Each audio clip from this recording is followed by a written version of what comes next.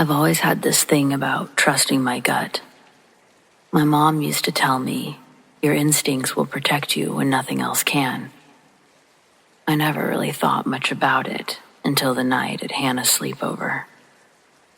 There were 5 of us, all friends from school, crammed into her living room with sleeping bags, snacks, and movies. The night was going great until around midnight. Hannah pulled out some old, dusty Ouija board from under her couch. The second I saw it, my stomach dropped. Everyone else squealed with excitement, but I just sat there, frozen. I don't know why, but I immediately felt uneasy. Something about that board didn't sit right with me. "Come on, it'll be fun," Hannah said, setting the board down on a coffee table. "Don't be such a baby." I forced a smile, but my gut was screaming at me. Don't do it. Just don't.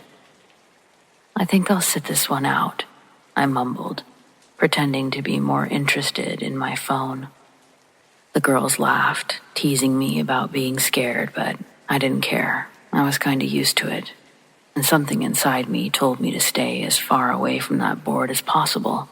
So I stayed on the couch while they huddled around the board, giggling as they placed their fingers on the planchette. They asked typical questions. "Is anyone here with us? What's your name?" And for a while, nothing happened. But then, the planchette began to move. Slowly at first, just a slight shift.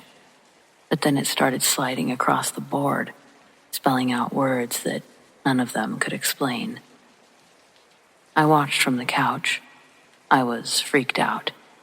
The air in the room felt heavy and thick, and the girls' laughter had faded, replaced by nervous whispers. "What's it saying?" someone asked. Her voice was shaky. The board spelled out, "Go away."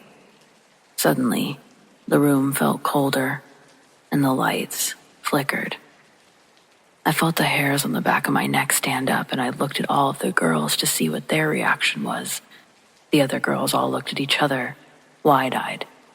But instead of stopping, they kept going, pushing the board for more answers. "Who are you?" Hannah asked. The planchette moved again, faster this time. It spelled out a name, Eli. None of us knew anyone by that name. Then, without warning, the lights went out completely. This caused everyone to scream. I jumped off the couch. My heart was racing now, but I couldn't see anything. There was a strange noise like scratching coming from the walls. It felt like the room itself was closing in. The lights flickered back on, and when they did, all the girls were pale, their hands still on the board. Hannah was crying, and the planchette was spinning in circles, moving so fast I thought it might fly off the board. "I think we should stop," one of the girls whispered. They all pulled their hands away at once, and the board went still. No one said a word for what felt like forever. The room felt wrong, like something had changed. The air was thick with tension, and I could feel that lingering presence of something that I couldn't see. I didn't sleep at all that night. Neither did anyone else. In the morning, everyone packed up their things in silence, and quickly too shaken to talk about what had happened. A few days later, I found out that Hannah had been having nightmares ever since that night. Dreams about a man standing at the foot of her bed, watching her. Another girl said that she kept hearing scratches at her window, even though nothing was there when she looked. Me, I never experienced anything. Not a single nightmare, not a single strange sound. It was like I'd been spared. I think about that night sometimes, how close I came to joining them just to avoid their ridicule. I don't know what they encountered, but I know one thing for sure. I was lucky. Lucky I trusted my gut. Lucky I didn't let peer pressure pull me in. Whatever they let in that night, I'm just grateful it never came for me.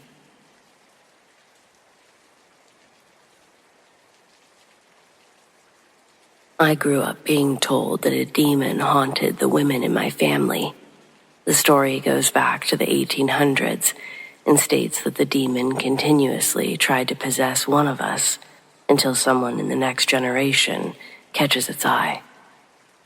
My mom was an unwell, single parent, so I stayed with my grandmother most of the time, especially when Mom was having an episode. I know this sounds like mental illness. I thought it was schizophrenia at one point, but bear with me. People with serious mental illness don't wake up cured one day, especially when they've never sought treatment. My grandmother used to have the same episodes. She would go through periods where she didn't sleep because of awful nightmares. She wouldn't eat because everything looked disgusting, and she stopped cleaning herself because all of the water was dirty in her eyes. Sometimes she saw other people as the demons, and things could get violent if not handled properly. When my mom turned 17, she started experiencing all of the same delusions, and my grandmother never had another episode again. The same thing happened each generation before as well. I don't know how to explain that. I spent most of my teen years in constant fear.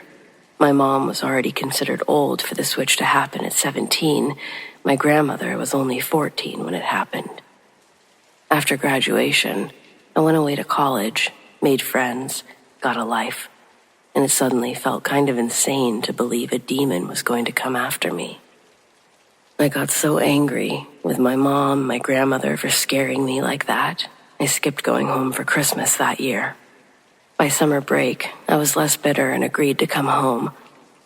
I even stayed with my mom because I had every intention of talking to her about getting treatment.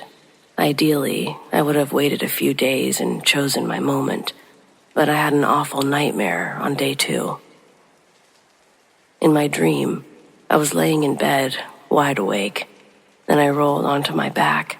I saw something standing in the far corner. It was too dark to see its features, but its head was just under the ceiling, and I could make out its arms and legs. I wanted to scream, but I couldn't. It felt like something was wrapped around my throat. I kept waiting for it to come out of the shadows, but it never did. Eventually, my alarm went off and I woke up. It wasn't enough to make me a believer, but it legitimately scared me. I've never been one to remember my dreams. Most of the time, it's like I don't dream at all. But I remembered every detail of that one, like it really happened. It freaked me out so bad, I immediately told my mom, and the regret was instant. She cried hard. She also told my grandmother, who came over to cry with her. They said that's how it always starts when the demon moves on. That summer was hell. I didn't sleep for weeks at a time. When I did, the nightmares were unbearable. The demon would always start off in the corner, but the more I had the dream, the closer he would get to the bed.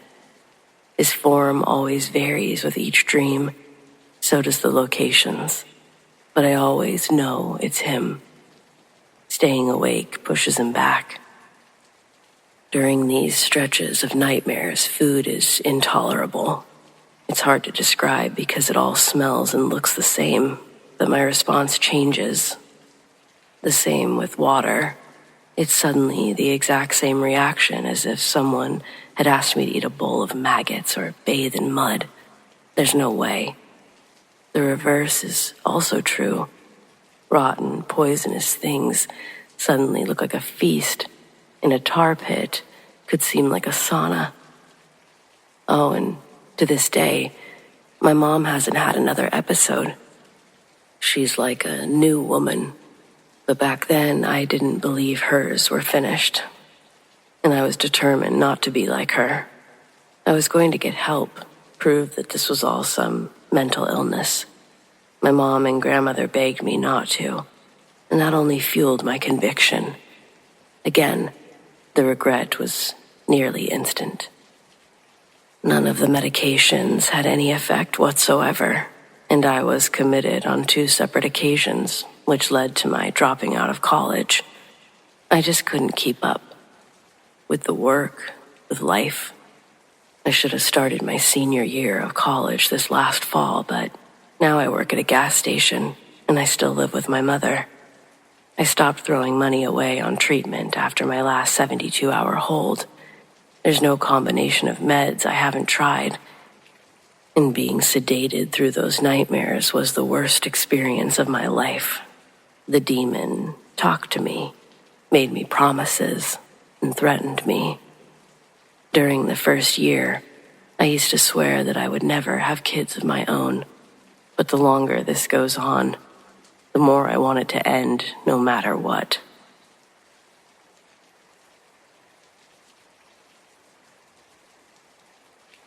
When I was little, I saw spirits often, and I communicated with them too. And it used to terrify my parents when my imaginary friend, Galen, would tell me things that no 3-year-old should have known. I realized when I was probably 5 or 6 that I could see things other people couldn't, and it didn't bother me until one night in particular. And it was after that night that I somehow closed off the part of me that was open to seeing things. When I got a little bit older, I let my guard down a bit and started seeing again, but infrequently. Now I'll tell you what happened. I woke up during the night because I heard what I can only describe as a whispered, evil laugh. I was about 11 years old, and it was the only time I've ever experienced sleep paralysis. At first I thought someone in my family was playing a joke on me and had snuck into my room. I tried to speak, but I couldn't. I couldn't move, and I felt suddenly claustrophobic. I was trapped in my body. I could see out of the corner of my eye a figure coming towards my bed. It was made of darkness, and I don't know what else to say to describe it, because still, 20 years later, I'm utterly terrified by what I saw. If I wrote it down, I'd have a sleepless night and nightmares. What I will say, though, is that the thing was not from this planet, and it never was. It came from hell itself, I can only assume. And don't ask me how I know that. I just do. Eventually, I think I passed out from fear, and when I woke up the next morning, I didn't tell a soul. When something bothers me like that, I have the tendency to stop speaking for a few days. I know I went mute for about a week. Whatever that thing was, and why it sought me out, I'll never know. But I felt, and I feel, scarred, tainted by the memory of that night. Imagine someone touched your very soul and left an ugly black mark on it. That's how deeply affected by that experience I am. And that's the first time I've ever told anyone about it.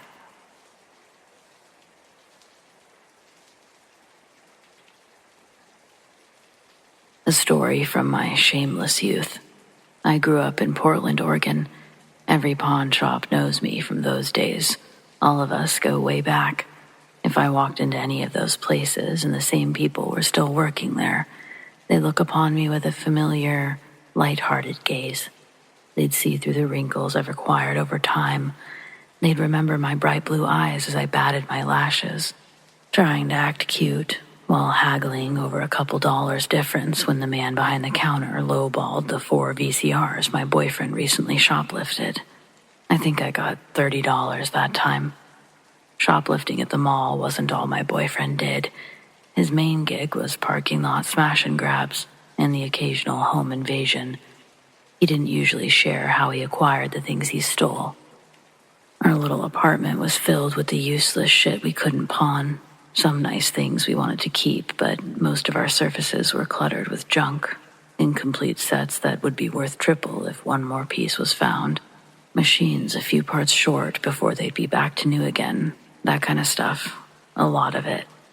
He once came home with a beautiful pearl necklace that, to this day, I believe was haunted. Something had attached itself to that necklace, and it wasn't happy about us being the new owners. The pearls were placed in a vanity drawer that I would find fully opened again and again after consciously knowing I closed it the time before. It was a drawer that I never used, and yet I'd leave the bathroom and it would be open by the time I returned. The incidents didn't stay isolated to the pearls, because once the presence was acknowledged, it became real. I got home from work one night. Boyfriend was sitting on the porch, freezing cold, smoking a cigarette. I asked what he's doing out there. He looked even more disheveled than usual. I jokingly asked if he got a lace joint, trying to break the weird silence and get him to open up. He tells me why he's standing out there, but his stoic face didn't melt. He had rings under his eyes like he'd been crying, and his eyes teared up again when he told me what happened. He'd only gotten home about 10 minutes earlier. When he walked inside, our bedroom door on the opposite wall was open, allowing him to see directly into our room. He said he made eye contact with someone hiding under the bed. He thought it was me until the figure quickly crawled backwards, pushing further under the bed until it disappeared. Where it retreated to would have been impossible with the way that our bed was positioned against the wall. I don't know if his story made me paranoid, but a few days later, after I'd gotten out of the shower, I was toweling myself off near the bed, and I felt cold fingers grab one of my ankles. The cold grip surprised me, and its release was as sudden as its grab. I thought my leg had become tangled in cords at first, but after I kicked, I didn't feel a weight lifted away. It was like I was kicking out of something, rather than kicking something off to untangle. Like lifting your leg out of long, wet grass or mud. I felt the tension pull back just before it let go. I took the towel off my head and looked down. Nothing was near my feet that I could have unconsciously wrapped my foot in. I was rushing to work that day and didn't think anything past it being a minor inconvenience that I forgot about during the next preparation task. Boyfriend was already shaken up, so I didn't add my story to his. What he'd seen scared him enough to make him not want to go into our bedroom, unless absolutely necessary. We slept on the living room couch for a few nights after that, until I could convince him to use our bed again. Neither of us associated the pearls with what was going on yet. I believed something strange and was leaning towards something paranormal, especially with the vanity drawer, but the necklace hadn't been the obvious culprit until I wore it. There was a handful of times, I swear, it felt like it was snagged from behind and it pulled up to my neck, right under my jaw. I would also slowly develop a rash that resembled burn marks around the areas where the pearls made contact. When the welts formed, I treated it like an allergic reaction. Allergies had never been a problem for me, but there could have been a chemical on the necklace that irritated my skin. The rashes wouldn't clear up. No matter what creams or pills I used to treat the bumps, they had no effect. The pearls were tossed back into the vanity drawer, and I'd continue the routine of finding it open and closing it when I used the bathroom. Then, on one of these visits, I happened to glance down into the extended drawer and saw that the necklace was missing. My boyfriend didn't take it. I don't know how long it's been missing since I noticed. Closing the drawer became such an absent-minded task, I usually just bumped it with my hip while I turned off the lights. Footsteps would trail around the apartment when we were alone and the other one was at work. It never felt like we were the only ones there. The apartment felt like a gloom had moved in that we'd never shared as a couple up until that moment. The atmosphere was depressing, with no obvious reason as to why we felt so down. I started waking up with migraines after experiencing extremely realistic and scary nightmares. My boyfriend's sleep was becoming interrupted, equal to mine. He was woken up when I started screaming in my sleep on account of the terrible dreams I was having.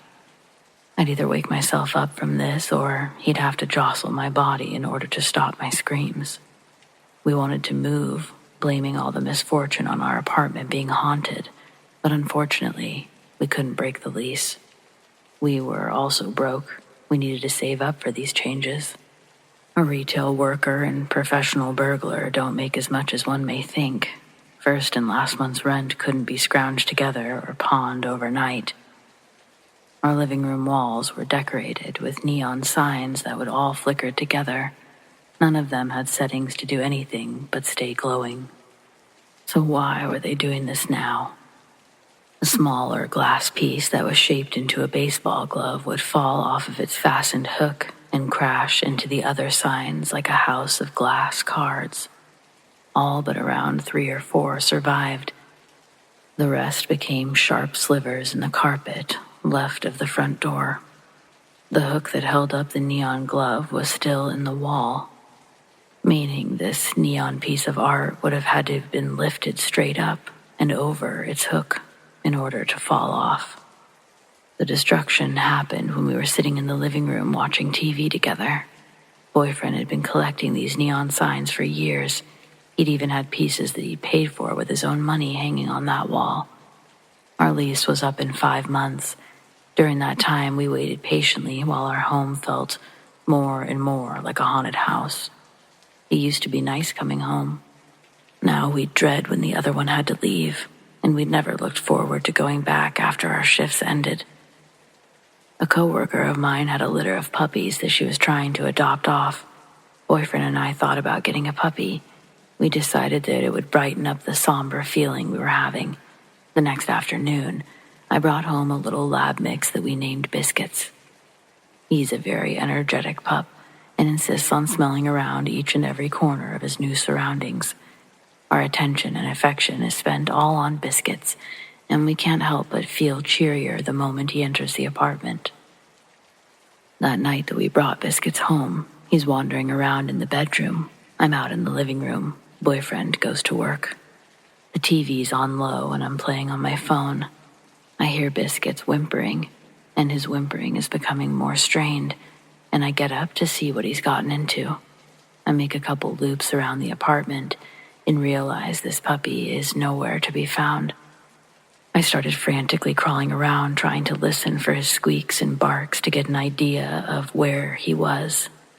I narrow it down to the bedroom and look under the bed to see Biscuit's neck tangled in something under there. I dive in trying to free him from whatever's strangling him. When I reach my arms far enough to free him, I feel a strand of round pearls wrapped around his neck. I pull Biscuits out and through the necklace on the bed. I'd been pacing for hours, so right when my boyfriend got home that night, I told him my theory on the pearls. I told him we needed to get rid of them. He agreed. They had to go, and so off to the pawn shop he went. But before he left, I told him, don't pawn them, don't sell them, just take them back to wherever you got them or throw them away. Something felt wrong about selling them, or giving them to some other person to deal with their own horrors. I have no idea what he ended up doing with them, but I was happy to have it far away from me. I never considered things being legitimately cursed until this. Oddly enough, everything stopped. Everything was back to normal. So much so that when the time came, we even signed another lease.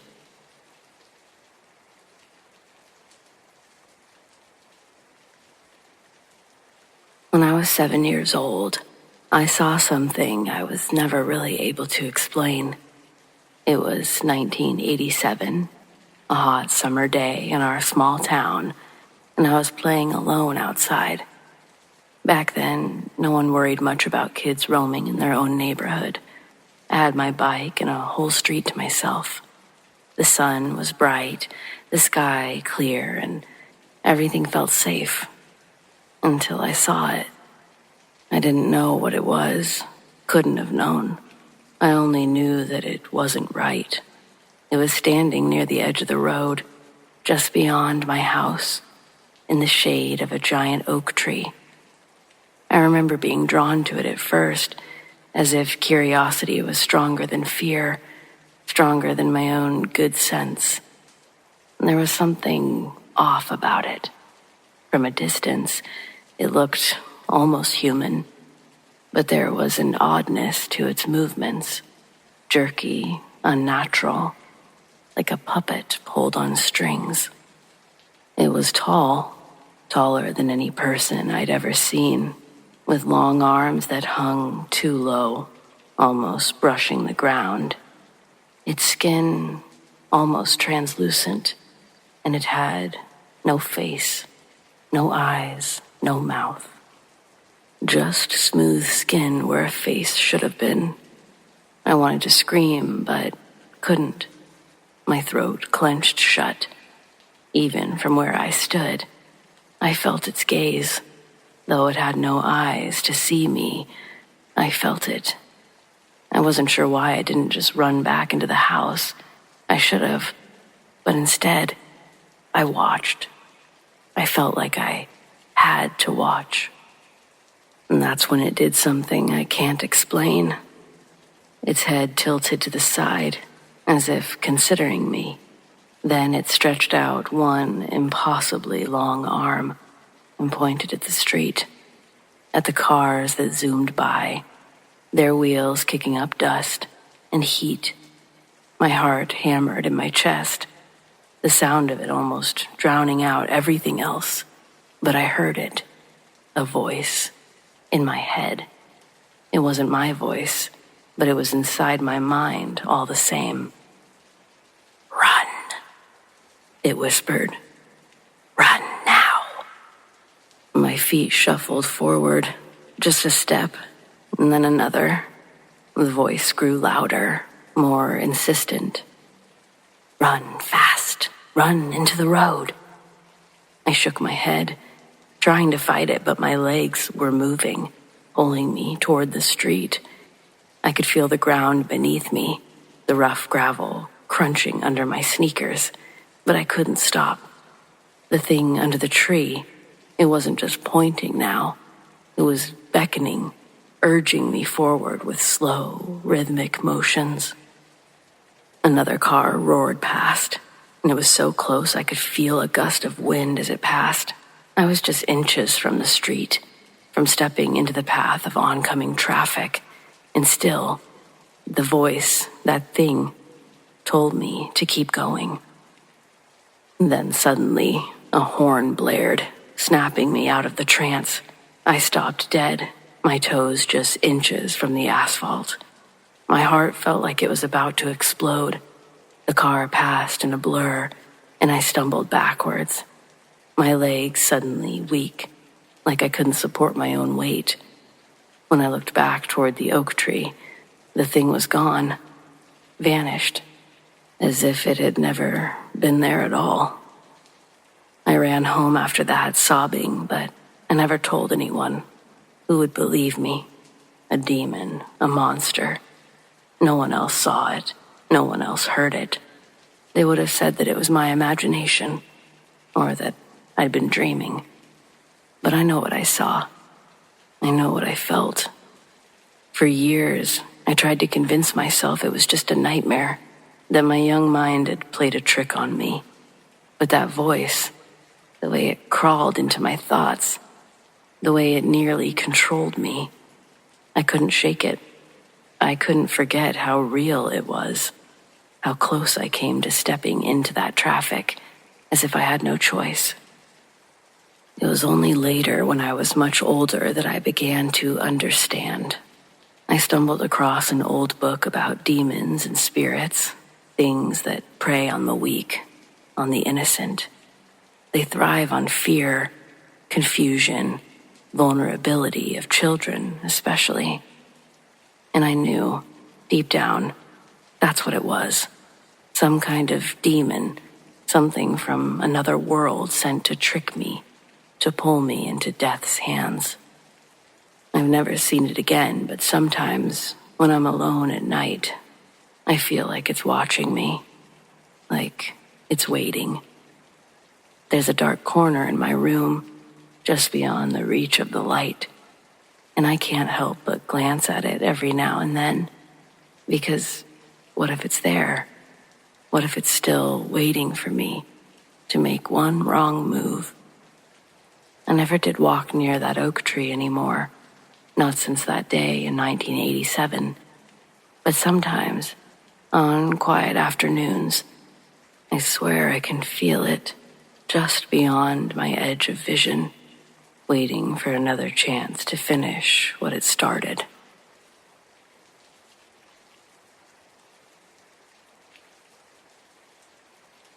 Back in the 90s, when I was married, my wife and I experimented with Ouija boards and other things for a while, which I don't recommend. I think the lure of curiosity can lead to trouble. Weird occurrences can both terrify and stimulate more curiosity. Once during this period, my then wife was on the couch watching TV in the living room one evening. There was light from the kitchen and a hallway by the front door, and from the TV. The living room was dimly lit. I stood near a set of bookshelves where the TV was, by the short hallway that led to the front door. I noticed a shadow near my wife on the wall behind the couch. It moved slowly along the wall, just behind her and towards the window. I asked her if she saw it too, and she said that she did. We both watched as it moved steadily along the wall, past the window, and down along behind the couch, and then beyond that, into a dark corner. It then moved over the wooden bookshelves, and I could hear some subtle cracks and pops in the wood of the shelves as it passed over them. It went directly past where I stood, and around the corner in the hallway.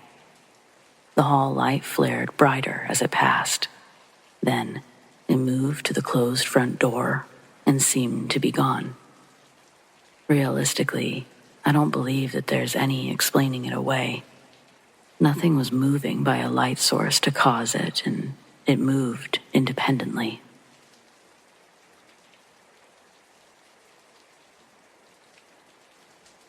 When I was 17, I'm convinced I saw something otherworldly. Maybe it was a demon. I don't expect everyone or anyone to believe me. Hell, I'm not even sure how to make sense of it myself. But every time I think back to that night, the details come rushing back, like it just happened.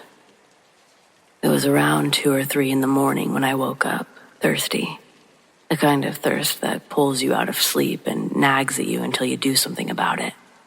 The house was dead silent, and that kind of quiet feels heavy, like it's pressing down on you. Everyone was asleep, and I didn't want to make any noise, so I slipped out of bed, groggy, and shuffled down the hallway towards the kitchen. The hallway felt unnaturally long. I brushed it off, chalked it up to being half asleep. The darkness was thick, clinging to the walls like a living thing, but I ignored that too, flipping on the kitchen light as I entered. And that's when I saw it. Standing by the fridge in the corner of my eye was this thing. At first I thought maybe my mind was playing tricks on me.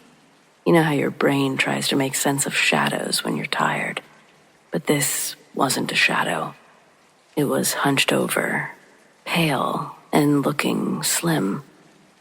Its skin stretched tight over its bones. It wasn't human. There was no mistaking that. But its head jerked towards me and I froze. I locked eyes with it, and that's when I knew that this wasn't a nightmare that I could wake up from. Its eyes, yellow, sunken, and cold, looked straight into mine. Its face was twisted, grotesque, almost skeletal, but with a thin layer of slick, oily skin. The creature stood on 2 spindly legs, but it wasn't stable, like it was always ready to collapse or crawl. I think the worst part was its mouth, this jagged, gaping maw filled with teeth. It looked too sharp and too numerous for its small face. It opened its mouth even wider, its chest heaving like it was struggling to breathe. And then it let out this scream. Not a scream, a screech, high-pitched, like metal scraping against metal, but also raw and guttural. The sound tore through me, my whole body locked up, paralyzed with fear. I couldn't move. I couldn't think. All I could do was stand there, staring at it as it screeched again. I don't know how long we stood there, seconds, minutes, before it suddenly bolted. It moved in a way that no living thing should. It didn't run.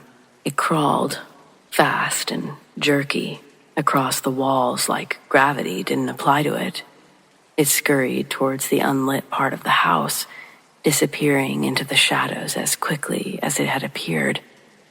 The light in the kitchen flickered as it vanished, leaving me standing there, my heart pounding so loud that it echoed in my ears. I couldn't breathe right. My chest was tight and my throat was dry. I felt rooted in this spot for what felt like forever, my mind reeling, trying to make sense of what I'd just seen. But nothing made sense. I finally snapped out of it and bolted back to my room. I slammed the door, locked it, and turned on my music as loud as I could, trying to drown out the memory of that screech. I didn't sleep for the rest of the night. How could I? Every creak in the house, every shift of the floorboards made me jump, convinced that that thing would crawl out of the shadows and come for me. I didn't tell anyone for a long time. What would I say? I saw a creature, a demon. Even now, it sounds insane when I say it out loud. I've only ever shared this story with a few people, and each time I tell it, the same chill runs down my spine. I'm not here to convince anyone that demons are real or to start some debate. I just want to know if anyone out there has ever seen something like it, because it makes you feel like you're losing your mind, like maybe what you saw wasn't real. But deep down, you know it was, and that's the scariest part of all.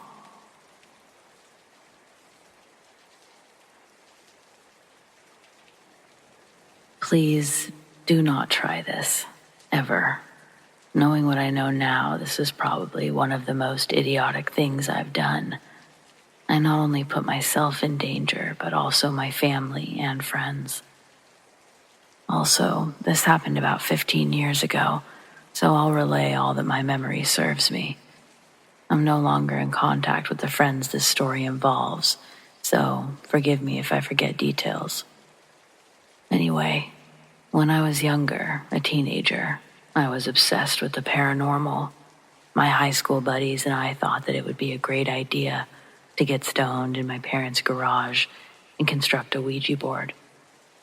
It was after school one afternoon when we implemented our plan. We arrived at my parents' house and got right to work finding supplies to make the board. And if I remember correctly, we found an old shot glass to use as a planchette. We decided to ask the most provoking questions that you could think of. Everything the internet told us not to ask, whatever was on the other side. But we wanted a big response. We wanted something crazy to happen. We got a response almost instantly, and we each thought that the others were moving the planchette to mess with each other. But we soon found out that it was real. I believe that I was the one asking most of the questions. I remember asking, "When did you die?" The planchette moved to the numbers we scrawled on the board. The exact year escapes me, but it was sometime in the late 1980s. I know I asked the spirit's name, but I can't remember the name, so we'll just call the spirit Robert. Robert would not disclose how he died, although he did say that his favorite band was Nirvana, which is relevant later. We had a classic rock mix playing in the background, and he seemed to enjoy this. Unfortunately, I don't remember most of the conversation, but I do remember we didn't say goodbye when the session concluded. That night, my friends left except for one who stayed the night. We'll call her Jane. For this part, I'll need to describe the layout. It was an old house with a weird setup. When you enter through the front door, there was a medium-sized living room with a huge bay window facing the street. Going further into the house, on the left was the kitchen. Beyond that was a glass door, behind which was a sort of family room. and then the backyard, which led to the garage. Jane and I were chilling in the kitchen later that night, and we were seated at the kitchen table. Jane was sitting with her back towards the glass door that leads to the family room, and I was facing her and the door. We were chatting quietly as my family was sleeping. She was talking, and as I was looking at her, something behind her caught my eye. The glass door was cracked open, but it was slowly opening, wider and wider. As soon as I pointed at the door and she turned to look, it slammed shut very forcefully. It was so damn loud I was sure my parents would wake up and that we'd be in trouble. But no one woke up or yelled at us to be quiet. We got so freaked out, we quickly retreated to my room, past the front living room. We talked in my room for quite some time, and nothing else weird happened until we went to sleep. I woke up in the middle of the night to a strange, low scratching noise. At first, I couldn't figure out where it was coming from. I don't think that Jane woke up. So I got up, and I tried to decipher where the sound was coming from. Finally, I realized it was coming from my closet. The door was closed, and I knew there was nothing in there that should be making that noise. The only pet we had in the house was an old border collie, and he slept in my parents' room at the end of the hall. I jumped back into bed and threw the covers over my head, and I tried to ignore the sounds coming from the closet. I don't know how long it took for me to go back to sleep, or even if I did, but the next thing I knew, it was morning, and Jane had to go back home later that day. We decided to go to the garage to smoke, and the air felt so heavy as soon as we stepped inside, like we shouldn't be in there, even though we chilled in the garage countless times before. We went back in the house, sat on the couch in the living room instead. We were either talking or watching TV, but I think at that point I went into some sort of trance. Jane told me later that I suddenly stopped responding to her, and that I wasn't moving even though my eyes were open. The only thing I remember before coming to was the feeling of the back of the couch sinking in. I felt as though I was being slowly sucked into the couch, and my back felt so hot. It was like there was a fire getting closer and closer to my back. Then, right before I snapped out of it, I felt hands on me, like they were trying to grab me and pull me even further into the couch.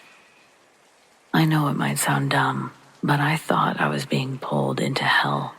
I'm aware that there's no demonic portals in my parents' couch that leads to hell, but I swear to you, this is what it felt like.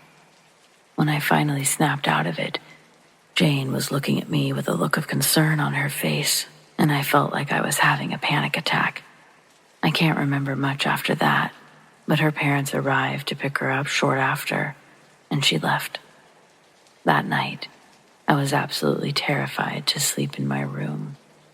So, being the dumbass I am, I decided I'd crash on the hell couch with the TV on all night. I didn't think I'd sleep, but at some point I must have fallen asleep. I don't know what time it was when I suddenly woke up with a jolt. The TV I know for a fact I left on was now turned off. In its reflection, I could see the bay window slightly illuminated by the streetlight outside. Then I noticed it, a figure standing behind me, so tall it touched the ceiling, its head and neck craned down to stare at me. It was so black that it was darker than anything else in the room, and it was motionless. I just feigned to still be sleeping. I don't remember slipping back into a slumber, but just like the previous night, before I knew it, it was morning. I decided to take a shower. Upon undressing, I noticed my side was sore and hurting pretty bad. When I took off my shirt, I looked, and there were deep scratches in the shape of the Nirvana logo, that wonky smiley face. At that point, I knew Robert wasn't just a spirit. This was a demon. I don't know why I never told my parents what was going on, but one day my dad, who didn't believe in the paranormal, told me that he was taking a shower when all of a sudden the faucet turned on its own, and the water got so hot so suddenly it scalded him. Now I was pissed. I had allowed a demon to mess with my family. I promised myself I'd never mess with a Ouija board or even be around one ever again. I begged a Catholic friend of mine to come over and bless the house and the garage. She agreed and brought a bunch of supplies for the blessing. Afterwards, we disposed of the board and we prayed.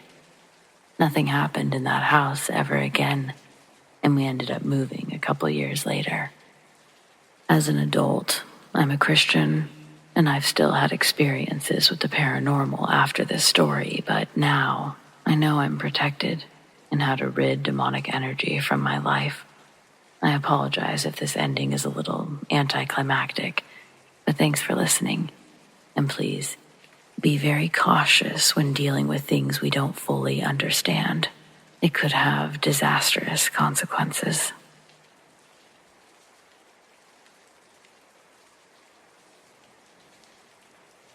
Once upon a time, when I was young and dumb and extremely drunk, my college dorm mates and I decided to make a Ouija board and contact the spirits that we suspected lived in our large old dorm building.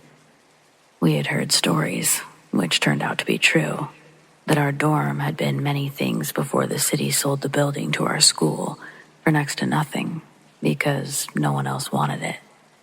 The stories went like this. Our school had been an old TB hospital originally. This story was bolstered by the fact that we had a crematorium in the basement, complete with 2 large, dark, people-cooking ovens. This door was always locked, but we'd gotten in there to view this macabre wonder several times. Supposedly, there was a nurse who had worked at the hospital, whose husband had left her for a woman he'd met during the war, and so she hated men. This will become relevant later. We found a gurney in some back room. It was old and completely made of metal. The kind of thing that could have easily transported the dead from anywhere to that cold crematorium. The last thing that the building had been before the school gained possession was a not-so-nice brothel. Rumor had it that a prostitute had been slain by her pimp in the creepy elevator, one that was so dangerous it had to be drywalled up long ago. There was supposed to be blood splatter still on the walls. Throughout the place, walls were where they weren't supposed to be, added for convenience and space over time. The basement, which was a series of small rooms, had once been one big room with only the crematorium as an extra body storage. The nursing station was on the 2nd floor, and those rooms were safer. Rocking chairs rocked, posters stared, etc. We decided to contact the spirits of the dead the hard, drunk way. No store-bought Ouija board for us. We got a large piece of wood that was cut into a square, and we cut our hands like lunatics and drew the letters in blood. Then we used a convenient shot glass for the planchette and got about the business of contacting the dead. It moved, of course, and everybody blamed everyone else. I was drunk scared, though, which translates to absolutely terrified. We talked to a little boy first, who wouldn't tell us his name, and seemed almost as scared as I was of something. He kept saying that he shouldn't talk to us because 9 was coming. We laughed, accused each other of messing around with the thing, and kept going. Because you're chicken shit if you don't, right? Eventually, 9 showed up, and I don't remember a whole lot about what that thing said, but I do remember that it hated on this one guy in our group so much that it was noticeable it didn't appreciate his presence. He was super cute and went through girls like people go through tissues when they have a bad cold. We disbanded our little Ouija experiment soon after that, going our separate ways to our separate rooms. That night, that guy, the one that 9 was hating on, had a nightmare It was loud enough to wake us all. He said that thing visited him in the night. It claimed they were watching him and were disgusted by him, going as far as choking him to the point that he thought he was going to die. She was wearing a nurse's uniform.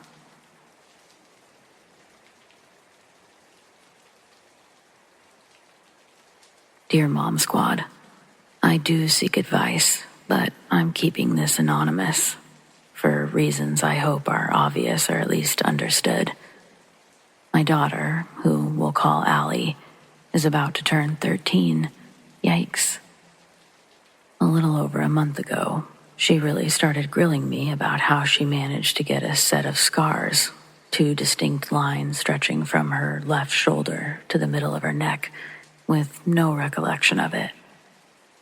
For years, whenever she'd look at them in the mirror and ask, I would remind her that she'd fallen off a horse and gotten a concussion when she was 6.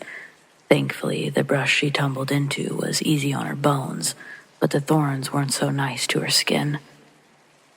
7 years later, she's looking through a more investigative lens and starting to ask real questions while understanding the world around her. I do my best to answer truthfully. Recently, she asked, if I fell into thorn bushes and hit my head, why don't I have more scars on me? I say, guess you got lucky. However, she's right. The scars aren't from a horse accident. I'm sure there would have been more scars. But I've told the same story for so long, I can't change the narrative without fully coming clean. What is true, Allie was 6 when she received the long cuts down her shoulder to the middle of her neck, and she did sustain a very serious concussion during the incident. She had to receive over 30 stitches and almost bled out on the way to the hospital. Her eyes opened in the ambulance. Then, her heart stopped for a short amount of time. She was brought back to life at the hospital. Allie thinks that her memory loss was just a few days before and after the fall. But there wasn't really a fall. The real timeline was over 12 days before it all happened. Her memory wiped completely of it all. We feared that she was possessed. The sweet daughter I once had became violent and loud. Her eyes even changed colors. We're not a religious family. We don't give in to the whole angel-demon idea, but it was undeniable that something evil had gotten a hold of Allie's spirit, and it wouldn't let go for 12 long days. She refused to eat, and her organs began to shut down. Doctors couldn't help. On the verge of death, I was desperate and I hired a psychic. After meeting with my daughter, they strongly recommended contacting the church. Jesus seemed to be the collective word with anyone we asked. We had no other choice, no options. I called right after the psychic left, and after a brief conversation, members of the clergy were at my house early the next morning. Allie glared at the men as they walked into the bedroom. I'll never forget that look. It was almost as if the demon was punishing me for bringing them in. Allie produced a razor blade. She'd hidden it beneath her tongue. That's when she leaned back and started dragging it across her shoulder and up her neck, cutting herself. It took me and both of the pastor's strength to wrestle the blade from her hand, all of us getting cut in the process. She fights back with incredible strength. We get her arms and legs pinned, and I call 911. While the pastors are holding her down, she starts banging the back of her head off of the ground until she knocks herself unconscious. Her eyes opened in the ambulance, but they eventually closed after she was sedated. Allie would spend 3 days in a coma. When she woke up, the color of her eyes were back to normal. She was confused, and that's when I learned that her last memory was from over 12 days ago. At first, she was scared, didn't know why she was hooked up to all the IVs. I quickly made up the story about the horse, and it seemed to work. She had horseback riding lessons every Tuesday, so It wasn't so far-fetched at the time. I didn't know what else to do. I still don't. I'm afraid talking about it might stir everything up again. Is this something that I should tell my daughter? Would you? The priest didn't even have a chance to bless the place before emergency services were called. But I believe the demon left her body when her heart stopped. I don't want her to have to think about that.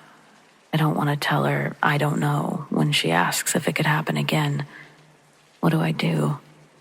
I guess when it comes down to it, what's going to traumatize my daughter less? Lying to her and possibly building a bridge of distrust in our communication, or the latter? I don't know. It really feels like a secret I could take to my grave. But, Mom Squad, it takes a village, and I'm in need of guidance. Thank you.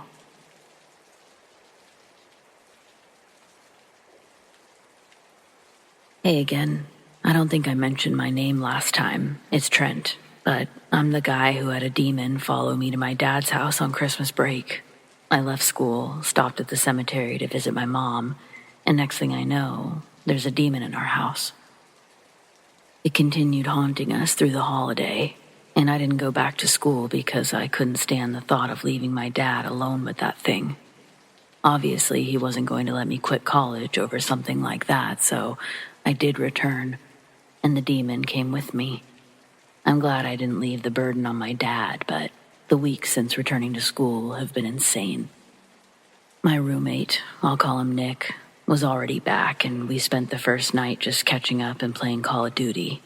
Sometime just after midnight, he commented that it suddenly got cold.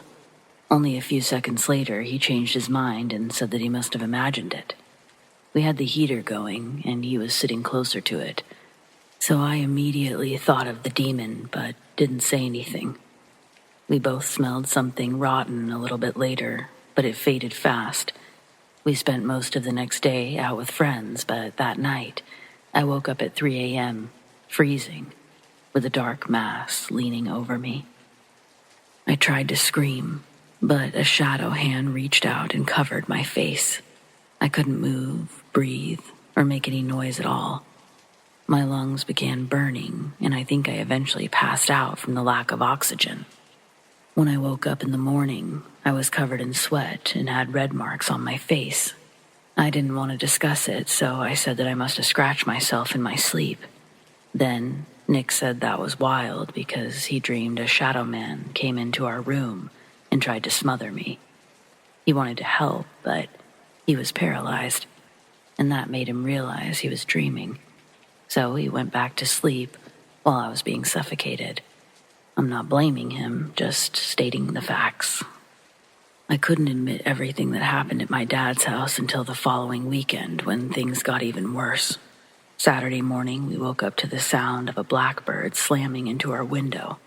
I got up to look outside, and it was lying dead on the ground. It happened 5 more times over the course of the day. The smell also began appearing more often, and we were both having awful nightmares several times a week. Finally, I couldn't keep it to myself anymore. Nick was more accepting than I expected, but by then he was ready to accept almost any explanation. The next day, he invited a girl over from one of our classes because she said she was psychic. I've never believed in that sort of thing, but like him, I'm open to just about anything at this point. She came over later that night and said that she felt a dark presence the moment she came through the door. After walking around for a few minutes, she asked where I might have made contact with the entity.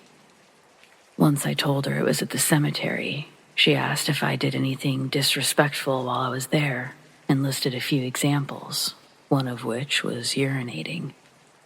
Apparently, it doesn't matter that I stepped away from the graves, at least not as far as this demon is concerned. Next, the psychic girl wanted to know about my dreams, so I told her, and she asked if the entity possessed me in any of them. When I said no, she was really relieved, and she said that there might still be time to do a cleansing.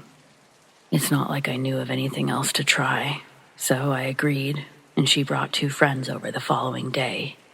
They did some kind of ritual with a bunch of candles, herbs, and chanting, but I didn't feel different during or after, except for how bad the smoke irritated my sinuses. A week later, I had the worst nightmare yet, where the demon was on my ceiling, directly above me, and dropped down onto my chest. It was so heavy, I couldn't breathe at all. It felt like my ribs were going to snap like toothpicks. Meanwhile, the activity around our dorm also started getting worse. Nick had to build a model bridge for a big test grade, but it fell off the desk during the night and an entire section collapsed the same day it was due. The psychic girl talked to some more people that she knows, and now they're coming over this weekend to try something else. She said if they could learn the demon's name, they would be able to banish it, or, short of that, they could try something to trap it in a bottle or box. It all sounds pretty insane to me, but there's genuinely nothing I won't try at this point. I constantly feel like I'm losing my mind. I can't eat, I can't sleep or study. My grades are suffering. I'm always paranoid and on edge. I'm at my absolute limit. If anyone knows anything else I can try, please comment below. I truly can't keep living like this. I can't.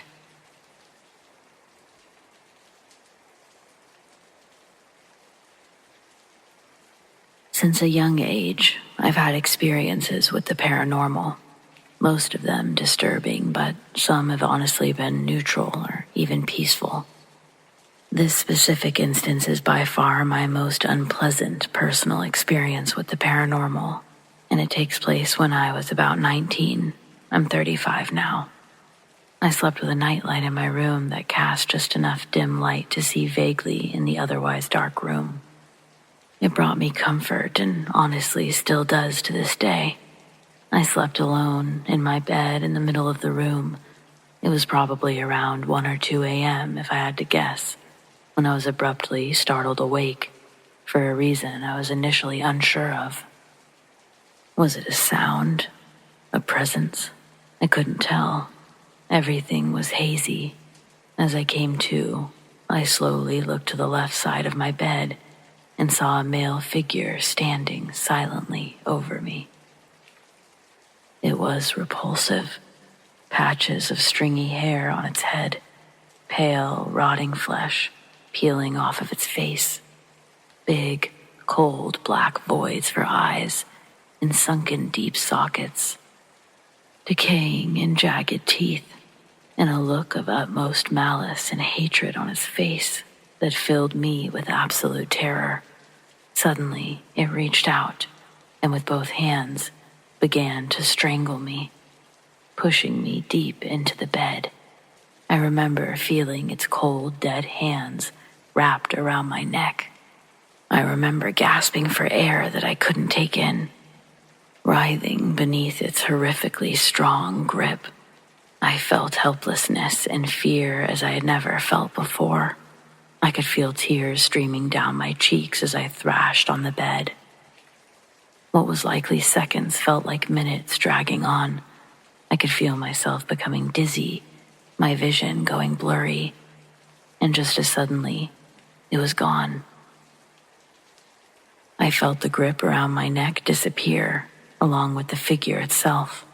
I went limp, body contorted into an unnatural position on my bed, and began sobbing. I stayed awake all night, shaking uncontrollably. I was horrified that it would come back for me. I thought initially that maybe I'd had a sleep paralysis episode, but that doesn't add up.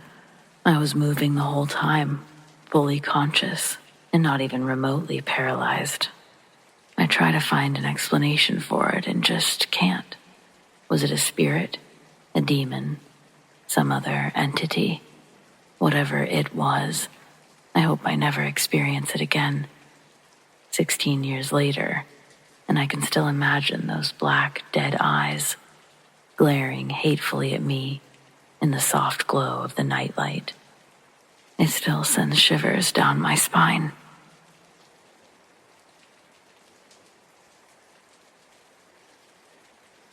So when I was 16, my dad remarried, and I got a 5-year-old stepbrother that I'll call Sammy. His dad went to prison the year prior, and he didn't talk very much afterwards, not to people at least. When he and his mom moved in, the only thing he did was watch TV and hug his blue cat like a security blanket. The cat was called Babby, and she was Sammy's only friend. He didn't want to spend time with anyone else, and the toy never left his sight. His room was next to mine, and I could hear him talking to it at night. I couldn't make out all the words, but he was clearly having a conversation. After a few weeks of this, I heard someone answer him. This wasn't a 5-year-old making a funny voice, and it definitely wasn't his mother. It sounded like an old woman. I thought some crazy lady broke in to kidnap him. My body moved on its own, and I was opening his door before I knew it. His abundance of nightlights made it easy to see, but Sammy was the only one there, just him and Babby. He looked at me confused and a little nervous. I hadn't actually gone into his room before. While casually checking his closet and under the bed, I asked who he'd been talking to, and he pointed to the raggedy blue cat. The only window was still locked, and there was no sign of anyone else being in there. I was speechless. The next day I told my dad what happened, but he convinced me that I imagined the voice, and then a week later, I heard the same old woman again. Instead of running into the other room, I placed my ear against the wall to listen. Sammy asked, "When?" And the voice replied, "Now." Next, Sammy asked, "Where is it?" And the voice answered, "Follow me." I heard my stepbrother get out of bed and open his door, but only him. There was no second set of footsteps. Once he made it to the kitchen, I followed him out the back door, stopping only to check his room, which was again empty. When I caught up to him, he was a few yards away from going into the woods. I was yelling his name the entire time, but Sammy said that he never heard me, not until I was right in front of him. He was clutching onto that cat toy like a sacred object. At first, he tried to walk past me, and I had to physically stop him. By then, my screams had woken our parents, and my dad carried my stepbrother back inside. I told them everything that happened, but Sammy said he didn't remember anything before I got there. The following day, the doctor said he experienced a sleepwalking episode, one that woke me up, and I was just confusing a dream with reality. Never mind that I hadn't been asleep when it happened. When we got home, Sammy came into my room to say that Babby was mad at me for ruining their trip. Apparently, the cat was taking him to see his house, and now they had to wait. I asked him why he didn't say that to our parents, and he said Babby told him not to. Extra locks were placed on the doors, and everyone was on full alert for the next couple of months. Sammy stopped talking to Babby when others could hear, and he learned to whisper during the night conversations. Even if I stuck my ear to the wall, I couldn't hear well enough to know what was said. After a while, I stopped trying, and eventually started to forget about it altogether. The more time that passed, the easier it was to rationalize the impossible, until I went to bed one night and woke up to the sound of my creaky door opening. A set of footsteps crossed the room, and I sat up in a panic, but nothing was there. The temperature, however, felt like it had dropped 10 degrees since I went to sleep, but it was the middle of summer in Arizona, so not cold. My door was wide open, and there was no way that I could go back to sleep without closing it. Halfway across my room, I tripped over something and fell hard onto the wood floor. When I got the lights on, there was absolutely nothing there that could have tripped me, not even a rug. The floor was completely clear. A few days later, I was getting a box of cereal out of the pantry when a soup can fell from the top shelf and hit me in the head. It left a painful bruise, and I knew those cans had been pushed way back, away from the edge. We didn't really eat soup, so they'd been up there since my mom moved out more than a year prior. I wasn't climbing on the shelves. I wasn't even touching them. Why would one suddenly fall? The final straw was a couple of weeks later when I went to the bathroom in the middle of the night. As I was walking in, 2 hands shoved me to the ground, and I just managed to catch myself before my head slammed on the toilet. I screamed. I turned to see who shoved me, yet, again, no one was there. I also never heard any footsteps. Nothing. My cries brought my dad running, and, too upset to think, I just told him the truth. When he didn't believe me, I got even more upset and told him everything that had been happening to me.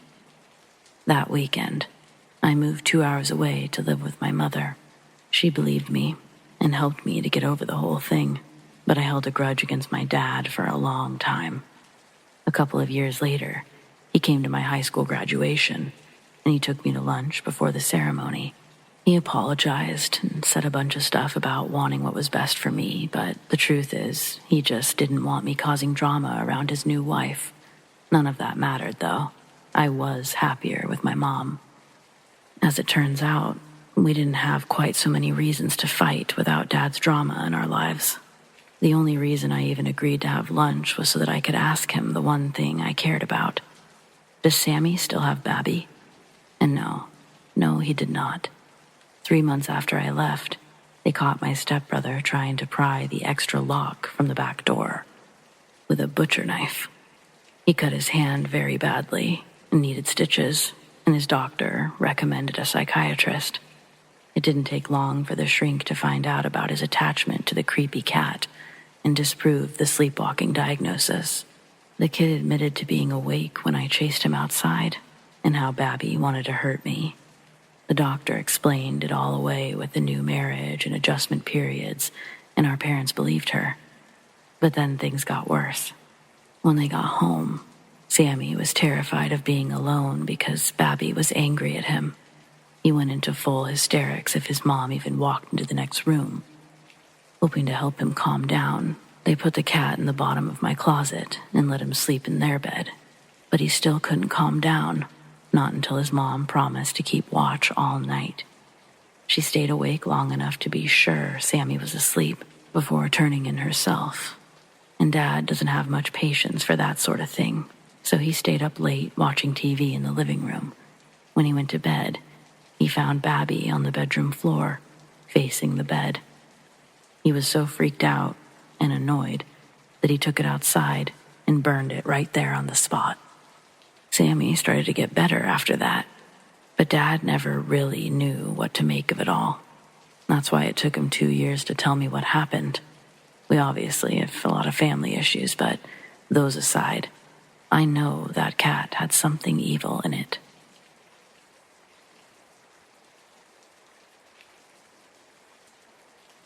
Growing up, we used to play with Ouija boards a lot, but nothing actually happened. It was just a game to us. Until we were 15. That's when Helen moved to our town. She said that her old house was haunted and that she could see spirits.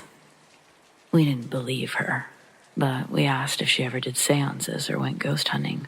Of course, she said that she did all of those things, including the Ouija board. So we invited her over for a slumber party at my house. There were 4 of us in total. After my parents went to bed, we got out the board, lit some candles, and Helen did her thing. We all had a hand on the planchette while she closed her eyes and muttered beneath her breath, but we couldn't understand a word of it. This went on for a couple of minutes until the planchette suddenly began to shake. It was only for a second, but we all felt it. Though it might be simple to push one across the board, I don't know how to make it vibrate without being noticeable. The board wasn't rigged. It was mine. Once that happened, she started asking questions. First was, "Do you want to speak with us?" And the planchette moved to yes. Next she asked, "Were you alive in this century?" And the response was no. She continued to say no to each preceding century until Helen asked, "Have you ever been alive?" And it said, no. She asked for its name, and there was no answer. but a globe fell from the shelf behind us. Despite the vibrating planchette in the beginning, we still believed all of her questions and answers were fake. But how could she make the globe fall? Things only got worse from there. Helen seemed like she was getting nervous. Her voice trembled when she asked, "Are you a demon?" The planchette shot to yes, and my bedroom door swung open. It had been latched shut, and I'm an only child. Plus, even if my parents had been awake, that isn't their style. They have zero sense of humor, as you're about to see. Helen looked at us for the first time since starting and urged us not to take our hands away until she said so. Then she began telling the demon that it wasn't welcome here, and my door slammed back shut with enough force to make me and one of the other girls recoil. We both let go. It happened the instant before Helen could say goodbye. She explained that using a Ouija board is like opening an actual door to the other side, and insisted that we had to close it again. We were all so frightened we would have done anything she said, but before we could start back, we heard loud footsteps coming down the hall. My door had woken my parents, and now my dad was angry. We screamed when he entered. Waking them up had been the last thing on our mind. Needless to say, the board was taken away, and he didn't want to hear about our emergent need to close the spiritual door, not when he had to be up for work in 4 hours. At first, we were too scared to go to sleep, but over time, we convinced ourselves everything was a coincidence.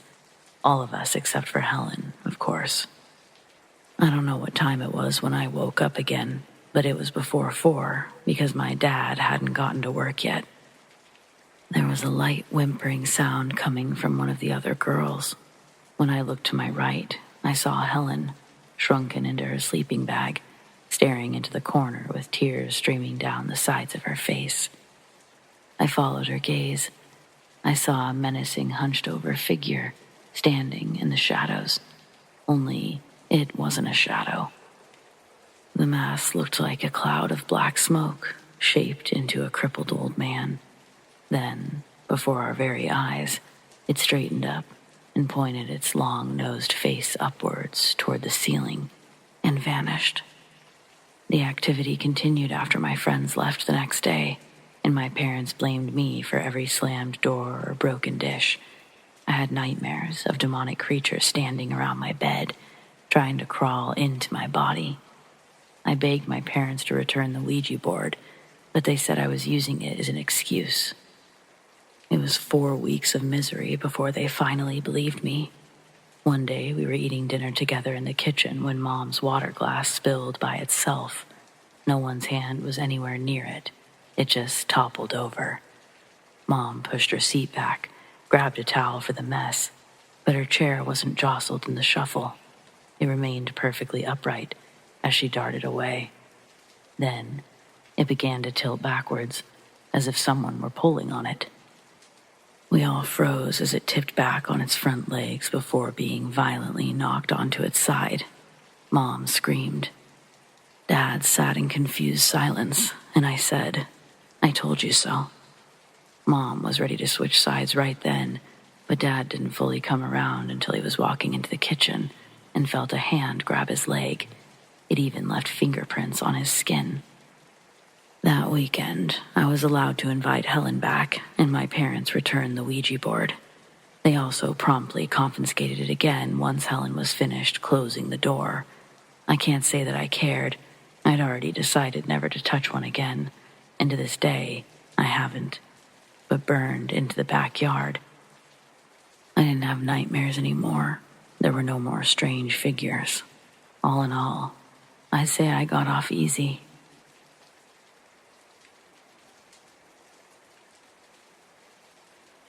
My mother is from India, and every couple of years, we would go stay with my grandparents. They lived in a small, poor village, and I never liked going. The smells were awful, the food was terrible, and I still don't like to think about the water. But those were minor issues.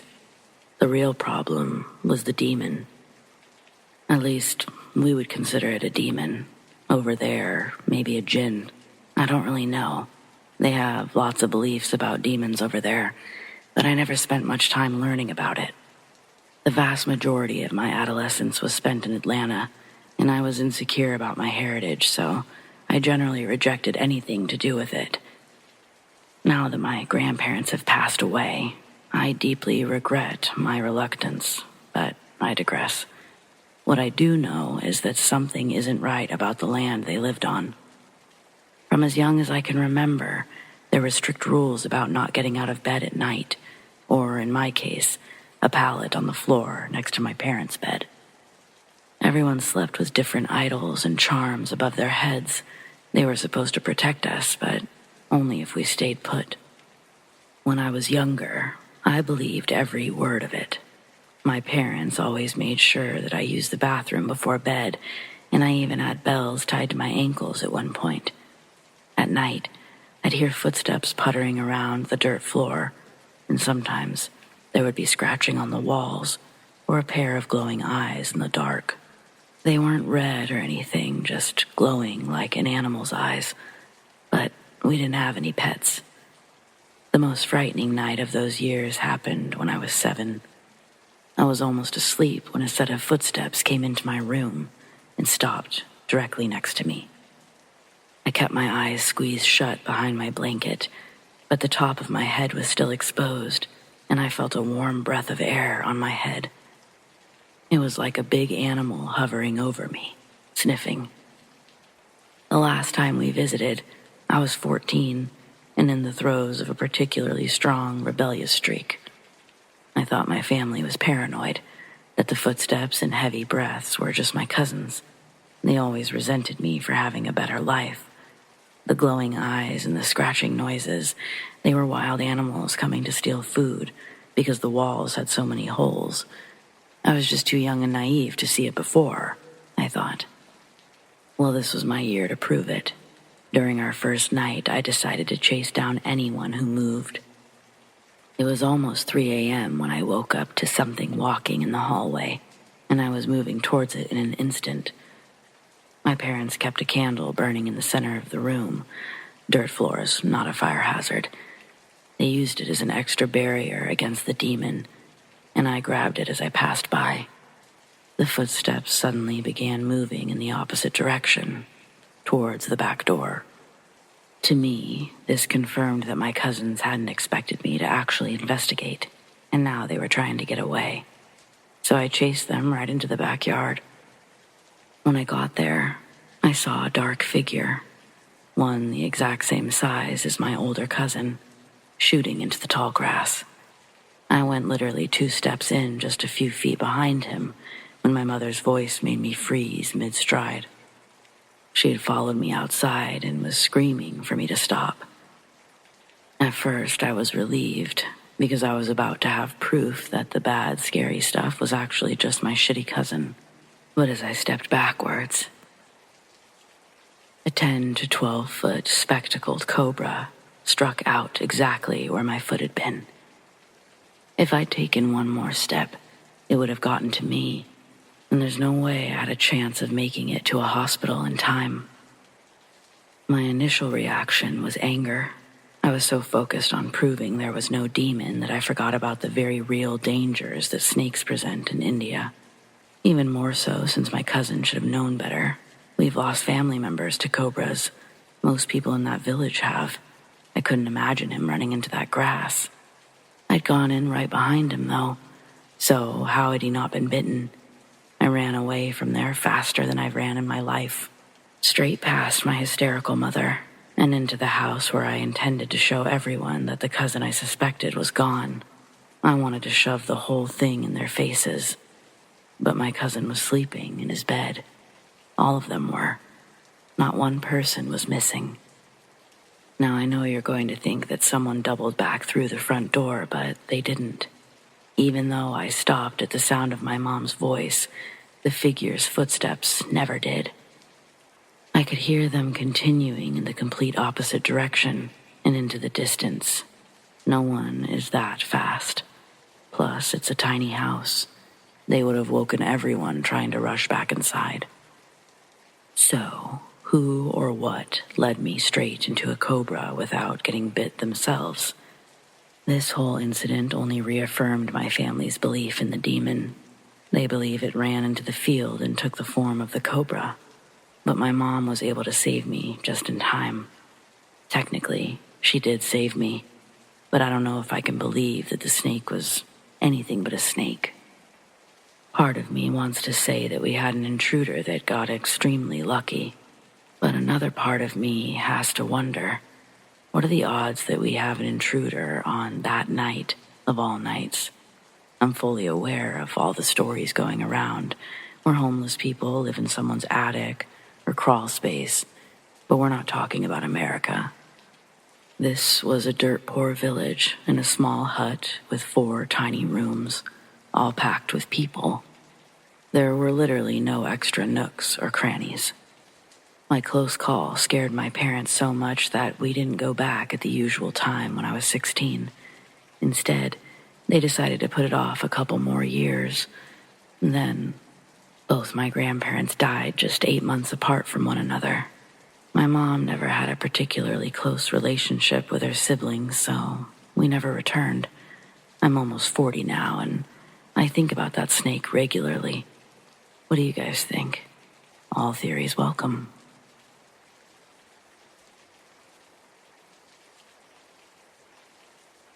My husband had a year-long training for his medical job in the military, so the kids and I were allowed to move so that we could live with him.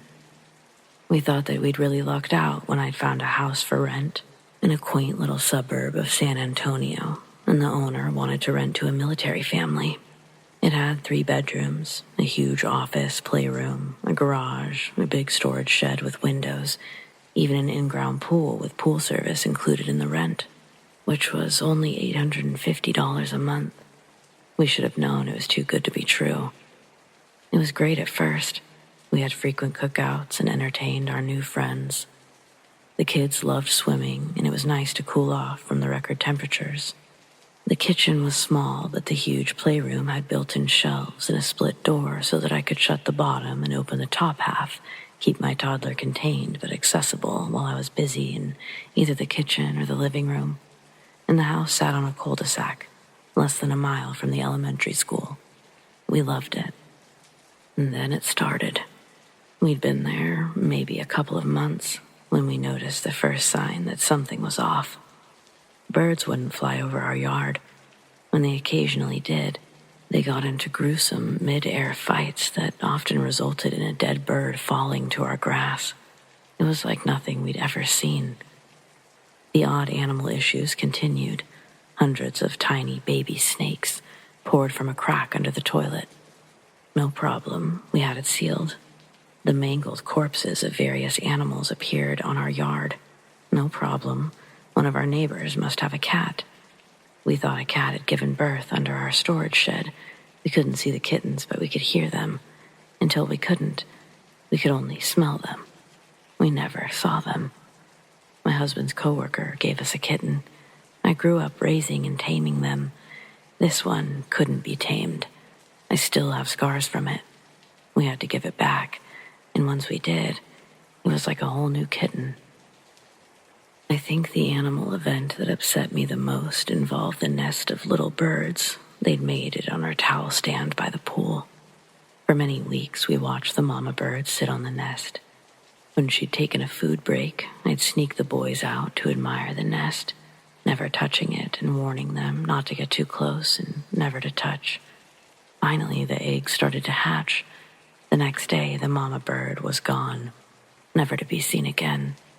When I peeked at the eggs, the baby birds were still inside, half-hatched, dead, with the most horrible expressions, as if they'd died in agony, their bodies twisted inside their shells.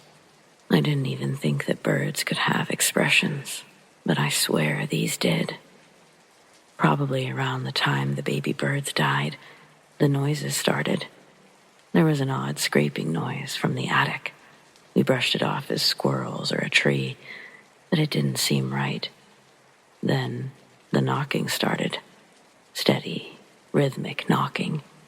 It would go on for hours, but it took me forever to find the source. Sometimes, out of frustration, I'd scream for it to stop, and it would immediately. The knocking was coming from behind a door in the garage. I didn't know what was behind the door because it was screwed shut, with hinges on both sides that had been painted over heavily. I called the landlady to ask what was in the closet.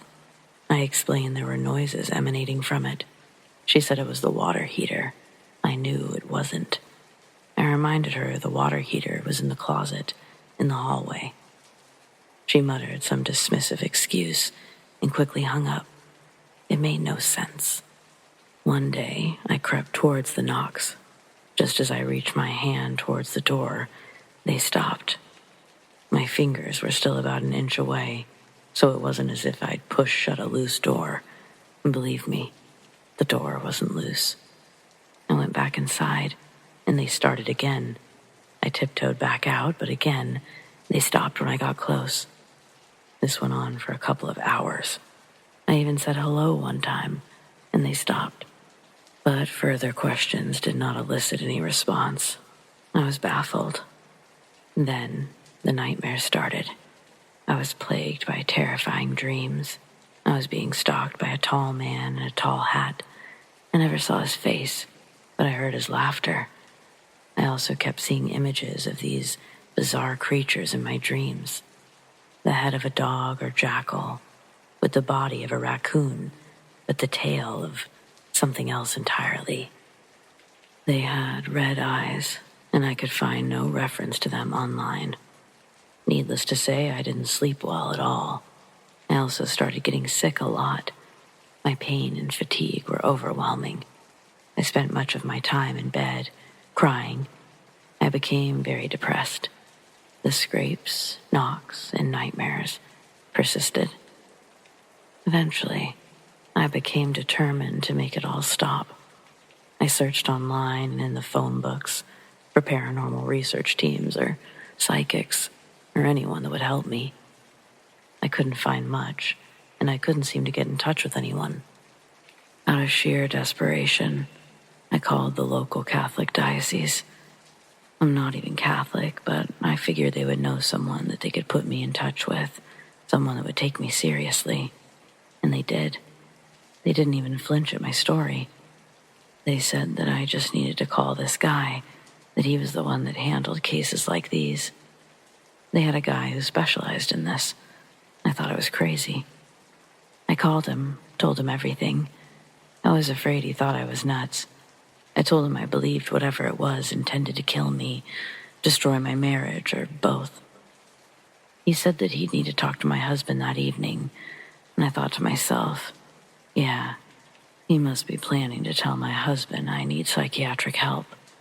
When my husband got off the phone with him that evening, we had an appointment for the team of men to come to a house blessing.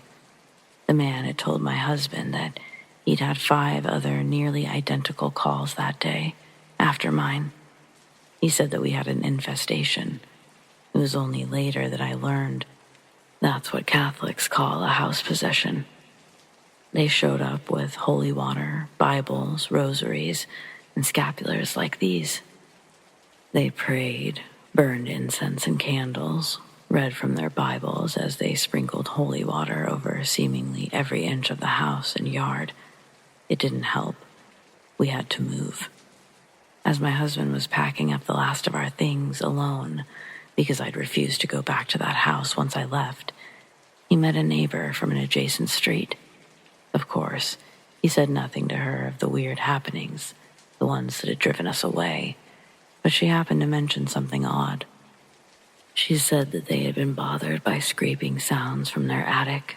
When her husband went to check it out, he saw a bunch of raccoon-like animals with glowing red eyes.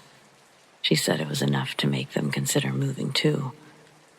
I don't know who lives there now or if the subsequent residents have had similar problems, but I've often wondered, but never dared to try to find out. I'm just glad to be rid of that house. I do know that the neighbors had told us we were the first family to rent there for longer than 6 months. And I do know that someone else bought the house 2 years after we left. Oh, and I almost forgot the strangest part. Just before we moved, I became obsessed with getting into that closet in the garage. I stayed up literally all night, fighting to free those hinges. When I'd finally removed the last screw, I decided to take a break and gather myself before I revealed whatever was behind that door. I was exhausted, sore, and drenched in sweat. It was morning, and I'd already gotten my oldest son off to school, and my husband had taken the little one to daycare. I was almost ready. I wound up falling asleep in a chair in the garage. To this day, I can't understand or explain it, but I never opened that door.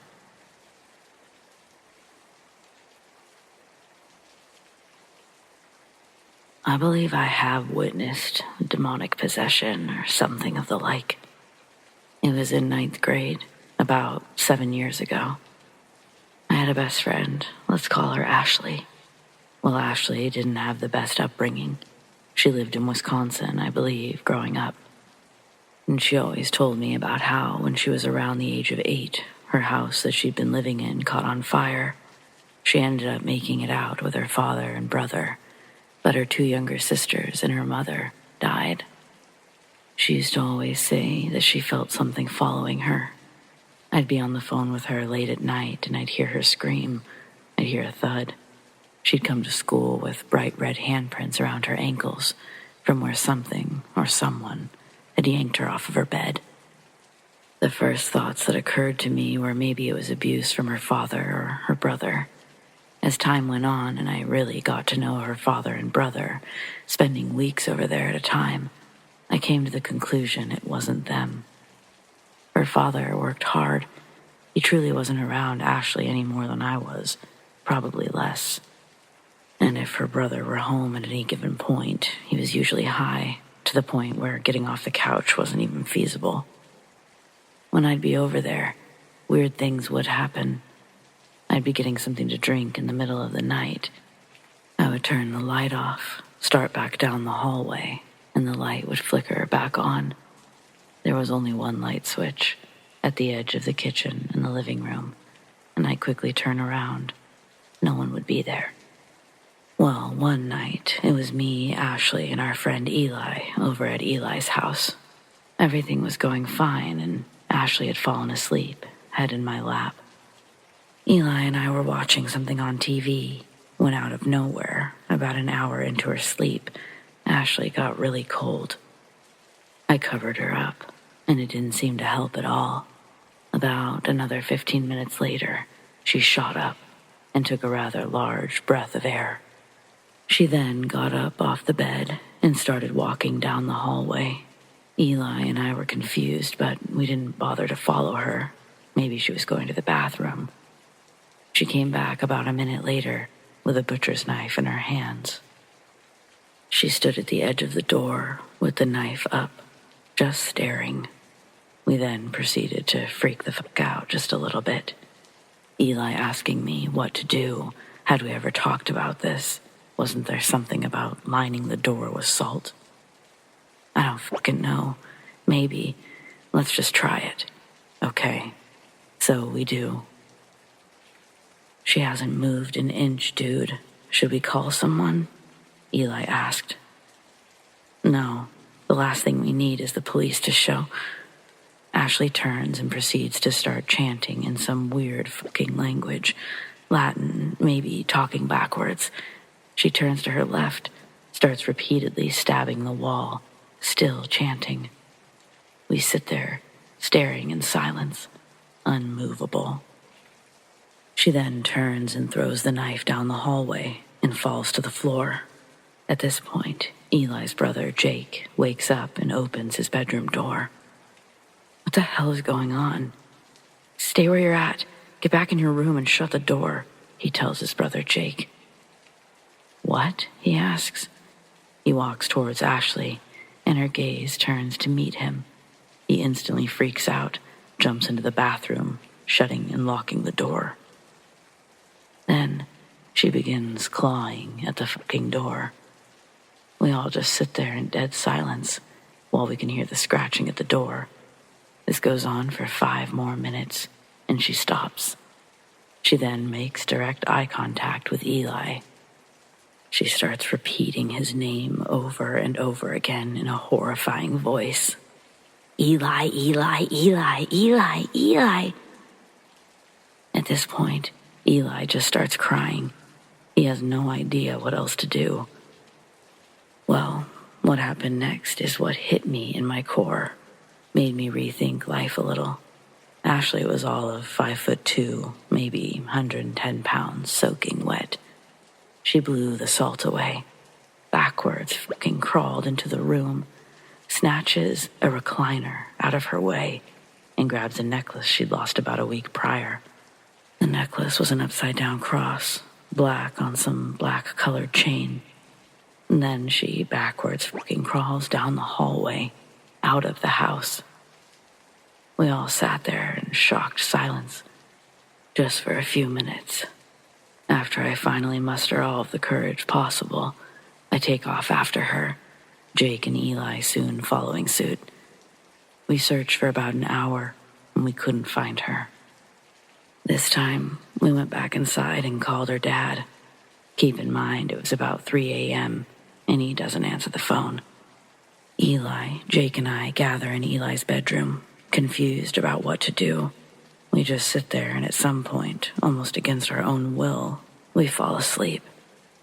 I'm the first one to wake up. I do so in a panic. I walk down the hallway and turn into the kitchen. I glanced right, and their front door was wide open. Then I looked down. Ashley was asleep on the threshold of the door. I wake her up, and she quickly freaks out. How the fuck did I get in here?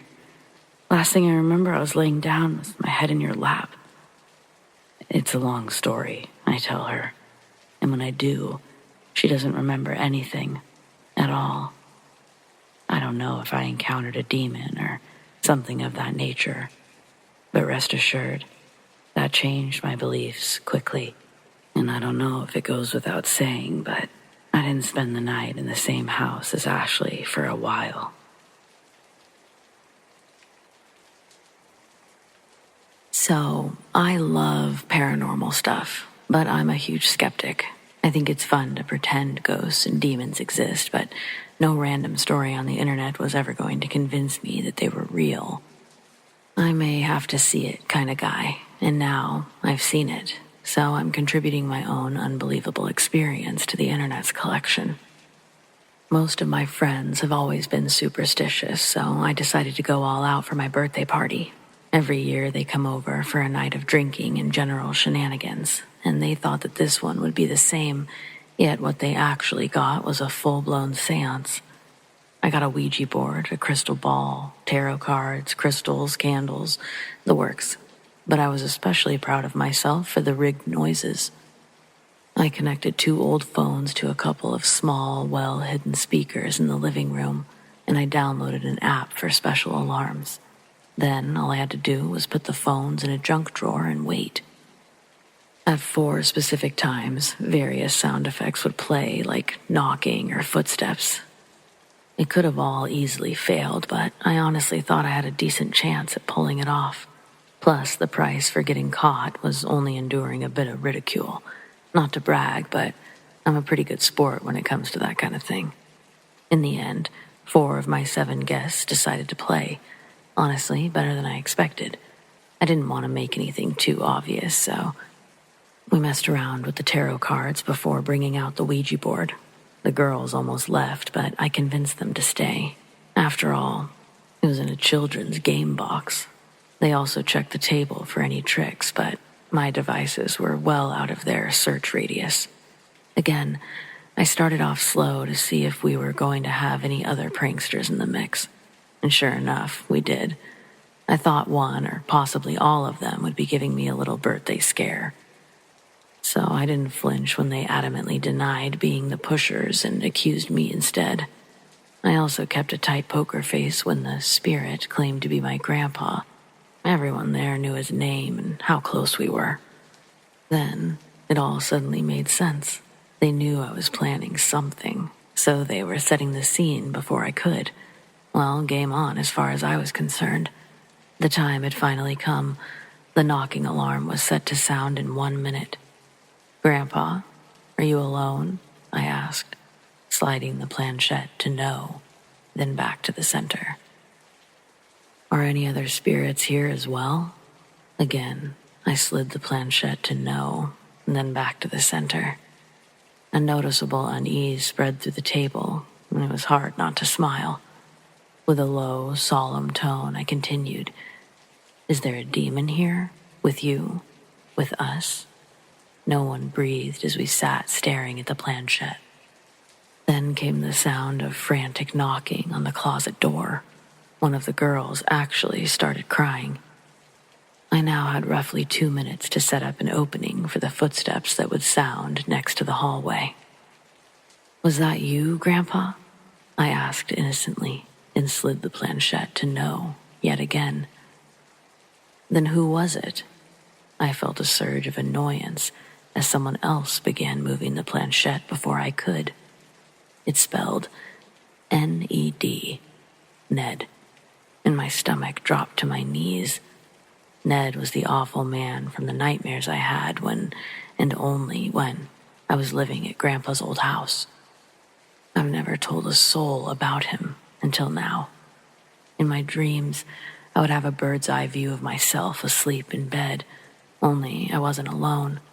There was always a sickly, thin, elderly man lying next to me, just staring at my motionless form.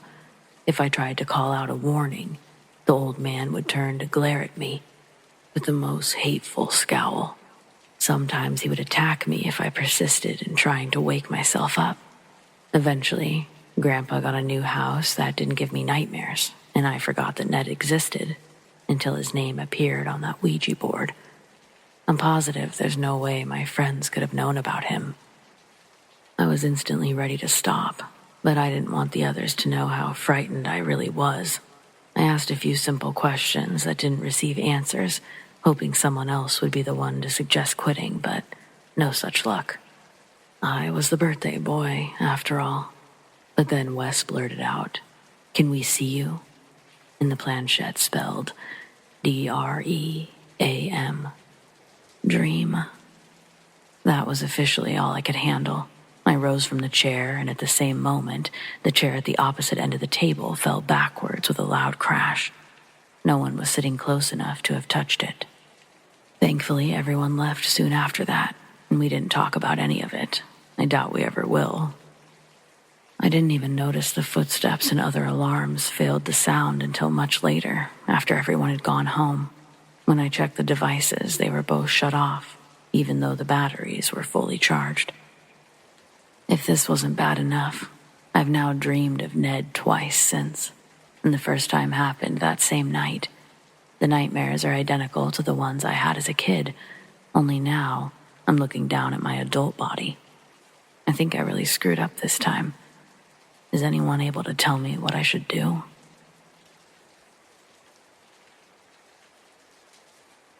Not trying to date myself with this story, but I once met an edgy goth girl on MySpace, and we used to talk every night on AOL Messenger. This isn't a catfishing story. She was real. Her name was Desi Lamont. She went to a high school in Middlefield. Our schools played each other in sports, and we met after one of our basketball games played there. After meeting in person and verifying we weren't in fact getting catfished, our relationship got way deeper. Real philosophical shit. I confided in her just as much as she did me. Both of our homes were far from cookie cutter. Both sets of parents shared the same substance abuse issues, stemming our own subjective traumas from our own subjective stories that we would trade. Months into this relationship, it's 2 or 3 in the morning on a school night. Desi and I signed off hours ago, but I'm woken up by the AOL chat bing, letting me know that someone sent me a chat. The second bing gets me up and out of bed. I groggily go to my computer and swivel the mouse a little to turn on the monitor. When the screen gets bright, I'm blinded by its light, but when my eyes adjust, I see the notifications were from Desi. The first one said, "You dead," with a capital U instead of spelling the whole word. Then the second one below it said, "I dead." Desi's sense of humor was of the morbid variety. but this didn't have any context. I sent a message saying, "Are you okay?"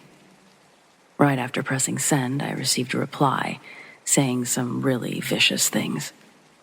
She weaponized the secrets I'd told her and hurt me to the core with what she was saying. I was so confused and sad. I disconnected the internet and plugged in the phone so I could try calling her, but she didn't answer. At that moment, I was reduced to a puddle on the floor and stayed up the last couple of hours until I needed to start getting ready for school. That day, I faked an illness. I'm sure crying all night helped me look as horrible as I felt, because my mom didn't oppose my plight. Later that morning, I got a call from Desi. She was in second period using the phone. She said that she was going to leave a message, and I exploded on her. I made her cry on the phone. We were both crying and screaming at our phone receivers. Desi's telling me that I'm crazy, and she had no clue what I was talking about. I saved the chat conversation, and I told her that when I got off the phone, I'm going to email her the previous night's message chain, and that she can have fun denying it then. She says that she'll check her email in the computer lab at lunch and call me after. I remember I paced circles in my room. I did feel sick. I was heart-stricken, and my soul ached. When she called me, she again was crying, but this time the defensive tone that she had was gone. She begs me to believe her. She tells me that she never wrote these messages. Still angry, I ask if her dad had snuck into her room to message me on her computer. Desi says no. And then she says, "Do you remember when I told you Megan and I were going to use a Ouija board in her attic last weekend? I think something might have followed me home." So she tells me the rest. When Desi and Megan were both touching the planchette, they were already under the belief that Megan's house was haunted, with most of the activity going on in the attic. They asked questions and instantly began to feel it move under their fingertips. They talked to a lonely, sad spirit, one who called themselves Mala. Mala had not died in Megan's house. Rather, she was a wandering spirit. I heard the bell ring in the background of our phone call, and I knew that I was going to have to wait until she got out of school to hear the rest. Young love. I hung up equally confused, but feeling less hurt. Desi's crazy story was just what I needed to have faith that she wouldn't hurt me like that. Next phone call. Desi's back home and has time to explain fully what had been going on in her house the past week. The weird mishaps her and her parents had experienced, all within this 7-day period, was jaw-dropping. From random pipes bursting, her dad breaking his leg falling down the stairs. He claimed he was pushed, but nobody was behind him. Then all of their clocks stopped working, both analog and digital, just quit one day. She tells me everything all the way up to these messages that were sent from her account. Desi says that earlier in the week she was doing an assignment using Microsoft Word. While she was typing, the keyboard started typing different words and sentences.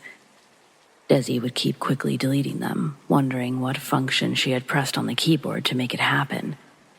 We both wonder if she'd been deleting messages from someone attempting to reach her. At the end of the conversation, Desi said that she's going to keep her computer off for a couple of days, try to get this energy out of her house. We would still be in contact every day, only now it was by the old-fashioned way of phone calls after school. And during that time, Desi had been researching, like really getting into trying to find stuff online or at the library. Soon after she'd let me in on what was going on, she was saging the house and putting crystals throughout her home, like windowsills and furniture, under the couch cushions, stuff like that. I asked her at what point one should get a priest or something involved. Apparently her parents wouldn't let her bring anyone into the house. They weren't interested, so she'd have to do it on her own. I felt bad for her, but by the end of the week, she said that she thought her blessings had worked. She said that the house was already starting to feel lighter again. Desi and I dated for a little over a year, long enough for me to get my license and start seeing her more often. How did it end? Well, we've come this far, so I might as well tell you how the relationship ended. After I got my license, I also got to see Megan a little bit more. Yeah, Real scumbag high school boy thing to do. And honestly, 20 plus years later, I still feel bad about that one. So, hey, Desi, my bad. I'm sorry. Girls out there take it from someone who used to be a high school boy. They're all nasty, dumb, sneaky, hormone-fueled monsters. Some of us just are better at hiding it.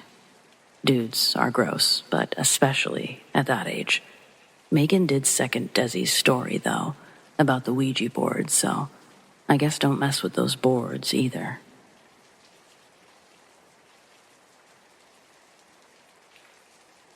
I wasn't really expecting to be sharing this particular story again anytime soon, but since I've already opened my mouth, I might as well do it. But be warned, this is the short and sweet version of the incident, and it's not very short. One big thing to keep in mind is that I've always been the black sheep or outcast. Even among the few friends I once had, I was still the oddball out. So the fact that this would have happened to me instead of anyone else I knew, it's no surprise to me. In the earlier mid-2000s, I'd already been banned from the latest school that I was sent to, and I already didn't belong there anyways. Meanwhile, I was also taking care of a so-called family member. Well, being me, I educated myself through things that had everyone else around me scared shitless to even venture to my front door. Naturally, because of this, even the local Catholic deacon, basically a priest who can marry, he would tell everyone who even mentioned my name, "Be careful about him. He's extremely unstable." Needless to say, at the time, I was already studying ancient craft, witchcraft, along with a mound of other things. So, of course, this had the deacon terrified of me too, so he only used that to fuel his trash talk about me. It was right around the middle of summer, and I'm doing my usual, reading and listening to music. I get a call from the same man, the deacon. And this guy is panicking, like someone is about to slaughter his family, literally begging me to visit his house immediately. And mind you, it's the middle of the damn night. I'm immersed in my reading, not exactly in the mood for visiting someone who's basically little more than an enemy. But I agreed to visit him anyway. He lived across town. For me, that was a fairly short walk.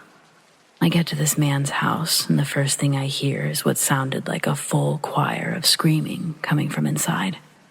But his family was all outside the house with him. By this point, I'm already wondering, what the hell is going on, and what or who did you piss off? Mind you, from outside, apart from this screaming I kept hearing, everything seemed completely ordinary. But I started hearing things from inside that house that I knew full well I shouldn't be hearing. The closest I can describe it would be starting as an almost impossibly deep wailing, similar to that of winds of a tornado or like, but much, much deeper, and slowly getting louder. After a brief conversation with the deacon, even his wife pipes up, telling me that if I could help, as apparently everyone else said I could, then they would openly rescind everything that her husband had said about me to the rest of the town, and then some. Personally, I would have been satisfied with just humbling the guy. But of course, because they also had 2 children, and I've always been protective of kids, I agreed to help them out anyway. I wasn't going to enter his house without him accompanying me, but this guy was shaking like crazy, literally clutching his Bible and his priest robes like they were his lifeline, just walking with me. Personally, until that night, I'd never even heard of a priest being so scared. For some weird reason, as soon as I crossed the threshold of the house, all screaming and everything just stopped. The place was so quiet you could hear a pin drop on the basement floor.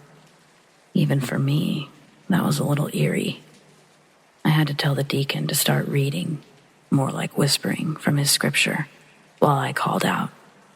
It took a few minutes of this, but I already knew that since his presence had already somehow pissed something off, the same was bound to happen again. Right about then, I started feeling the house getting hot, and I mean literally fire hot. Of course, accompanied by a roaring voice. Mind you, I've always been physically and mentally desensitized to fear, though I don't really know why. The next thing I know, the deacon gets sent across the room, and I'm plunged against the wall so hard the wall caved in on me. A split second later, the house is on fire, yet somehow I'm the only one not fazed by it. Among the last things I recall is seeing a trio of figures that looked like they came straight out of a D&D meets Dante's Inferno film. And all three are giving me, specifically, a stare that was most definitely homicidal. Beyond that, I distinctly remember getting into a literal fistfight with these entities before I finally recalled part of what I was studying, in terms of a binding, banishing ritual. Suffice to say, I used what part of the rite I could at that moment, and though it physically felt like I'd been bludgeoned by a truck, just like that, it was over. The deacon had asked me what it was that I did. The only thing I could tell him was, the next time you decide to trash talk the use of ancient magic, buddy, I suggest you think twice. The deacon spent a few nights in the hospital after that, due to somehow breaking one of his legs and something else I can't recall. But what I was left with, in terms of the marks, I was told that I shouldn't have been able to even stand on my own after the impact against the wall. But there was more to all of it than I was even willing to tell then, and the same remains even now. Overall, the incident of that night is just one of the many reasons for which I tell people, to this day, if an entity is capable of moving a person or object with enough force to do some damage, then that entity is fully capable of ending a life with either equal or greater force. A house spontaneously burning down while also rebuilding itself. Myself getting sent practically through a wall, and another coming out with broken bones. Yeah, according to everyone else. Neither of us should have survived that.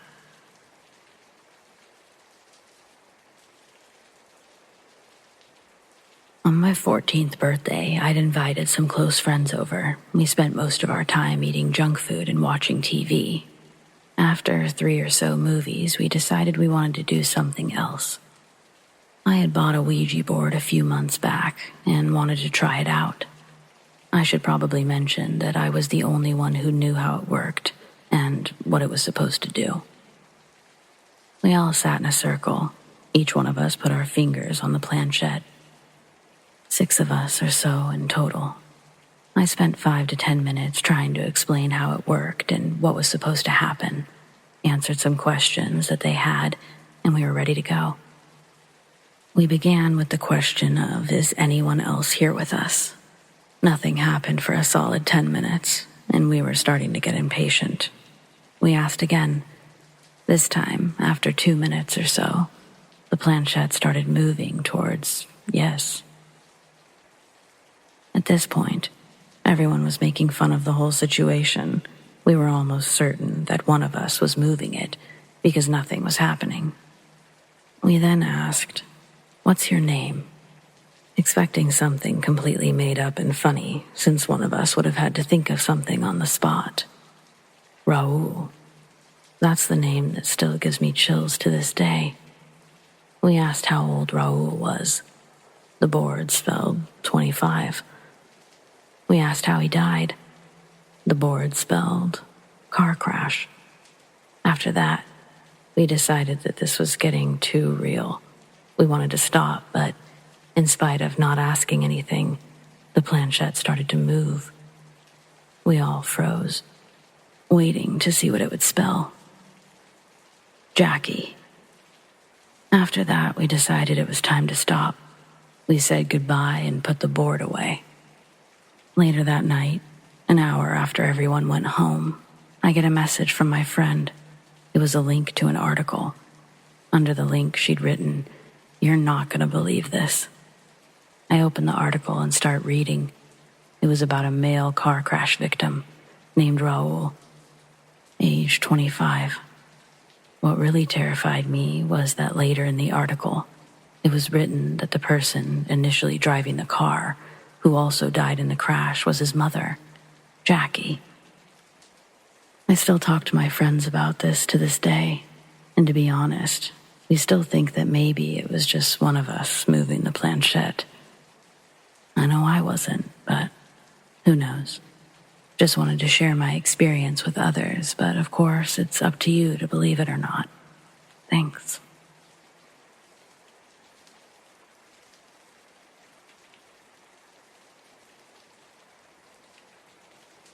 I've always enjoyed the paranormal. I've never believed in it, but sometimes it's fun to pretend. Life is boring and depression is tricky. I wanted to shake things up, so when I saw a Ouija board at the Goodwill, it seemed like a perfect fit. Technically speaking, I suppose I was right. It's true what they say. You really should be careful what you wish for. Anyway, I played alone, partly because I don't know anyone else willing to touch this kind of stuff, and partly because I didn't want to wonder who was moving the planchette. Fun fact, planchette is French for little plank. I live on a small country road with nothing but a patch of woods separating me from an abandoned church and its small cemetery. This sounded like the perfect place to give the game a whirl. I drank a few glasses of wine, lit some candles, and set up the board in the middle of the floor next to the altar. With 2 fingers on the planchette, I started the session by asking if any spirits were present. Nothing happened. I asked a few more random questions with the same result, and reality began to sink in.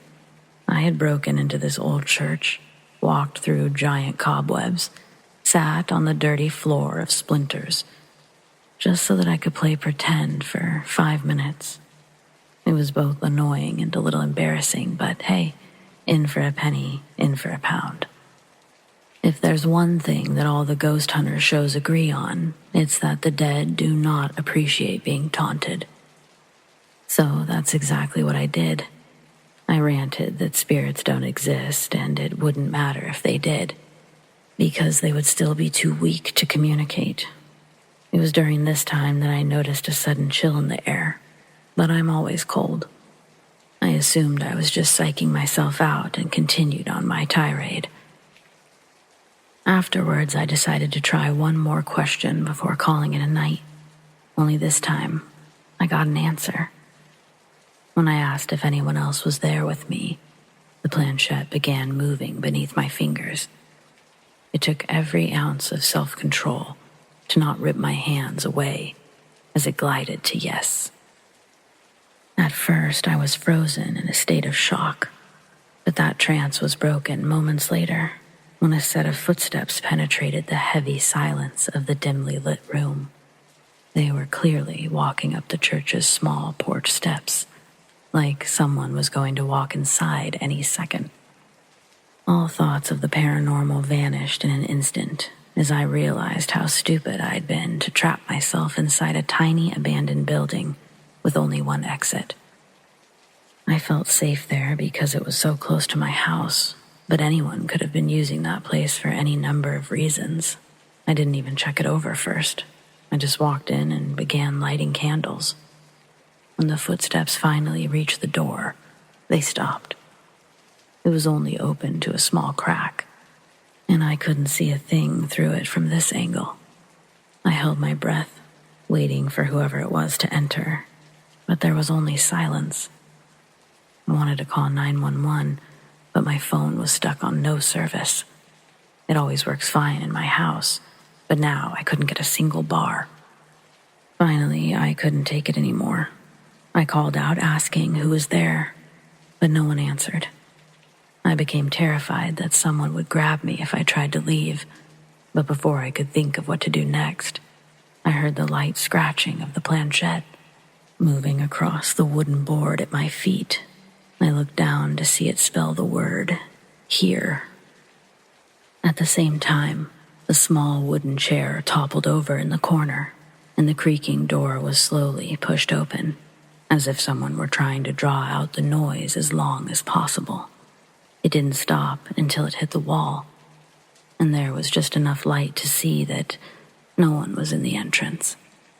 It would have happened much faster and been far less dramatic if the wind had simply blown it open, but this felt incredibly deliberate. There was a small window on each of the 4 walls. I began to wonder if I could fit through one. I couldn't shake the feeling that someone was waiting just outside that door, but the windows were no safer. As I approached the one facing my house, I saw the shape of someone's head and shoulders pass right by. It was too dark to see any of their features. It just looked like a shadow person, and I didn't know what to believe anymore. I still don't. Backing away from the window, I tripped over the Ouija board, fell flat on my back, but the planchette never left the board, even though it had been flipped over in the process. When I picked it up, they were stuck together like it was magnetized, but it's not. I double and triple checked before disposing of them. While my attention was still focused on the board, the window behind me suddenly shattered, and I screamed. What little remained of my composure instantly washed away, and I ran straight through the open door. Part of me still expected to be grabbed, but by that point I just wanted to get it over with. I couldn't be in that church for another second. The moment I crossed the threshold, the door violently slammed behind me with a loud bang, and I fell down the porch steps. I'm sure it was due to sheer panic, but it almost felt like something tripped me. Either way, I didn't see anything else. I got up, ran all the way home, and burned that Ouija board first thing the following morning. I can safely say I'll never be touching one of those things again.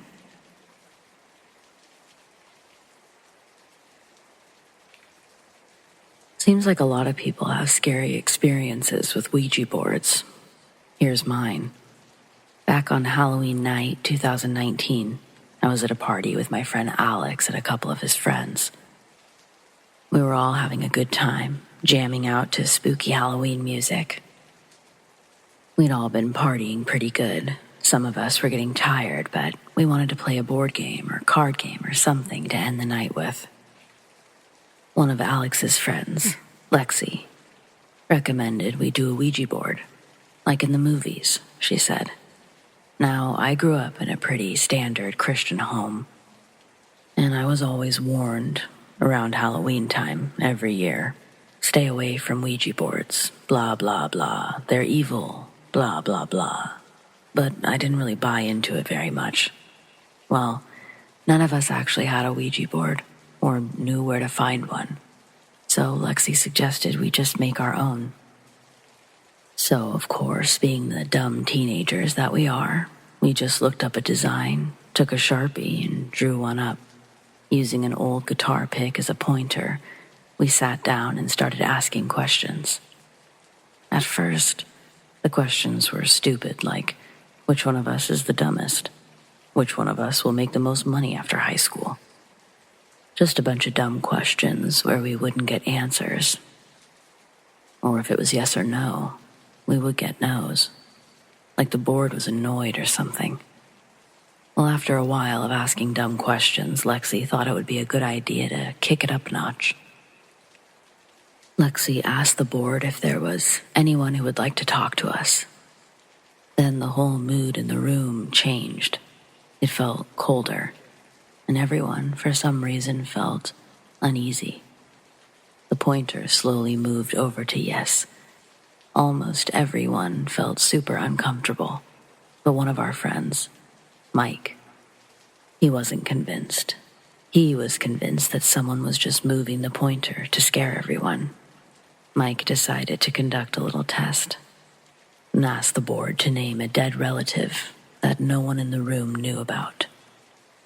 And right then and there, the board spelled out, Eleanor. Everyone started freaking out a little because we all knew Mike's grandmother, and her name was Irene. Apparently, Eleanor was his great-great-aunt, who had passed on before his mom had died. At that point, we were all scared shitless, asked what the board wanted. The board started spelling out extremely vulgar obscenities. weird words that no one knew. We quickly said goodbye and ended the session. We turned on the lights and everyone was so freaked out. We threw out the board. None of us have touched a board since then.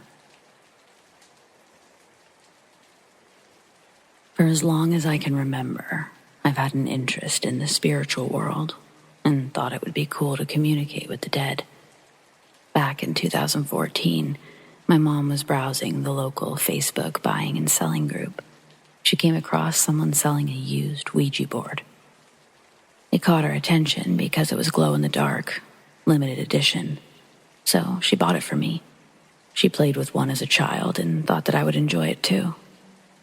It was a stormy, gloomy, almost spooky day when the seller brought us the board.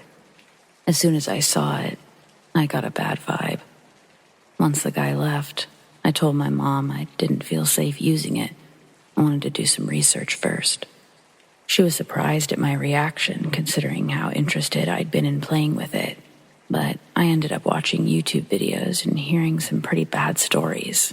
They made me feel even more uncomfortable about trying it. Ultimately, Mom boxed it up and left it on our porch. It stayed there for many years. This brings us to spring of 2022. By now, I'd gotten really interested in the paranormal.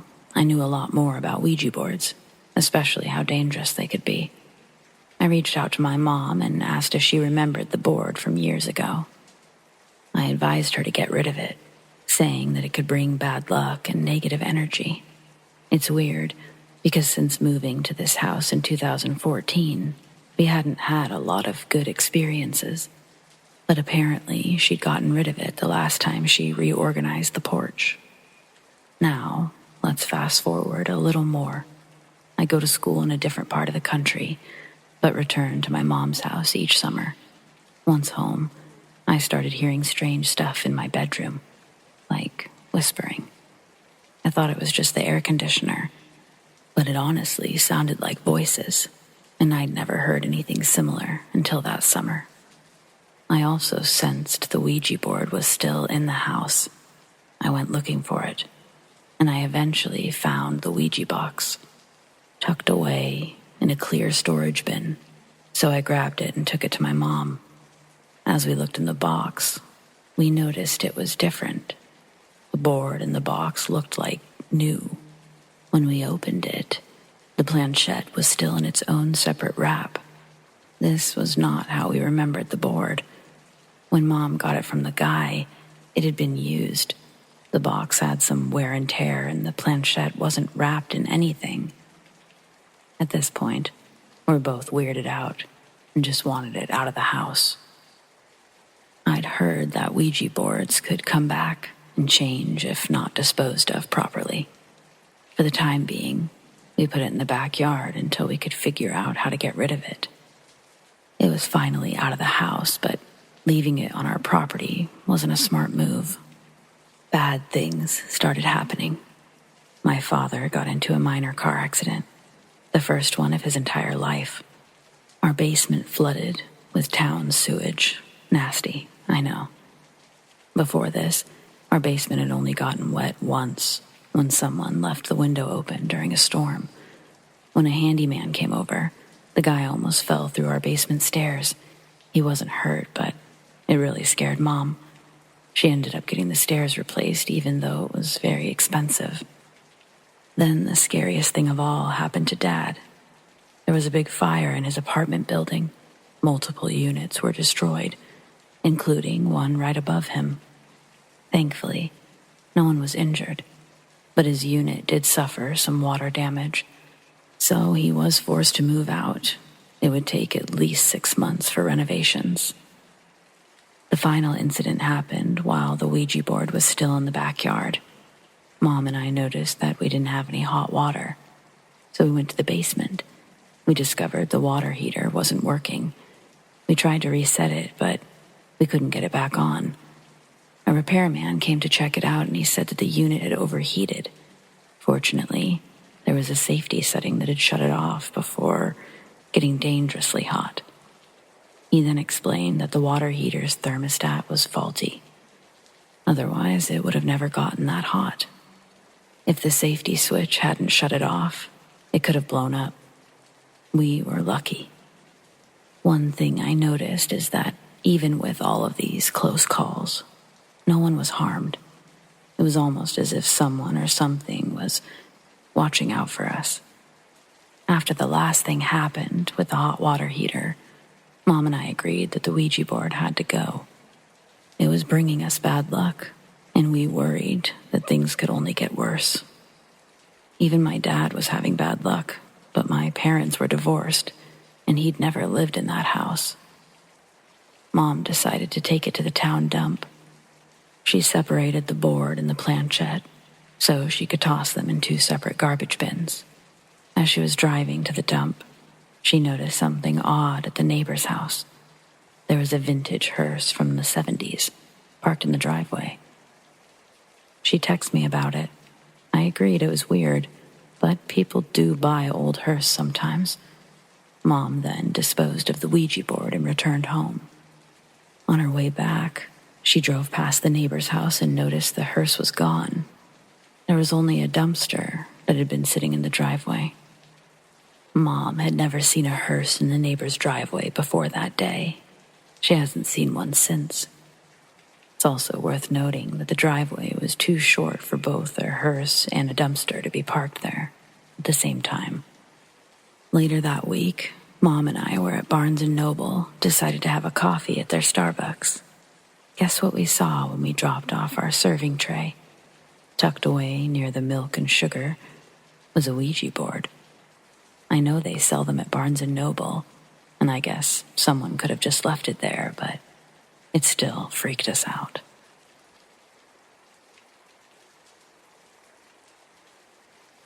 Okay, before I tell my story, yes, I realize now, 14 years later, I did some dumb shit when I was 18. The question is how I got it to stop, leave my family alone, as we want to have a normal life. All of this is true. No, I don't think I have mental illness. I go to the VA. I've been tested for all kinds of mental illnesses, which doesn't check out. I was raised semi-Catholic, only been baptized, no other sacraments. There is a preface to this story, and now that I'm older, it makes a lot of sense. I didn't sleep in my own bed until I was around 13, because I used to see things at night which scared the absolute dog shit out of me. Like most parents, they didn't believe anything I ever said. One time playing hide and seek when I was a kid, around 6 or 7, I was hiding under the covers.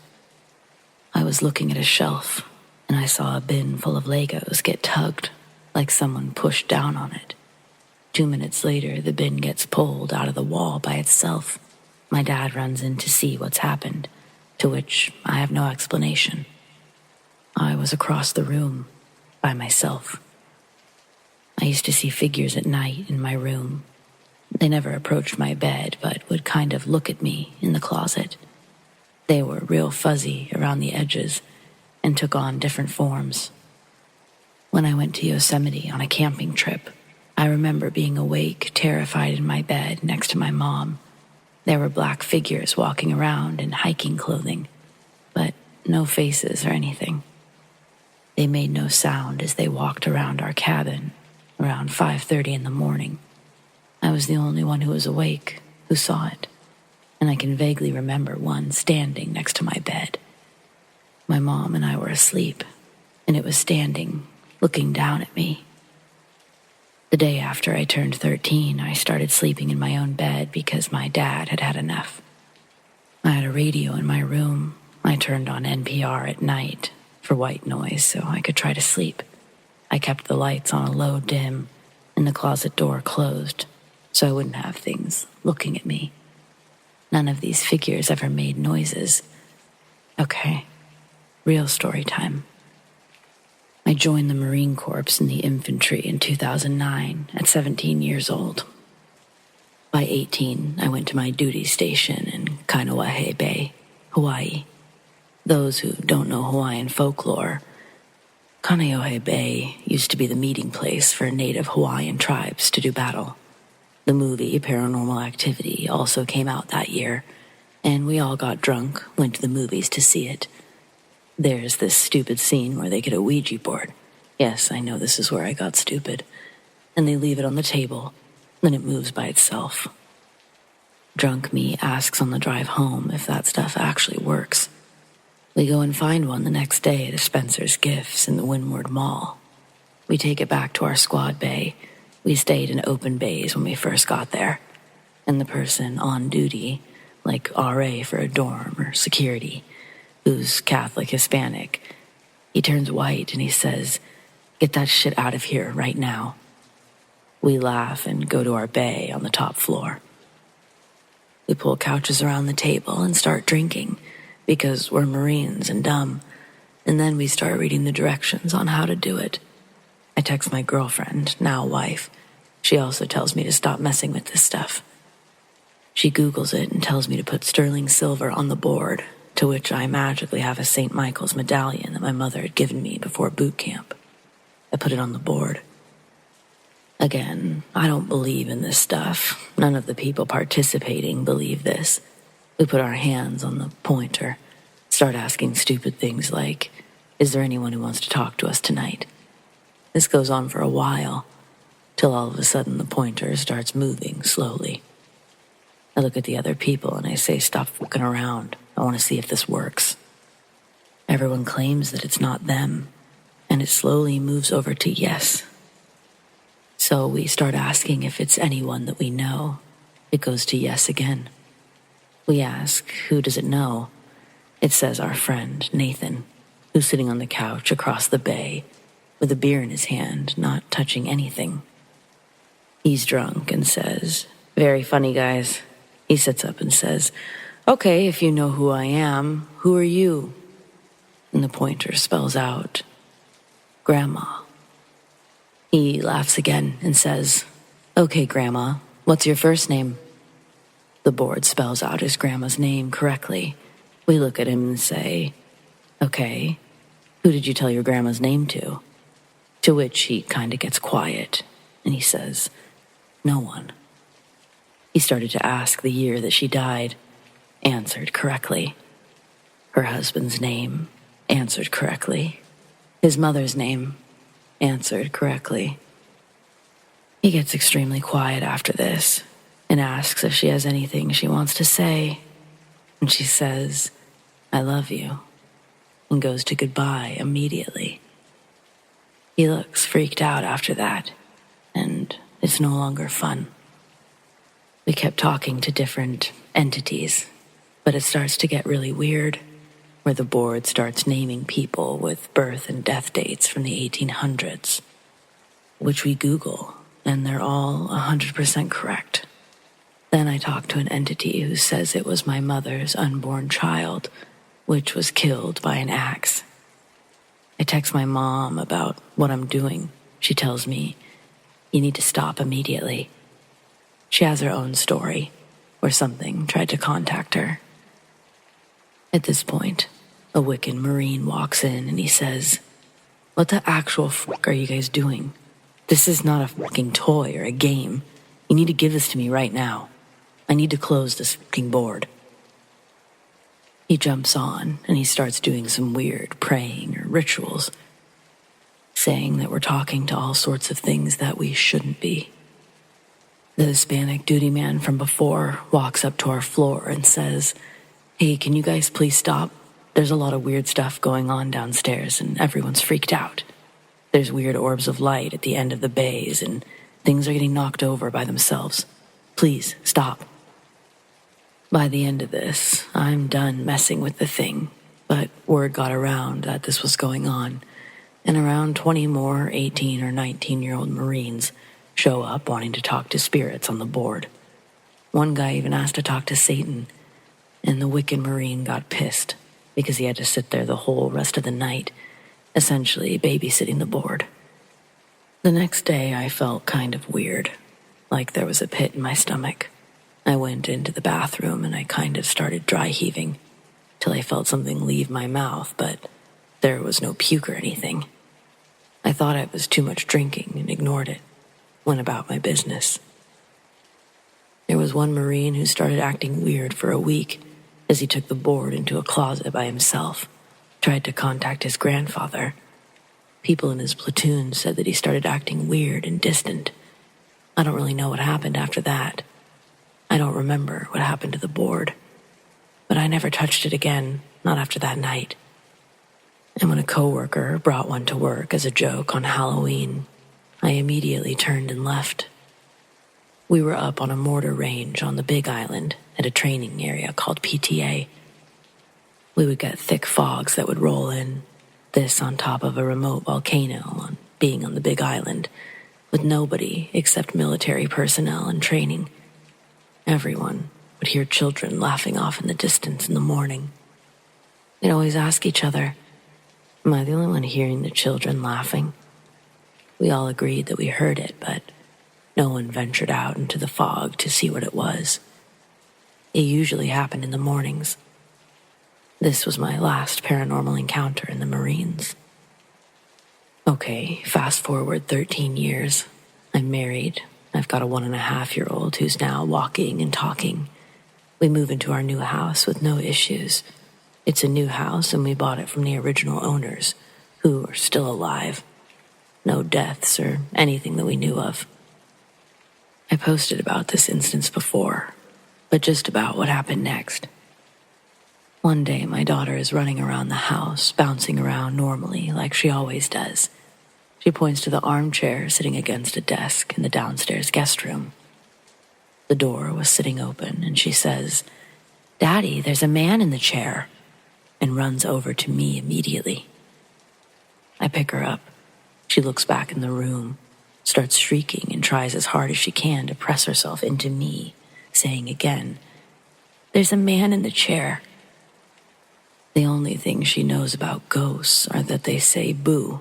She's super friendly with people that she sees all the time, so I have no idea if there was an actual person in the chair or why she would be so terrified. I have no idea what she saw, but I believe that it wasn't nice. She's inconsolable with crying, shrieking. I can't comfort her. All of my childhood experiences and Marine Corps stuff comes back to me. I tell my wife about it. She actually believes me. We take her to my parents' house and we go into town immediately to buy a feather, incense, other stuff to do a smudging. It was recommended by someone. We proceed to do the smudging throughout the entire house, while I carry around my Catholic Bible commanding all spirits to get out of my house in the name of St. Michael, Jesus Christ, and the Lord Almighty God. I don't go outside, but we go in every closet, garage, etc. We bring my daughter back with no issues, and life goes on for a while. Every now and then, before we put her to bed, she's now 2. "Daddy, there's a bad man in the house." We always misdirect or read her stories and such, and she goes to sleep with no issue. We have a hot tub in our backyard, and I go to sit in it at night before bed some nights when I'm tired, but one particular night, I had this horrible feeling that someone or something was watching me. Not only that, they were glaring at me as if they were angry. I think I'm empathic. I can feel emotions and feelings. Whatever this was, it was furious and angry with me. I could almost feel it staring me down, like I angered it somehow, personally. When I walk into my house from the backyard, I feel like I'm being watched by something still. It doesn't go into the house, but somehow I can feel it looking at me inside the rear glass slider, inside. Sometimes our healer puppy that we brought home runs out the dog door 2 or 3 in the morning and just starts growling and barking for no reason. And we go down to yell at him to go back inside. The final thing that I think is that I believe this entity or entities are tormenting me, disturbing thoughts that don't belong to me. They started about 2 months ago, before my daughter was born. And up until the end of 2020, I didn't have these thoughts. I've been tested by the VA for psychosis, schizophrenia, mania, bipolar. Have absolutely none of those or any other medical disorders outside of PTSD. I've got no hallucinations, seeing or hearing things that aren't there at all. I can't describe it, but it feels like something has been putting these thoughts in my head. Even sometimes my dreams. They definitely feel like they don't belong to me, like they're not mine.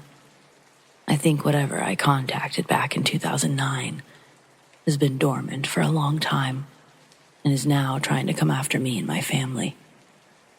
I'm going to have to contact a bona fide psychic, see if they can see what's going on, hopefully do some energy management and get this thing or things out of our lives once and for all. I'm honestly open for suggestions, prayers, advice. I want whatever this is to go away.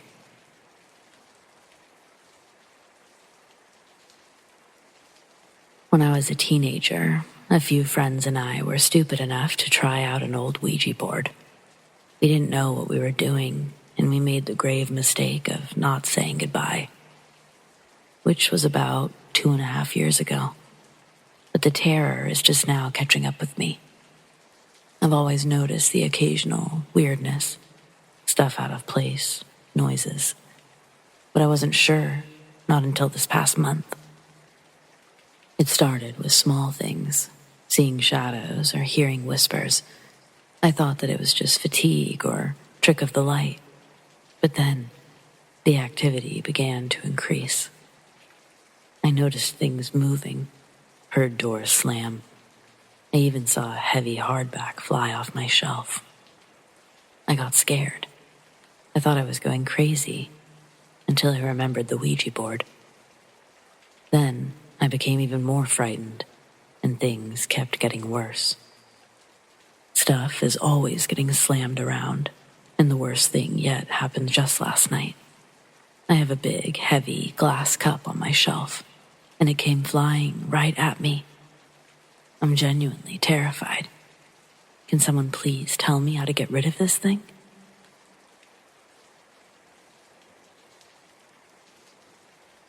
When I was a young teen, my best friend and I spent a summer surfing the Ouija board.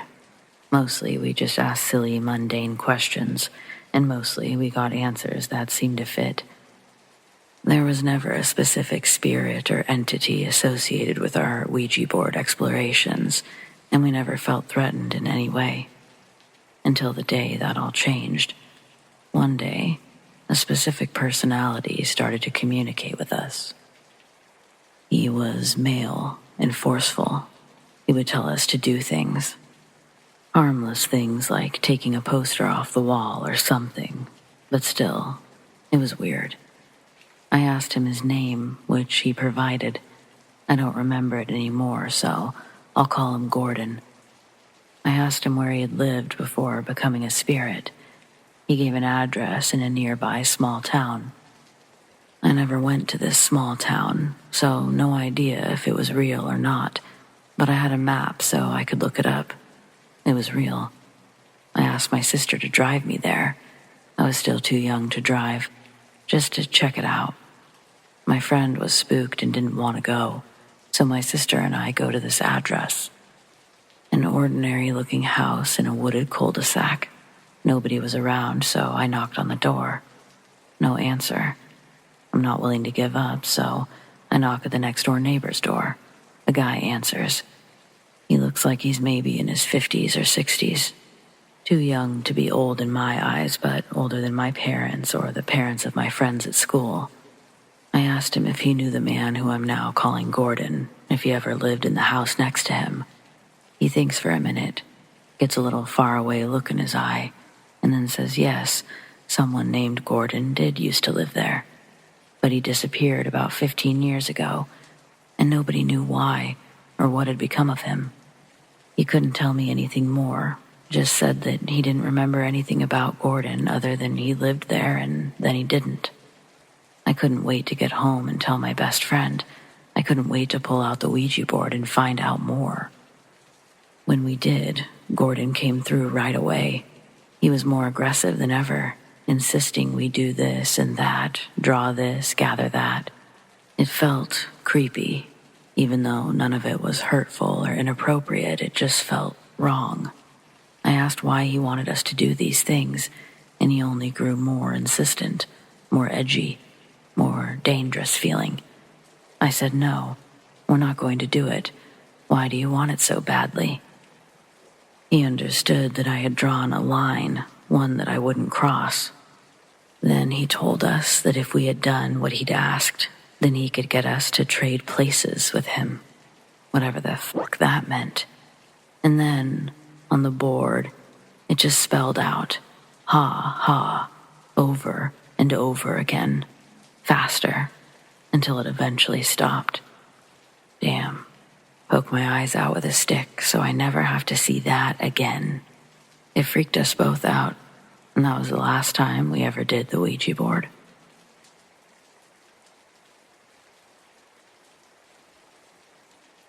Apologies if this story feels scattered. Something new just happened, so I'm trying to get it all down before it leaves my brain, though I'm not sure that's ever going to happen. I guess I'm looking for advice. So first off, before tonight, 3 weeks ago exactly, my girlfriend Kayla and I experienced something strange while walking from my car to my house. Just as we approached the doorway, we both heard what sounded like laughter. We stood there silently for a moment, listening carefully. I think we both felt that the laugh wasn't one that we recognized. Even more so, it felt manufactured. A combination of a high-pitched voice and an unnaturally low voice, in unison. We didn't hear it again after standing there, so we thought nothing of it, decided to go inside. When we walked into the living room, I was expecting to see a movie being played on the TV, but instead, the TV was off and I see my best friend, his girlfriend, and one of her friends are all sitting around the coffee table in front of the couches. Probably playing Monopoly again. These two loved games, so I felt it was a safe assumption. When we walked in, the three of them practically jumped from sitting to a standing position, followed by exhales of relief when they set eyes upon the two of us. Who else did they think was going to be coming in anyway? I shrugged it off and we walked over to see what they were really up to. They'd reclaimed their seated positions, and as I got closer, I realized they were using a Ouija board. What the hell? I asked, almost laughing. My best friend responds while rolling his eyes. Julia's idea. His girlfriend's friend. I sort of laugh and tell him to have fun, and I start to walk to my room. But instead of following me, Kayla says that she wants to do it too. Do what? I asked.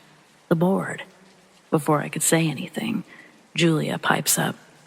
Sorry, but we already started the session. It's bad luck to bring in newcomers mid-session. I laughed. I was sorry, but I couldn't help it. Was she serious? How could anything possibly be bad luck when it came to a board game? Laugh all you want, but we can't just introduce someone new. Sorry. I guess part of me felt like they were making Kayla feel bad. I didn't know why, but it just seemed silly to me. But then Kayla said something that surprised me. Oh no, I totally understand. I don't want to mess with something you guys already have going on. Next time, though. Everyone agreed, and then I was following Kayla to my room. We messed around, played video games for hours before finally deciding to go to sleep. Kayla fell asleep instantly. I, on the other hand, I couldn't shake this very uncomfortable feeling I had. Laying there, I tried to figure out why I was feeling this way. Without even really thinking, I was just looking around my room. The feeling, it was as if someone were watching me use the bathroom or something really personal. I was laying in bed and not half as vulnerable, but that's just how it felt. I felt like I was tossing and turning all night. In the morning, Kayla said that she woke up a few times. Each time, I was asleep. She sounded concerned, though, not just making an observation. So I asked her, did something happen? Hesitantly, she tells me that, yeah, one of those times something did happen. There's a street light close to my house, specifically on my side of the house, and you can often get a glow of light in the room from it. The window itself appears lit up because of this. She was unable to fall back asleep and considered using the bathroom. Before getting out of bed, she had an intense feeling that she should look at the window.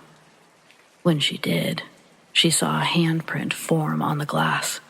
Kayla told me it was as though someone had made condensation and then placed their hand there. She was only able to look at it for a couple of moments before it disappeared, just as a real handprint might do under the same conditions. I was disturbed, honestly.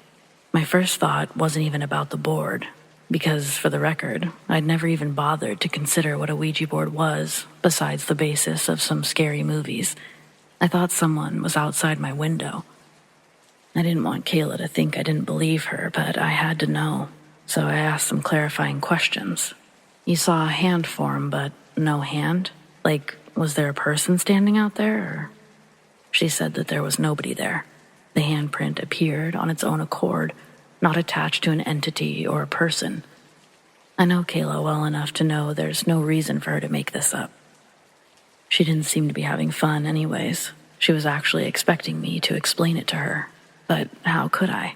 I told her that I had no idea what the hell it could have been. Any chance it was a dream? Yeah, that question didn't go over well. I believed her, though. She described feeling like she was being watched after that. She said she almost woke me up. So what was it? A real person, a ghost, a demon, a dream? Honestly, it didn't matter at this point. Something did feel seriously wrong about the whole experience. I took her home later that morning, and on the way out we see that the group had passed out in the living room, with the TV on and the board still open on the table. Huh, wow, Kayla said in almost disbelief at the sight. They didn't even put the board away? I sure as hell hope they said goodbye. On the ride to Kayla's house, she explained to me everything that she knew about Ouija boards. She said she trusted the group because they had started quoting rules when she asked to join. She assumed they knew what they were doing, but now she wasn't so sure. According to Kayla, spirit boards, as she calls them, are tricky. They have rules and they come with risks. She told me that she actually used one twice before, never had a negative experience. She'd followed the rules. I dropped Kayla off and she told me I needed to ask my roommates if they said goodbye, and to also ask if they had any weird experiences since using the board. I was still sitting between skeptic and believer in this situation. I believed Kayla, but I'm just skeptical in general. I decided to look everything up that she told me, and I found it online. There's so much more information out there than I could have even imagined, like real stories of people using these boards and having seriously shitty luck, or genuinely terrifying experiences. One woman recounted that she'd been physically removed from her bed in the middle of the night after using one, and she had scratches on her leg and claimed that a demon had given them to her while yanking her out of bed. Sure, these could be fabrications, but the amount of information gave me major pause. Basically, I found several different sources that echoed what Kayla had said to me about the necessity of saying goodbye. What I didn't find were a ton of positive experiences. Even the ones that started that way seemed to end in horror. People believing they were talking to loved ones, only to realize that it was something else. So I asked my roommates, "Did you all say goodbye?" They all agreed that they had said goodbye, and that they hadn't had any strange experiences. I honestly don't know if I believe them. The following weeks were pretty uneventful, so much so that I started to feel like a nut for going down that rabbit hole. The only thing that hasn't gone back to normal was Kayla. She was no longer wanting to stay the night at my house, so we got into a routine of driving her home late at night, picking her up in the morning. Kayla lives with her parents about 2 miles away from my place. We both live in residential areas that are not heavily occupied. Our neighbors aren't stacked on top of each other. We've got space in between. But Kayla has a lot more space in between. And unlike my street, hers is a long stretch that eventually turns to gravel and has limited streetlights. Our routine is for me to park before the driveway and then walk her to the door. The reason for this is because her parents' bedroom is positioned in a way that any headlights in the driveway would shine directly into their room. So, cut to tonight. I parked my car under one of the few streetlights, and we got out to walk towards her house. A few steps away from the car, we're basically walking in darkness. This part hasn't ever scared us before, but tonight, we seemed to walk closer to one another, and we both seemed to pick up the pace at the same time. Walking through the darkness, maybe 30 feet from her driveway, we freeze. We'd heard that same manufactured laugh that we'd heard outside my house 3 weeks ago. The high-pitched voice seemed to scream over the lower, unnatural voice. But like the first time, in unison, I felt both of our bodies tense. The grip on each other's hands intensified. Without words, we both just booked it back to my car. I practically threw Kayla in the car and scrambled to the driver's side. After sitting in the car for what I consider to be too long, Kayla says that she thinks she wants me to drop her off in the driveway, explaining she doesn't mind if her parents wake up tonight. Once in the driveway, neither of us wants to budge, so I bite the bullet and I get out of the car. I get her out of the car and we practically run to her front door. I didn't want to admit it and still don't, but I was fucking scared. I told her that I would be fine though, and I would call her in the morning. I'm not even home yet, just sitting in my car at a brightly lit Shell station. No idea what I'm waiting for, and I know I'm not going to get any responses before I inevitably have to go home, but it sure would be nice to wake up to some answers. Is there any possible way that we're actually dealing with a demon? If that's even possible, what the hell do we do? There's a chance nothing else happens, but am I kind of screwed, seeing as this took place in my house? Like, is it possible for something to attach itself to either one of us, even though we didn't touch the board? I guess the big question is, do I need to move?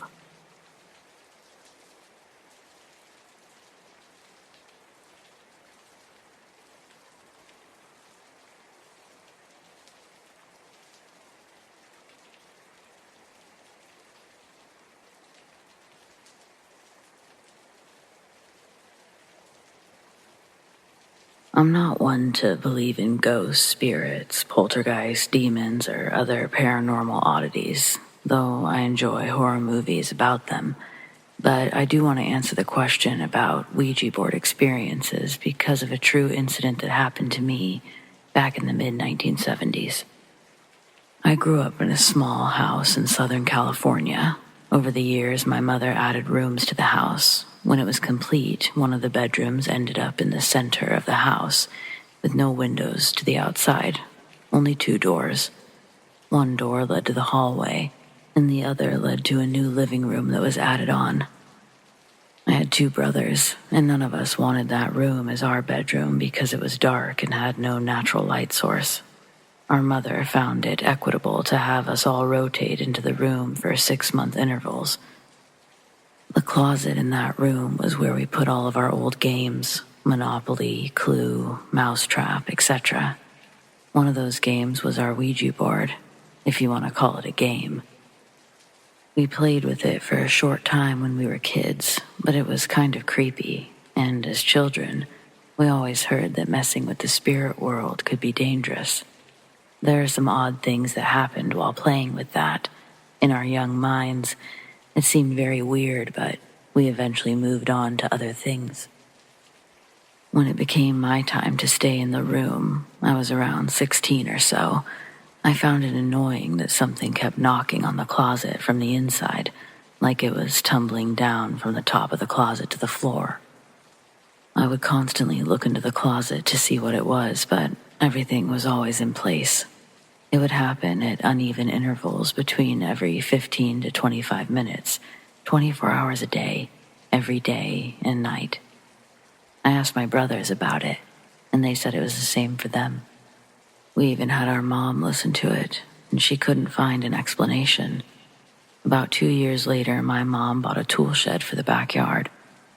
I ended up putting the Ouija board in the shed because it was still in good condition and I thought it would be wrong to throw it away. The knocking in the closet immediately stopped and never happened again. When we finally moved from the house, I figured it was best not to bring the board with us.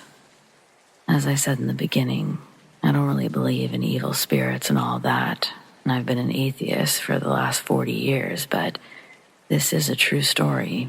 One that I can't explain.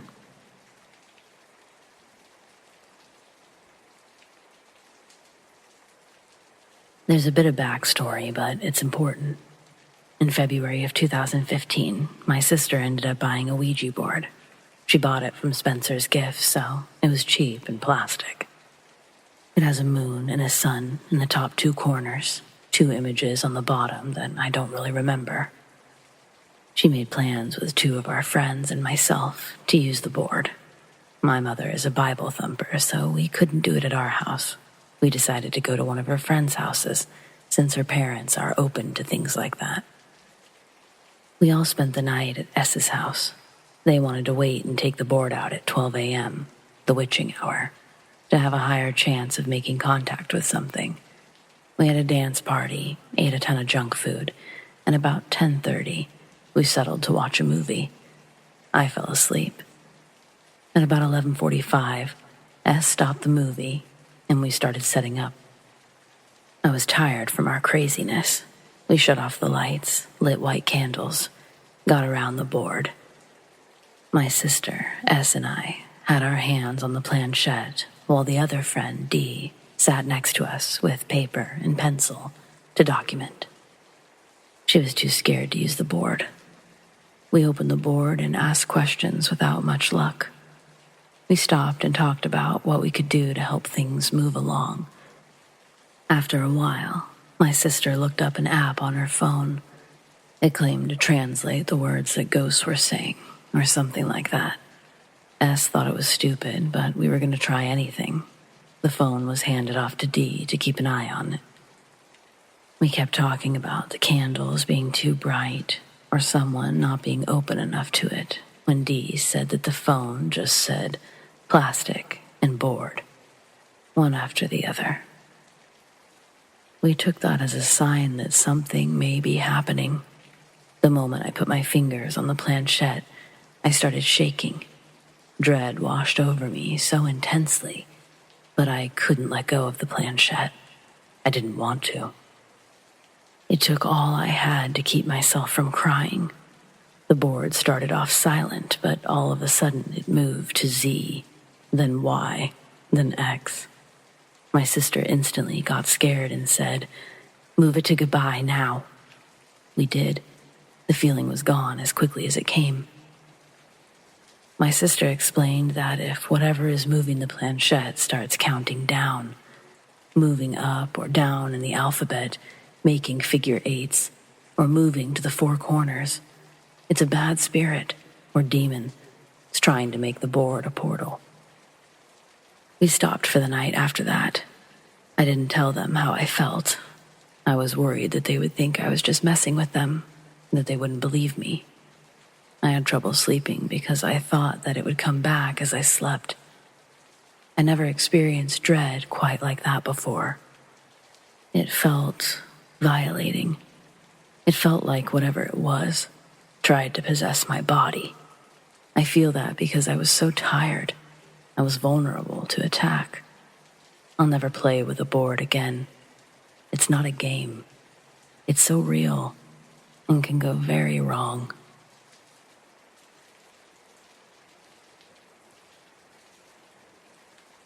When I was a teenager, I got into using a Ouija board. At first, I did it with my friends. We thought it was fun. But eventually, curiosity got the better of me. I started using it alone, in my already paranormally active 115-year-old house. First things first, I do not advise using Ouija boards, ever. I regret my choices as they were dangerous, filled my already creepy house with more bad energy. At best, they're either powerless and/or have a good sense of humor. I won't be mentioning any of them by name, except Dave, who was harmless, as I don't want to invite that energy back into my life. If you decide to do it against all warnings, do it away from where you live. I became particularly close with a little boy who had drowned, along with his sister in some Eastern European country. His sister taunted and made him feel lonely and angry in the afterlife, a very dangerous thing for a spirit, as this can turn them into very dark souls. They feed on your energy in order to communicate through the board, so it's best not to contact darker entities who will affect your energy with theirs. This is why I tried to be there for him. I was kind to him, and he changed, promising to keep me company, as I had done for him. I allowed him to connect to me, though I still don't really understand the full extent of what that means. To this day, I hope he's okay. However, this story is about an entity that first called himself Secret. I won't repeat his real name. He was incredibly dark. As time went by, I found out that he was a Nazi, involved in and proud of many deaths in France. Despite me losing family in World War II, I had to keep sweet with him. It's helpful to joke around, as they're less likely to act on any vitriol. I didn't want to. He was creepy, and yes, a fucking Nazi. Not my kind of guy. One day, my stepdad tried to turn the bathroom light on. It wouldn't work, so he called my mom over. As soon as she touched it, the light switched on. They went back and forth testing this, making sure it wasn't just a coincidence. Many strange things happened in that house that defy logic, so even though it was creepy, they moved on and added it to the pile of weird stories. As I write this out and connect the dots, I realize that the reason might be because my stepdad is Jewish. Horrible. I was suspicious, but again, it wasn't completely out of the ordinary for the house. Then the light started flickering. It was an old house, so it was just bothersome at first. I don't know who spoke to it, but quickly we realized it was responding to us. We tested by asking simple math questions, 1 + 3, stuff like that, and it would never flicker outside of an answer. 1 flicker for no, 2 for yes. My mom and sister came to the conclusion that it was our late Nana, as the light said it was. I didn't believe it for a second. I knew I'd brought something more powerful than the other whatevers were in the house before I started using the Ouija board. I maintained a level of skepticism despite the conversations my family would have with the light. It was when I asked it to sing with me that I had no doubt that it was not a series of weird coincidences. I picked London Bridge as it's pretty old and famous. It flickered on every syllable, in time with my singing, and stopped as soon as I did. That was really creepy. I threw a few names around, first asking if it was the boy. The answer was no. It was no to every name until I got to the Nazi. I was showering and I felt pretty vulnerable, but continued joking as I did when using the board. After that, I didn't speak to the light. Tried to tell my sister and mom to stop when we were out of the house. I never told them why, other than I thought it was not a friendly thing. Thankfully, my mom is pretty superstitious, and my sister is easily wound up, so they stopped feeding him attention. This didn't ward me off talking to my little boy spirit, though. It was habit at this point in my life to check on him. He said something about my soul becoming dark. However, I didn't think too much of it, as he would say all sorts of stuff a lot before I befriended him, as did most of the spirits. A little while after this, my friends and I decided to do a session outside of a derelict pub by the beach to see if we could get anything about the building's past. There was no way we would go inside. It was dangerous, probably full of homeless people that were squatting, pitch black inside. Instead, we sat out front, not far from a road where passerbys could see us, but we picked a day with bad weather to limit attention. We contacted a spirit called Dave. He was pretty friendly and funny. Apparently, he died from falling in a balcony in a drunken stupor, but wasn't bitter about it. We were all laughing as 2 ladies walked by. They asked what we were doing, but I'm pretty sure they already knew. We explained, and one of them warned us that it may seem fun, but it's the devil, which, admittedly, we did know. The other lady, however, revealed that she was a witch. At first, she told us stories about her and her witch friends, but then gave us a piece of advice. Your energy is sacred. These activities corrupt you, lead you to dark thoughts and traumatic events. Sadly, I think my friend may have been a victim of this, as shortly after, she entered a depression and we don't talk anymore.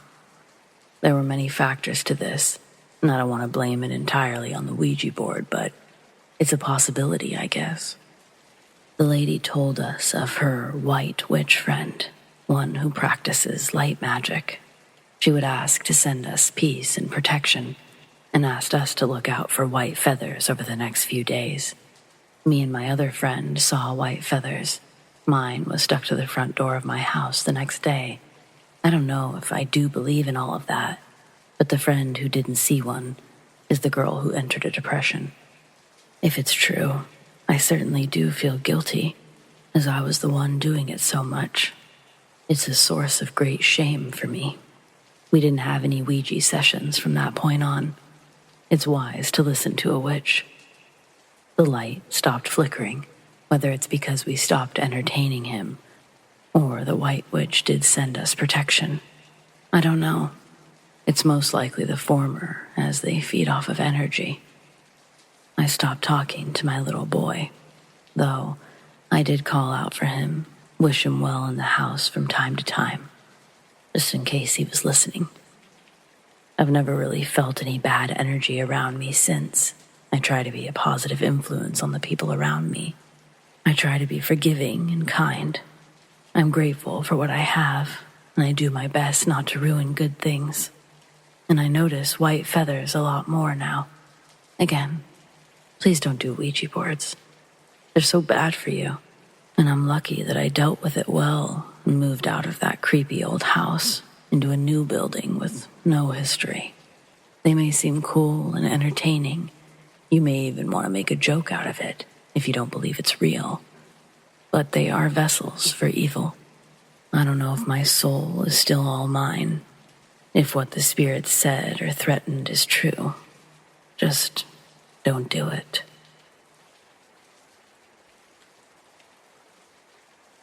I live in a city 6 hours away from my hometown, so I can only really afford to drive back for the holidays.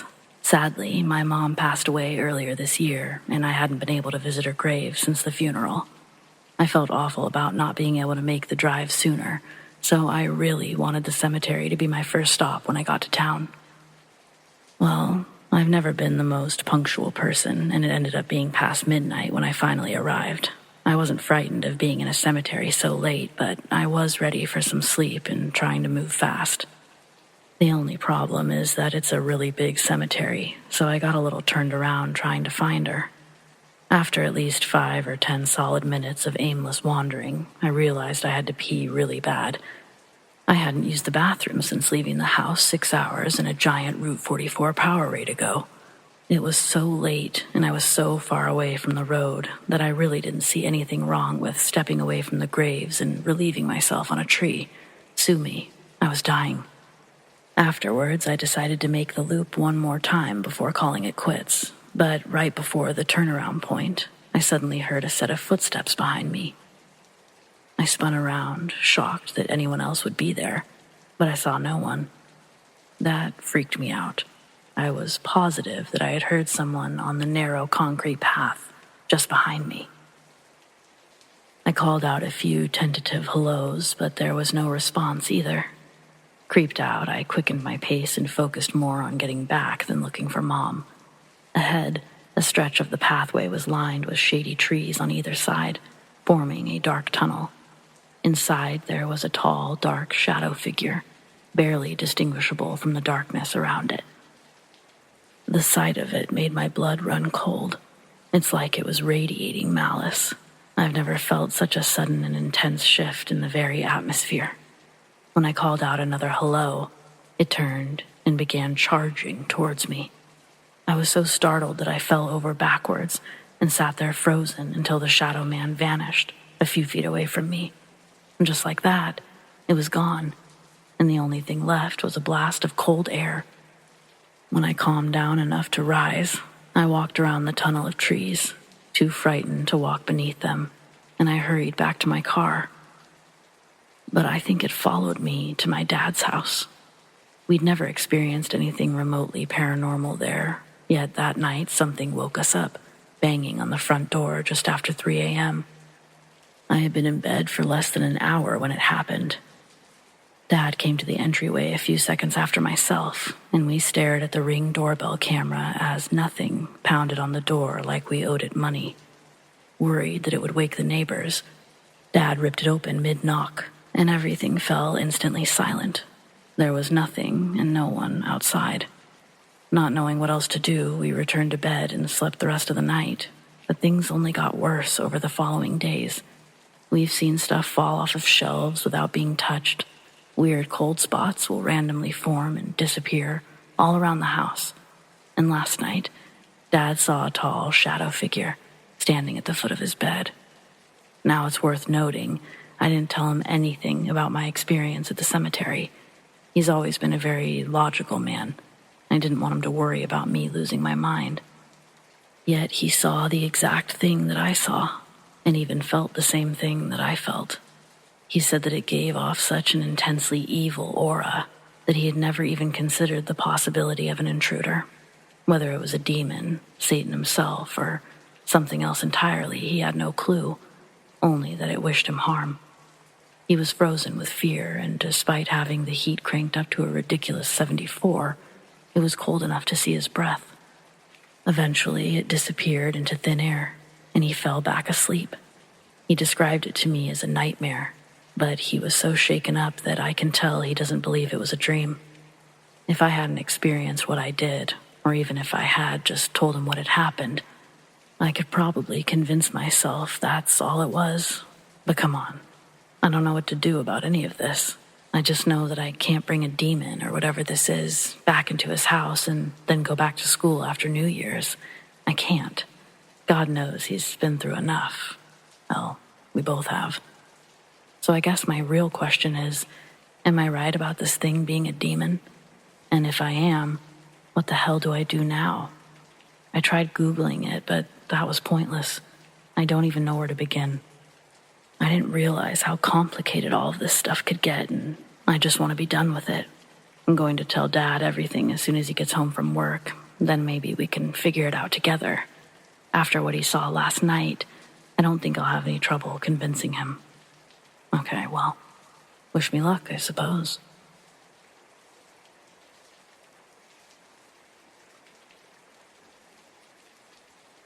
So I moved in with my first girlfriend, but I may have gotten in over my head.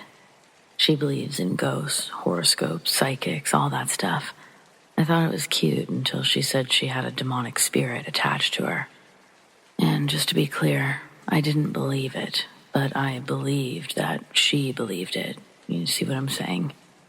As far as she's concerned, there's genuinely a demonic presence connected to her. Yet she chose to drop that bombshell on our first night living together.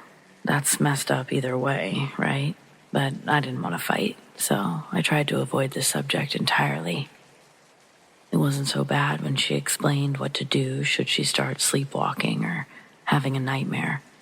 But then she started talking about speaking Latin or walking around with a weapon. I'm sorry, what? No. We'd already been together for over a year. She never mentioned a word about any of this. Yet now I had to worry about being attacked in my sleep. It felt like my life was in danger. But then 4 months went by and nothing happened. Our relationship was doing really well. And then I woke up to see her standing over me, 2 o'clock in the morning. She looked like a corpse, pale, stiff, and slack-jawed. I said her name, but she didn't react at all. She just kept looking down at me with a blank stare. Her eyes were cold and lifeless. It took me sitting her down and calling her name several times before she came around. Once she did, she had no memory of standing over me. We went back to sleep without ever really talking about it in detail. And 3 nights later, I woke up to Cassie having some kind of seizure. Her eyes rolled to the back of her head, and she convulsed for I don't know how long.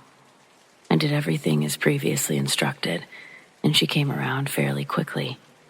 She didn't talk about it to the extent I wanted, but she warned me the next few weeks might get intense. I really didn't know what to think. She isn't much for practical jokes, and she's definitely not the type to fake something for attention. Well, I didn't have long to wonder. A couple of nights later, I woke up to the sound of soft whimpers. It reminded me of when you try to scream in your dreams, but nothing comes out. I intended to wake her up, but her eyes were wide open, fixated to the ceiling, with a look of pure horror on her face. I followed her gaze, still half asleep myself, and I let out my own startled scream at the sight of a large black figure looming over us. Its head was nearly touching the ceiling as its long body stretched down to the floor on Cassie's side of the bed. I flailed around so hard that I fell onto the floor myself, taking the lamp with me.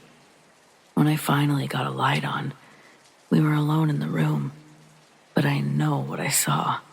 It wasn't a dream. My girlfriend was still staring straight up where the figure had been, and she remained in an almost trance-like state until I pulled her upright. Once she snapped out of it, she began apologizing and crying. I felt helpless. On one hand, she clearly wasn't faking or mislabeling whatever had just happened. But I was a lifelong skeptic. What did all this mean? Once Cassie calmed down, I was able to think a little more clearly, and I searched the house, just in case someone was inside. They weren't. Not a single item was out of place, and the house remained locked tight.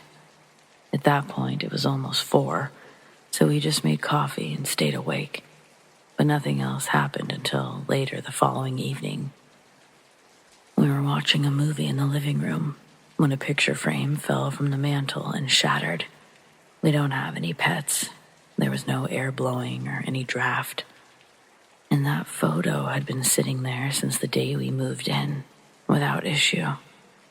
I wasn't ready to blame it on a demon quite yet, but Cassie was certain.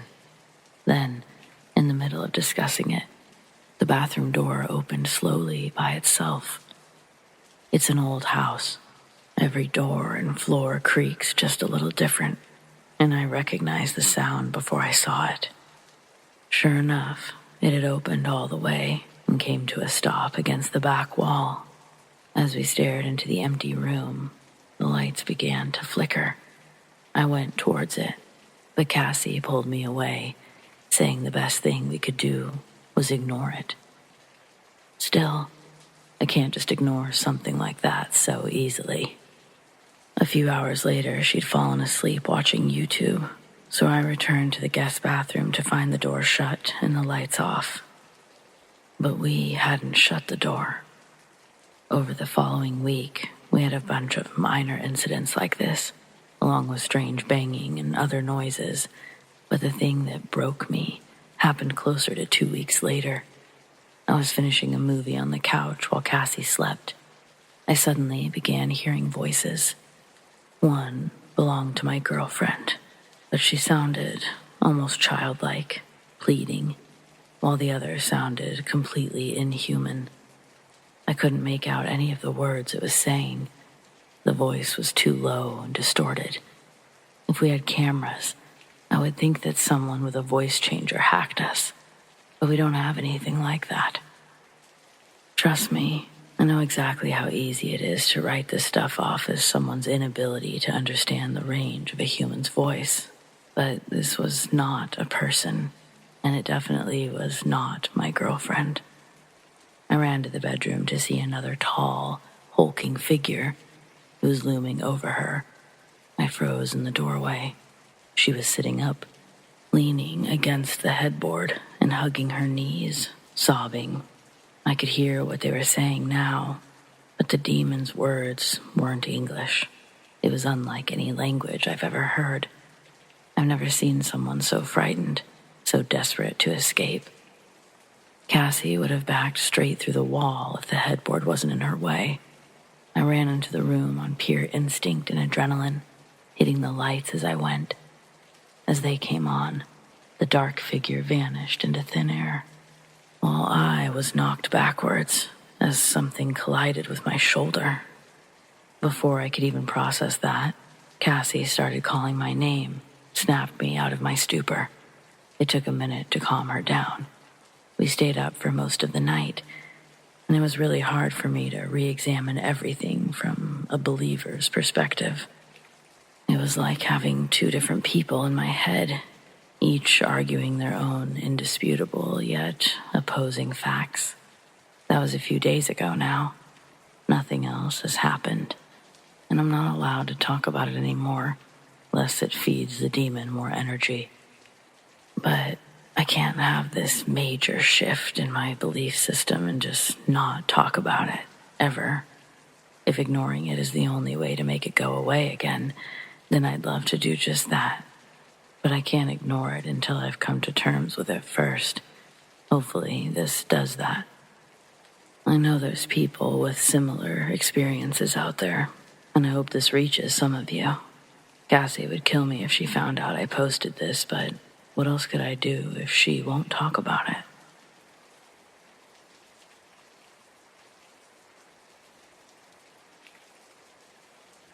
I visited a relative's home today. I witnessed the creepiest, paranormal experience of my life. I've been slapped by the unseen. I've seen a dead man's ghost walking towards me. I've heard whispers coming from right next to me, and I've seen strange faces peeking at me. Yet I stress what I saw today was the most terrifying. I had lunch there, was having a casual conversation. Our conversation, it shifted, and she said, "Strange things have happened recently in our home. Do you see these fingerprints and scratches on the wall behind me? It all appeared out of nowhere a week ago. It's like we're being haunted or something." I stood up and checked the wall. Though they had wiped away the black stains that were formed by the fingers and the hand, I could still see them. "Maybe your daughter did it by climbing over the sofa," I said. "She has a 3-year-old daughter. She could have messed with a pot of ink or something, messed with the walls. Kids do these kinds of things." Though the wave of prints went on beyond the sofa, where she probably couldn't reach. "It's not just the wall. Every wall in this house has prints. Some walls have deep scratches. Hundreds and hundreds of prints and scratches. Go look for yourself," she replied in a trembling voice. This is a big house, 3 areas. I looked around and went to the first room. No shit, all the walls had scratches. About 4 feet off the ground. I tried scratching the wall myself. On this quality paint job, it took a very good effort to make just a small scratch. Then I scratched with a coin, with a spoon, with tweezers, but nothing matched. The scratch formed by my nails were the closest match. I checked all 3 rooms. Inside those rooms, there were small, inch-long scratches all over. Outside the TV lounge, kitchen, washroom, there were black fingerprints. I went upstairs. Same scene. I moved a wooden wardrobe, and it made me sweaty doing that, but there were these deep scratches behind it. What could have caused this? Are these walls watery or falling apart in some way? Why do they all appear at this 4 feet height? I do know what it looks like when paint starts falling off, but this didn't look like that. No bubbles or cracks. The paint was hard, dry, and spot on. No moisture at all. I sat there for a minute trying to find one plausible reason to define what could be going on with these walls. I went to the ground floor. It only had 1 bedroom, kitchen, and a drawing room. I went in the bedroom, started inspecting the wall, thinking, and then it struck me. The idea of finding if it's legitimately a scratch or not. I sat down and looked at the floor. I looked closely. I could see dried paint sprinkled on the floor below the scratches. As I made this realization, I felt a presence. I was not alone in this very room. Please trust me. I can't explain how or why. I looked around. I heaved a dead cold sigh of relief, and I left the room very slowly. This house wasn't haunted by default. Someone caused this. black magic, a demon.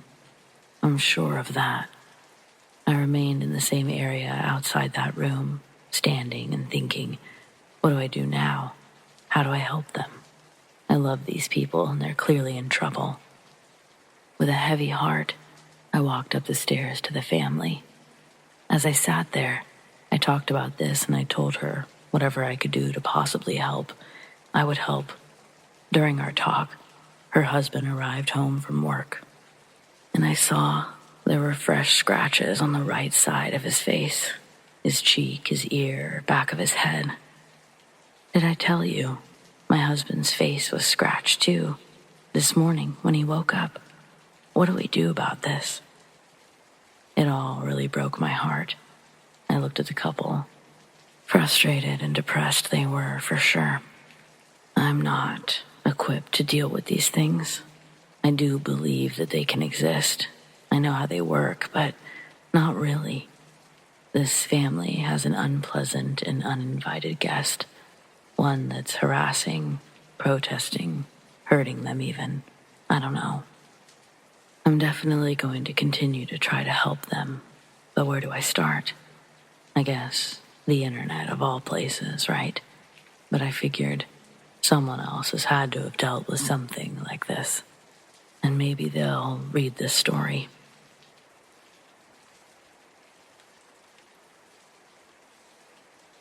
The first classroom I taught in was haunted, or whatever you'd call it, by something more than just a ghost.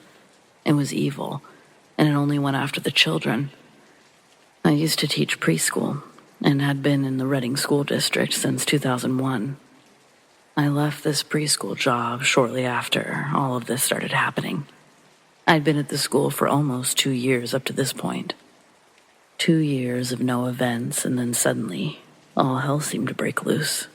I'd just moved into my new classroom, one that was tucked away on the east side of the building.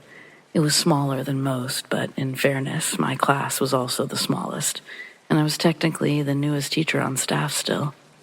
The room, it smelled a bit like mildew, as it had been previously used as storage. I did everything I could to make that room feel warm, but sadly it never did.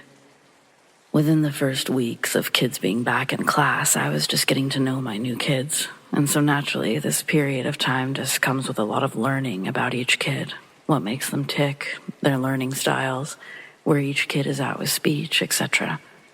All of my kids were incredibly hesitant to use the sink inside the classroom. I assumed that they were adverse to washing their hands or water, so I taught them all the importance of hand washing in the big bathroom. And oddly enough, none of them seemed to have that same problem. Only they did again once we were back inside the classroom. 2 kids ended up with injuries before we'd made it through the first month, but it's the way the injuries occurred that caused me pause. The first child, it happened quite literally in front of me, but there was nothing to explain how it happened. The child was standing in front of myself and a group of kids. They were showing everyone how to do the itsy bitsy spider hand motions for the song. They weren't nailing it, of course, but it was cute and fun that a student had something they could share with everyone. As they're standing practically perfectly still aside from their hands, I watch as this kid's shirt collar is pulled away from his neck by some sort of invisible force, only to then proceed to yank the child backwards, pulling them down to the ground. Everyone sort of jumps back, inching closer to where I'm sitting. I plunged forward to grab the child who's understandably upset. As I'm consoling one child, the others gather even closer than before, and one of my kids, the strongest talker of the group, says, "Why did she hurt William, Miss Reese?" I didn't know how to answer the children, but I understand there's a time to lie and a time to tell the truth. So I said sometimes when the floor is wet, we can slip if we're not careful. All of the kids looked at me with a disappointing or disapproving look on their face, but I stood my ground and switched the subject to snack time. The second injury was just a couple of days after the first, but this one I didn't actually see, not fully. In our class, we have these cubbies that line the south wall of the classroom.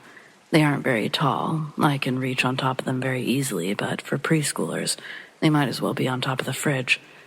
They aren't getting up there. As I'm helping one child with their coat, a little girl near the cubbies can suddenly be heard crying. I swiveled around, and there was blood streaming down her face, and it wasn't just her crying. There were several kids near her as well. There were a few other kids following me to the scene, and they were saying things like, "It flew," or "Why did she do that to her?" etc. Questions and comments that I didn't really understand, but I did search around for what could have hit the girl in the mouth. It was a wooden block. They're relatively heavy, definitely not meant to be thrown, but they were also clear on the other side of the room. The good talker of the class asks me something that at first meant nothing, but soon it changed everything. "Maybe we play with the board, Miss Reese. Maybe if we play, she'll leave us alone, Miss Reese." I didn't clarify. I just said something like, "We can't play a game right now, buddy. Maybe tomorrow?" But when I turned to face the kid, he's pointing at the ceiling above the sink. Still, I didn't react because I still didn't really understand what games would be up in the ceiling. I said as much, got the kids to their parents, and then I went back to my classroom to close up. Standing in my classroom that time, I couldn't take my eyes off the area near the sink, specifically the ceiling. It had bothered kids or grabbed their attention one way or another since class had started. I don't know about your classrooms, but mine consists of ceiling tiles that are easily removable and lightweight. Just push and they pop up. I knew I couldn't leave that classroom until I checked above the sink, so I found a small ladder and opened up one of the ceiling tiles. I didn't see anything, felt around a bit, just dusty. So I lifted another, and this time I did find something. A Ouija board. By the looks of it, an old one. I put it down almost as quickly as I picked it up. I didn't know much about this stuff to understand how dangerous it was, but I'd never heard anything great about them. I almost left it there. But this thing, whatever it was attacking kids. I couldn't let that continue. At the very least, I couldn't let the board stay. So I threw it away in the school's large dumpster. Several months would go by. No more strange events or injuries. Instead, I found the board again, tucked in the ceiling near the sink. I wouldn't have even thought to look again until my talker told me the board was back. I laughed, didn't even acknowledge it. Instead, I acted normal for the remainder of the day, and then immediately looked again once the kids were gone. I once again took the board to the dumpsters, only this time I decided to cut it up. The thing was practically falling apart on its own, so a couple tears and it was dust. I told my janitor what I'd done, asked that he keep an eye on the classroom for strange activity. He shrugged and went on his way, but for some reason, I couldn't bring myself to go back to that classroom. I called the next morning to inform my boss that I was going to have to visit family in Utah for a family emergency. A few days after that, I put in my 2 weeks' notice. Since I wasn't ever going back, I figured I'd be honest with her. Naturally, she didn't believe me, and instead probably thought that she'd gotten lucky, someone like me leaving on my own accord. But God, I'm so curious if she ever looked in the ceiling, and even more curious if it was still there. I mean, I'll never know because, well, I'm never going back.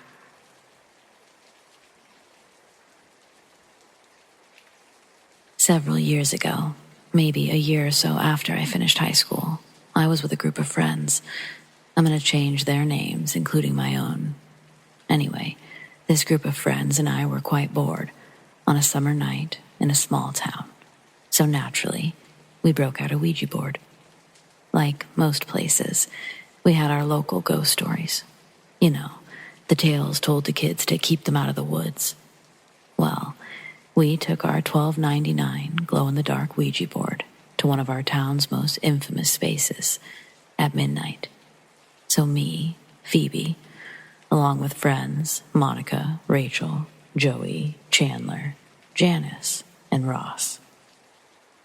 We all went to our local junior high courtyard, where, legend has it, you'll hear a baby cry at midnight. This is where we went to use the board. We started by asking all the usual questions, and wouldn't you know it, not a damn thing happened. So, defeated and still bored, we trudged back to Rachel's place. She lived real close. Her mom was really chill. Looking back on it, probably a little too chill, but she told us that we should have lit candles, sat in a circle, really do the damn thing. So, being incredibly stupid and immature teenagers, we did it again. But this time, it was a little different. We asked all the usual. Is there someone here? Yes. Do you want to harm us? No. Monica started acting strange. She was breathing kind of heavy, tearing up. No one else really noticed, but I did. I wish I'd said something. Rachel asked, "Do you want to tell us something?" Yes. What? Joey and Chandler had noticed by now that Monica was visibly and audibly upset. We met eyes. Not wanting to break the link that we created, without words, we agreed to let it ride. What? Janice asked the board, again, more forcefully this time, as she was becoming scared and impatient. Hurt. That's when Monica let go. She began rocking back and forth, crying and sweating profusely. Ross started to go to her, but along with the others, I screamed for him to stop. Don't break the link. Rachel, eyes now brimmed with tears, asked, "You want to hurt one of us?" No. So, someone we know will get hurt, maybe? Yes. Okay. We all sat back, Monica still noticeably hyperventilating. While Ross's face was still plastered with worry, Chandler gave me the "she's totally being dramatic" look. And honestly, I agreed. I wanted to get this moving along already. So I said, "Fine. Who is going to get hurt?" Jay. And circle. Jay. Rinse and repeat, just Jay. We briefly discussed as a group. None of us knew someone whose name began with a J. Me again. So, someone with a J name is going to get hurt? Yes. How? Wreck.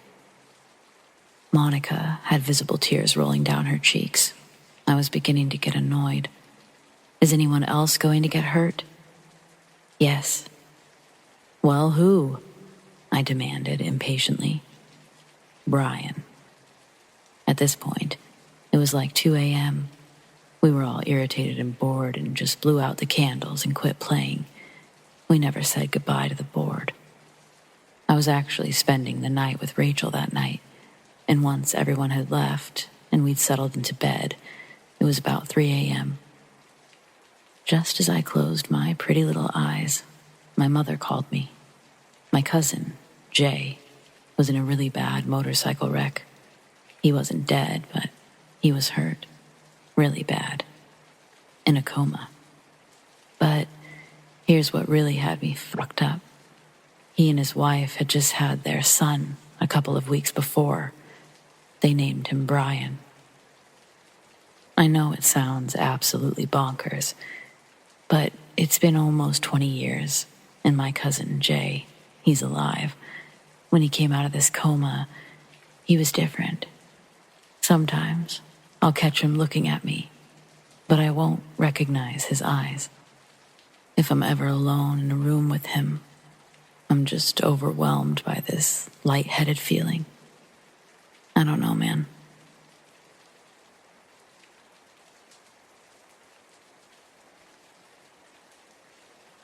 There's a bit of a backstory, but it's important. In February 2015, my sister ended up buying a Ouija board. She bought it from Spencer's Gifts, so it was cheap and plastic. It had a moon and a sun in the top corners, 2 images on the bottom that I really don't remember. She made plans with 2 of her friends, S and D, and myself, to use the board. My mother is a Bible thumper, so we couldn't do it in our house, and we decided to go to S's house, since her parents are open to things like that. We all spent the night at S's house. They wanted to wait to take out the board until 12 a.m., the witching hour, to have a higher chance of making contact with something, I guess. We had a dance party, and we ate a ton of junk food. At about 10:30, we settled down to watch a movie. I fell asleep. At about 11:45 p.m., S stopped the movie, and we started setting up. I was tired from our craziness. We shut off the lights, lit white candles, and got around the board. My sister, S, and I had our hands on the planchette, while D sat next to us with a piece of paper and a pencil to document. She was too scared to use the board. We opened the board and we asked questions, without much luck. We stopped and we talked about what we could do to help move things along.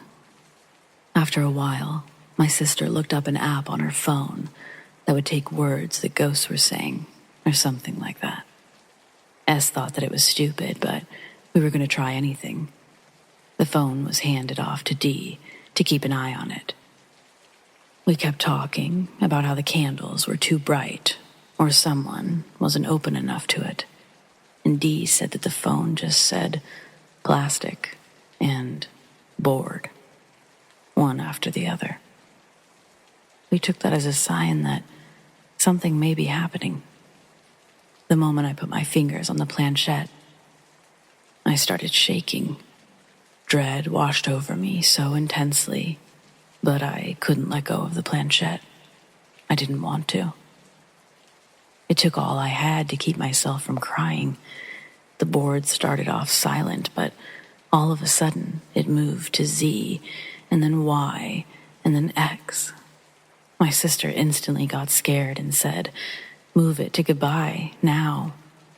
We did, and the feeling was gone, as quickly as it came.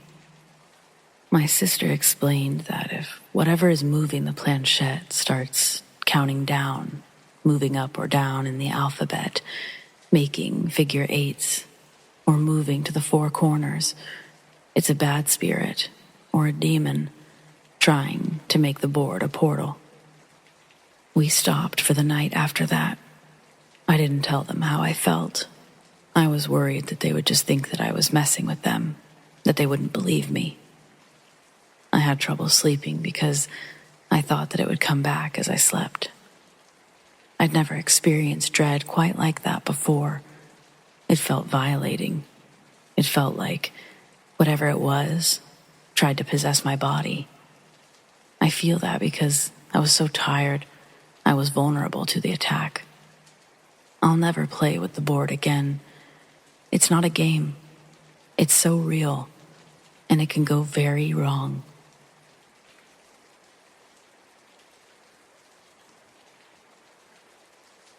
Hey all, 45-year-old widower here, and I need some help with a demon. A lot has happened to get me to this point, so I'm just gonna take you through this mess best I can. My wife, Tammy, died just under 2 years ago, during our son's freshman year of college. He took the rest of the semester off, but eventually we had to go back to our lives, so he returned to school after Christmas break. Then it was just me here, alone, with Tammy's memory, and I didn't handle that so well.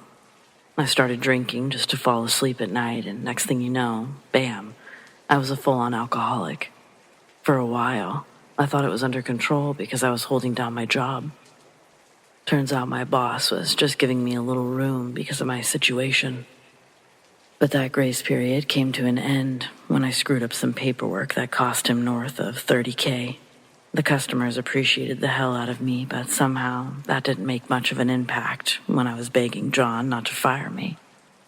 I thought being home alone all night was torture, but I didn't realize how much worse things could get.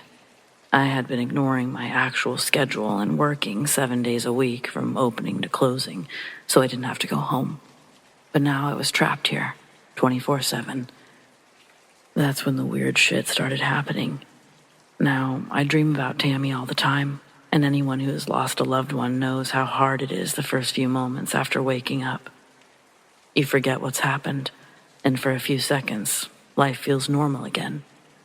Then reality comes crashing back, and you have to relive the grief again. See, that happens to me all the time, but occasionally there's a twist to it. First, I should probably clarify that I've never experienced sleep paralysis before this, and I've always thought the paranormal was just superstitious nonsense. It's all in the months leading up to this. I never once considered seeing a psychic or trying to contact Tammy's spirit. The thought hadn't even occurred to me until she started talking to me in my dreams. During the second week of November, I had my first experience. From the very beginning, I knew it wasn't a normal dream. I wasn't reliving old memories or seeing visions of Tammy's accident. I was in bed, alone, and the only source of light came from a dimming street lamp outside my window. It was just bright enough to reveal a shadowy figure looming next to the door, which I assumed to be an intruder. I tried to jump out of bed, but I was completely paralyzed. I couldn't move a muscle. I was just stuck lying on my back as this person slowly inched closer. They moved like they hadn't noticed that I was awake. I didn't know who it could be or what they wanted, but then they passed by the window, and I saw it was Tammy.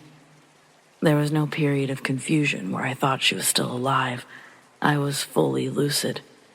The first thought was, this is the realest nightmare I've ever had, and I couldn't wait for it to be over. She didn't look like ghosts do in the movies, not unless it's horror. This wasn't one of those lovely visions where she's at peace or gives me her blessing to move on. No. She looked like she randomly decided to come home and crawled out of her grave. She was on her way to the grocery store when a giant dually truck came flying off on an exit ramp and killed her on impact. The other driver died as well. Apparently, he had left a bar to go pick up a friend. The damage was so bad. I'm sorry. I really can't handle describing it in detail, but she suffered massive trauma. And now she was standing there like she had just stepped out of the wreckage. After she passed the window, the darkness once again distorted her features, but only until she was directly next to me. Then she sat on the edge of the bed and suddenly became very much the image of what you would see in a movie. She was glowing and beautiful. She smiled, and all the fear melted away, forgotten. She said that she was still here, unable to move on, and needed my help. Then her soft glow faded back into a shadow and disappeared entirely. That's the last thing I remember before waking up in the morning. I fully believed it was only a dream, but it freaked me out, and unlike other dreams, it didn't fade as the day wore on. I couldn't get it out of my head. Later the next evening, I was watching TV in the den, and Tammy's recliner suddenly popped open, exactly as if she'd sat in it. We have two big leather lazy boys that are pretty worn in. All you gotta do is sit down and slightly lean back for them to pop open. But they've never just randomly opened by themselves. I heard the noise it made when she would sit down. I know you all know what I mean. That distinct sound of the leather stretching and the springs squeaking. I looked over in confusion to literally see an imprint of someone sitting there as the chair leaned back and the footrest came out. A few nights later, I had another nightmare where I woke up paralyzed again. It started with the same horrifying image of Tammy after her accident, but she was glowing by the time she sat next to me. And again, she said something about being stuck here, but she almost sounded far away. Then, the last thing I was able to understand was something about a box in the back of her closet. When I woke up in the morning, there was an awful stench of rotten meat. It almost made me forget about the dream, but then I thought of how random the thing about Tammy's closet was, and I wondered if I smelled something in my sleep. Like maybe my subconscious decided it was coming from the closet. All of Tammy's stuff is exactly where she left it, because I just can't bear to go through it. But I had to get rid of that smell. Well, the only thing I found was a birthday present and a card that she never got to give to me. It had never even occurred to me that she had probably already gotten one. I sat on the floor reading the card over and over for a long time before suddenly realizing the bad smell was gone. I couldn't explain it any more than a dream leading me to that present. So that's when I learned about sleep paralysis on the internet. It kept popping up all over my search results, and most of it matched the actual experience perfectly. Then I started looking into ghosts and reading about other people who claimed to be visited by a dead spouse. I read a lot of stories where someone lost their partner unexpectedly, and neither party could move on, not until they were able to say a proper goodbye. That really seemed to fit with the parts where Tammy said that she was stuck. Well, I couldn't afford to hire a psychic, not while I'm living off of savings and insurance, so I decided to talk to Tammy herself. I might be a sorry piece of shit these days, but the one line I won't cross is driving drunk. I couldn't bear to do to someone else what that bastard did to us. Instead, I overnighted a Ouija board and some candles from Amazon. It didn't work right away. In fact, I almost quit. But then the glass slider piece actually started moving. I about shit myself. But Tammy basically confirmed almost everything that I had assumed. She didn't have the closure that she needed to move on and needed help. But that's as far as we got the first night, because it just suddenly stopped working. Still, for the first time, I had hope again. I drank less and less to the point that I hadn't realized I was down to a 6-pack a day. More things started happening around the house. Sometimes I heard footsteps, or it would suddenly get really cold. During the next sleep paralysis incident, she appeared in glowing form from the beginning. I didn't have to see the nightmare version at all.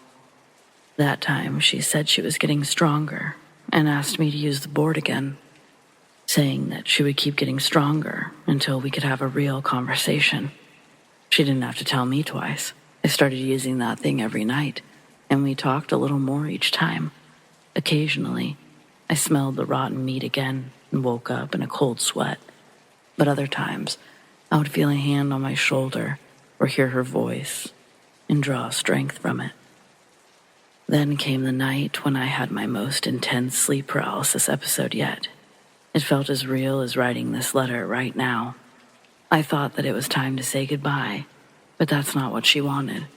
She wanted to be together again, all of us. When our son came home for Christmas, she expected both of us to join her. She even suggested ways to do it. That's when I knew this thing wasn't Tammy. In my research, I'd seen more than a few cautionary tales, but I never actually read any of them all the way through. I just really wanted my case to be one of the real ones. Deep down, I knew there was something wrong. No one else's stories involved stenches of rotten meat or seeing their loved ones mangled. Certainly, they hadn't been asked to harm themselves or others, at least not until I started reading about demons.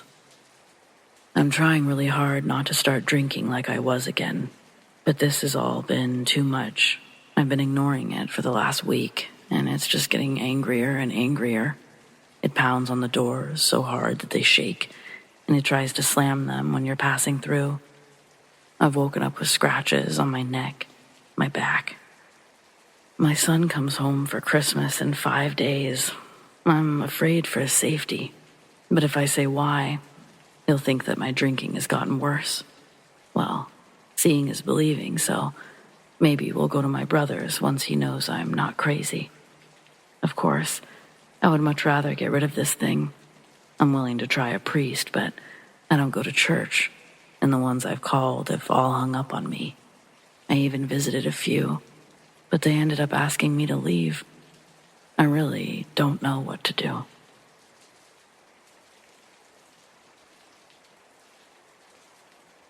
This story takes place around 2010-2011, when I was in high school. At this age, I was not the sharpest tool in the shed, with no real discernment or understanding of the spiritual world. At that time, I had a weird obsession with anything occult or satanic. Just to clarify, I'm now 27 and a firm believer and follower of Jesus Christ. And I realize how insane I was to open a door for something evil to enter my home, my life. I experimented with a crudely home-constructed Ouija board a few times and experienced some weird occurrences. It all started when one afternoon, a few friends and I headed to my house for our almost daily after-school smoking session, which always took place in the detached garage. This is also where we had attempted to contact something with the aforementioned Ouija board. We succeeded, and when we asked the entity its name, the planchette moved and spelled out, Keith. Keith answered all of our questions, explaining that he died in 1990 and that his favorite band was Nirvana.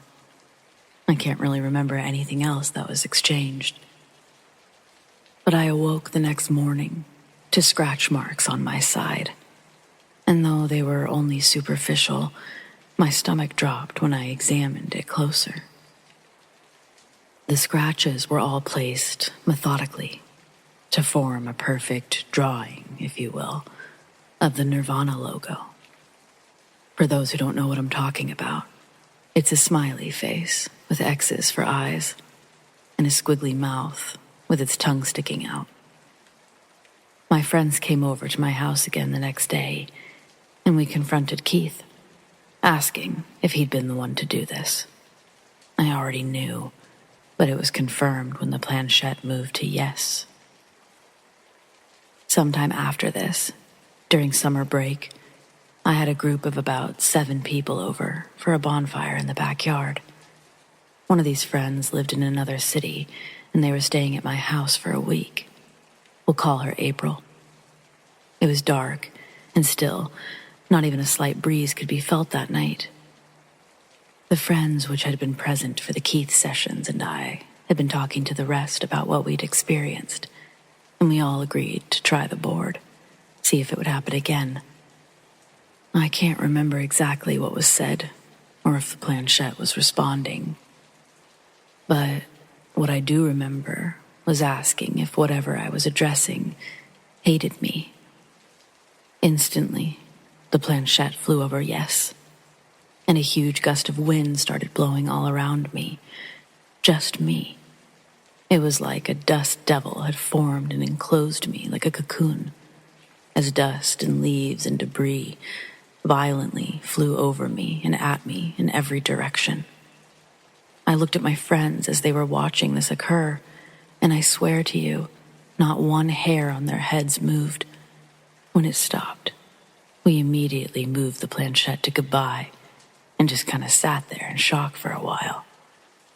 After everyone else left, April and I headed inside, as it was very late. Then I took the most uncomfortable shower of my life.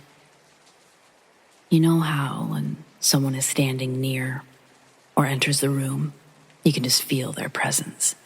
Well, that feeling hung in the air like a thick cloud. Just the feeling of someone straight up watching me. Now, I'm notorious for taking long showers, using up all the hot water, but I got out of there in what felt like 3 minutes. The next part, it requires a bit of a layout of the house. When you enter, there's a family room with a single large window facing the front yard, a couch in front of said window, and a TV. From this room, going right, you'd go down an L-shaped hallway, with my room on the immediate right, and a bathroom, my brother's, and my parents' room down the hall. And left, you'd be in the kitchen, which led to what my dad had dubbed the music room, since we kept all of our instruments and sound equipment in there. It also functioned as a second living room. It too contained a couch and TV, Separating this room from the kitchen was a glass door. April and I were sitting at the kitchen table, chatting. She was sitting on one side, her back facing the music room, and I sat on the other, facing her. As she was speaking, I noticed movement behind her. I looked, and I watched in shock as the glass door, which had been slightly ajar, was slowly opening. I should mention that there were no windows open in the house, no draft. The air conditioning was not running at the time, and my parents and brother were fast asleep. "April," I said in a hushed but panicked tone as I pointed to the door.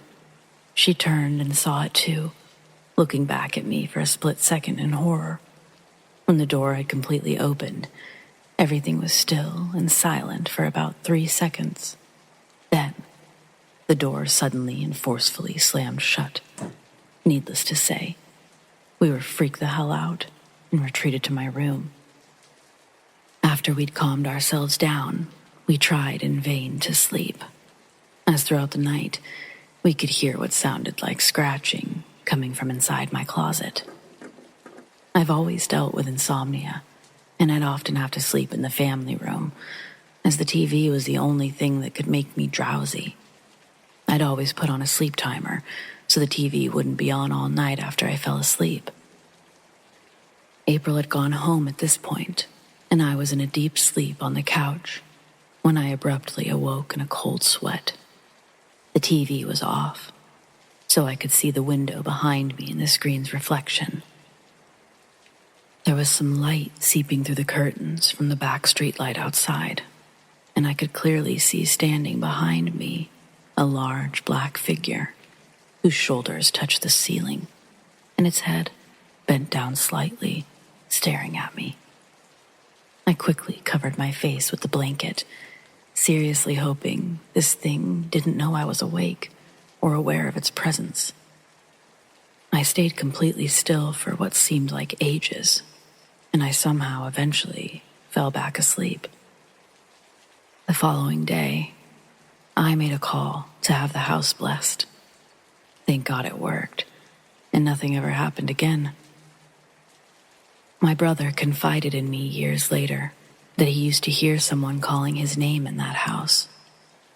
But whenever he'd ask our parents if they'd called him, they'd tell him that they hadn't.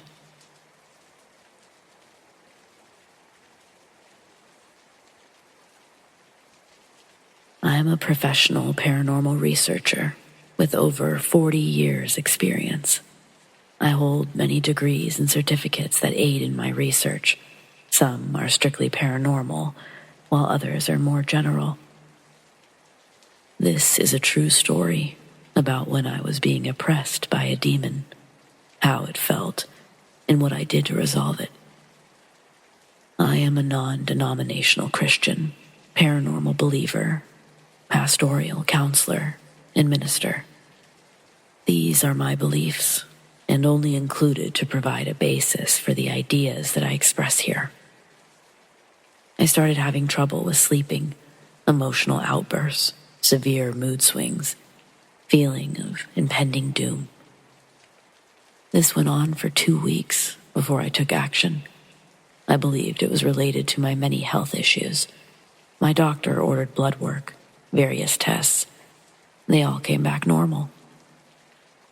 Within 6 weeks, I'd exhausted all of my personal resources to address this issue. I didn't immediately assume it was paranormal, but I attempted to intervene with my spiritual beliefs and practices. This did provide some relief, but it only lasted a couple of hours to a few days. Eventually, I sought the help of another minister. He wanted to perform a minor exorcism to see what effect it might have. I'm very lucky to have another professional available, especially one that I have a personal relationship with. His familiarity with me validated his concerns and gave him the confidence to proceed much faster than the process normally allows.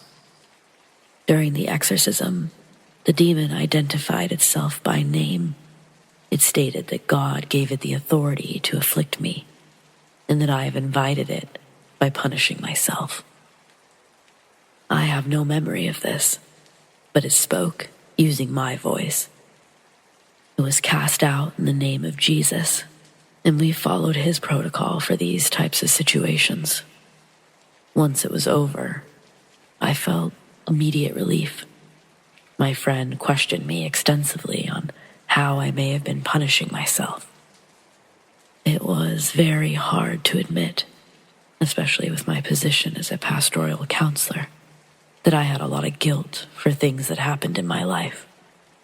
Some were things that I had done, while others were things done to me. For several weeks, he counseled me to help me deal with these issues so this wouldn't happen again. As a result of this whole experience, I have questions. This was a demon, and though it was oppressing me, it seemed that it was for my own good. I've seen this happen when helping other people, but is this the norm?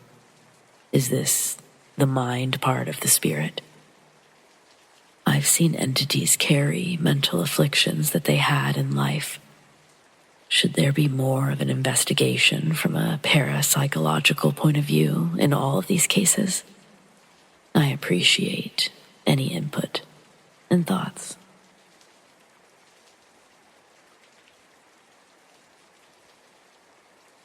Every summer, I go through all of my junk and make a trip to Goodwill. While I'm there, I like to browse for hidden treasure. And so long as I take home less than what I brought in, I'm technically still winning. During my last visit, I discovered an antique doll that looks like a horror movie prop. Her brown hair is in ragged pigtails, her yellow sundress faded, and she smells like mothballs, but her blue eyes are wide and shiny, as if brand new. It really felt like she could see you. Upon returning home, I put her on the mantle and thoroughly enjoyed my friend's reaction that evening. After we shared a laugh, I threw the doll in my closet and promptly forgot that she existed. A few hours later, my friend left and I went to bed. That's how this story should end, only it doesn't. The next morning, Dolly Dearest was sitting on my dresser, but I was willing to write it off as temporary insanity. Instead of arguing with myself, I just tossed the damn thing back in the closet and went about my day. Until I returned from work that evening to find her back on top of the dresser. I live alone. I don't even have a pet. I couldn't explain it, so I blamed my friend and instantly regretted it. Not only was she completely innocent, she took the time to educate me on haunted doll lore. By the time I got off the phone, I only knew one thing for certain. Dolly had to go. I put her inside of an old purse, filled it with rocks from the parking lot, left her in my car for the night. I almost expected to see her inside the next morning, but I didn't. The purse was still right where I left it on the passenger side floorboard.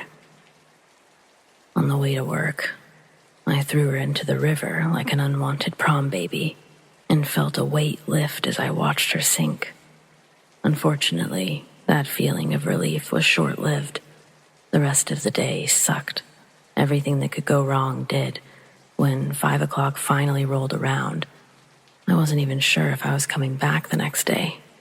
Then, on the way home, I almost caused a wreck when my brakes failed. I would be dead right now if I hadn't thought to use the emergency brake. Once safely back at home, I leaned across the center console to reach my bag, which had fallen into the floorboard during the drive. I think that's when the doll got inside. All I know for sure is that a few hours later, I went into my purse for chapstick. And I got the surprise of my life when those glassy eyes were staring up at me. I probably gave my neighbors a fair surprise with my screaming, too. I reflexively threw the doll across the room like a sticky thing peeled from the bottom of my shoe, and she hit the corner with a soft thud. I sat motionless, staring at her for a long time, before finally tearing my eyes away. Her body was bent into a sitting position, with her legs propped against the wall, her head turned away from me. I would have never been able to stare into those eyes for that long. I'm just trying to say, I was positive about how she landed, because I went outside to catch my breath for a minute. When I returned, the doll's head had twisted around, backwards. It was staring right at the spot that I'd been sitting moments before. And it was like her facial expression totally changed. Before, it was like happy, but now it looked furious. She felt furious, like she was radiating anger. This time, I left her on the mantel where I could keep an eye on her. Nothing else happened until after I fell asleep. When I woke up the next morning, she was sitting next to me, staring at me. I was done. I drove out to a secluded spot, soaked it in lighter fluid, burned it, till there was nothing but a pile of ashes left. I'm safe now, right? It's over. It has to be over. If that thing comes back again, I swear I'll lose my mind for real. There's going to be no coming back from that.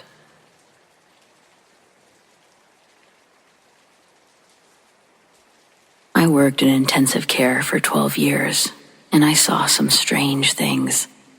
One night, we had 4 patients in a row lose very important lines. These are things like central lines for IVs, breathing tubes, feeding tubes, etc. No one was in the room with the patients at the time that this was happening. Our desks were designed so that we were between 2 patient rooms. We could see both rooms from one desk. The patients were sedated on the vent. The first had a central line that pulled out. We managed that, stabilized the patient, and then the next patient pulled out their breathing tube. Then a feeding tube. The next was another breathing tube. There was no reason for it, and we tried to figure it out. More often, some patients would see a little boy in red pajamas come to their door or into their rooms. Whenever they reported seeing the boy, that patient would die soon afterwards. I only had one patient that saw him. She had a stroke. We were doing comfort care only. I was working the night shift. Throughout the night, she had periods of being afraid, so I'd hold her hand and we would talk, the best she could. And this would calm her down. During one such talk, she said, "Watch out for Bruce." Bruce is my dad's name. This woman didn't know me, did not know my dad, and I'd made no mention of him while taking care of her. I said, "Who's Bruce?" Thinking maybe it was someone close to her. She laughed and said, "You know who he is. You look just like him." I had chills all over. I do look like my dad, just like him. She said, "Watch out for him. Make sure he doesn't fall. Just watch out for him." And then she drifted off to sleep. A little while after that, she saw the little boy dressed in red. She asked who he was, why we had children in the unit. I told her we didn't. It was an adult ICU. I asked her to describe him. She said, "I guess he's about 2 or so, blonde, wearing red pajamas. He comes to the door and just stares at me. He doesn't come inside." She died later that day, on day shift. We had superstitions about certain things, such as if a patient was dying, tie a knot in the bedsheet and the patient would last through your shift. Or if a patient was dying and it seemed to be unusually prolonged, open the doors or windows and give their spirits somewhere to go. Some patients would hold on until a date had passed so that they wouldn't die on an anniversary or birthday or other important date. Occasionally, we'd have a room where several patients in a row would die. So we started asking the chaplain to cleanse the room after 3 deaths. That would almost always end the cycle. The worst thing that I saw was a very mean old woman. She was in our unit for a couple of days. She was truly awful. She would say mean things to the staff. She cursed at everyone. She got physical. She didn't have any family or friends that came to visit her. One night, she had a cardiac arrest, and we put her on the vent. She was awake on the vent, and she was terrified. She was looking up, not seeing anything in this world, and she was shaking her head. No, very emphatically. She was holding her arms up as if to protect herself. She looked like she was trying to scream, but of course, she couldn't make any sound because of the breathing tube. We tried to calm her down, to sedate her, but nothing worked. She had another cardiac arrest and died. After her death, we contacted her sons. It was then that we learned why no one visited. She had abused her sons their entire lives. Both had cut off contact with her. Whether you believe in hell or not, it sure seemed she was going somewhere she didn't want to.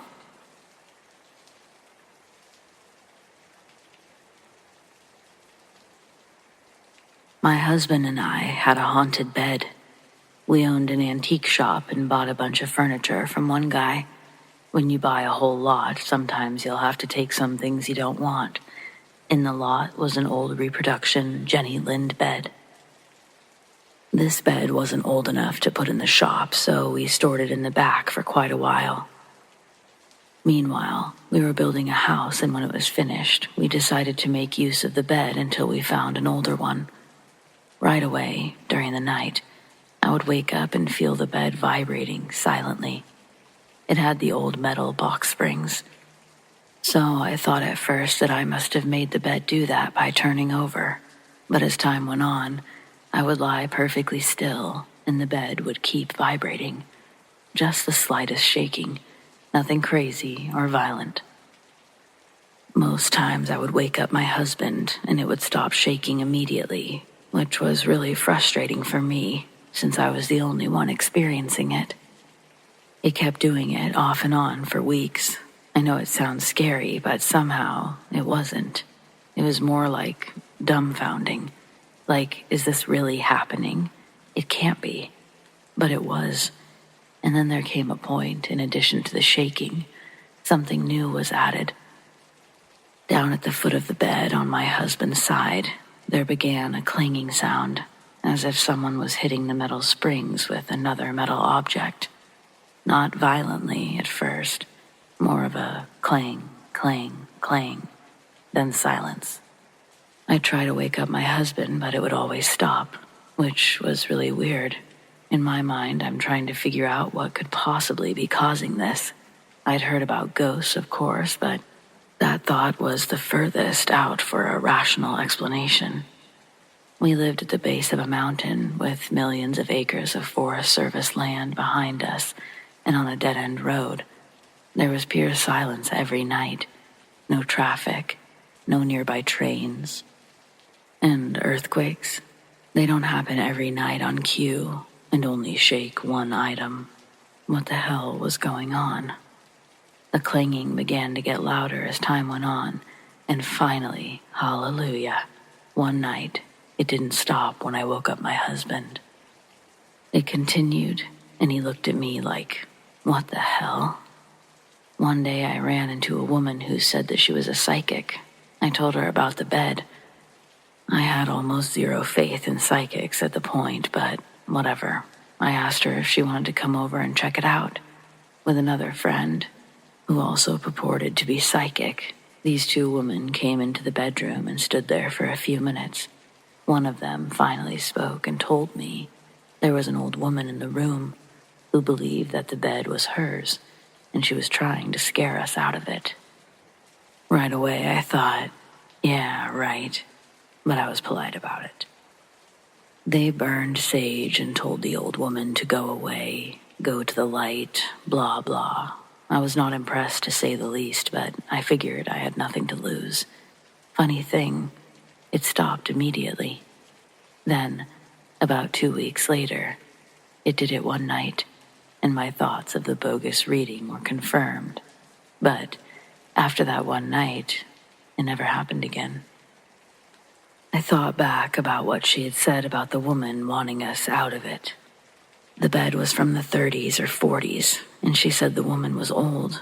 It would stop shaking, clanging, as soon as a man, my hubby, was awake. If you go back to that era, Women had very few rights, and men had the power. Women could easily have been afraid to tell their husbands and would do anything not to upset them. So it began to make sense that the sounds would stop. If this is right, I think she became desperate to get us out of her bed when she started the clanging noises. She no longer cared if the man would be angry or not. Of course, this is all speculation on my part, but since there's already no explanation of why a bed would do that, the story doesn't matter. So, did a ghost do it? Something was responsible for it, and it wasn't either of us. Any suggestions are welcome. I truly cannot understand why this happened. We're not crazy people. I'm not lying. Nothing to gain by making myself sound like a fool. We built the house ourselves out of 2 old hewn log buildings, and both of us knew every square inch of that house and knew that it had nothing to do with the house settling or moving. Besides, houses don't settle like that. So that's my story about my haunted bed, and I'd love to know what and why it happened.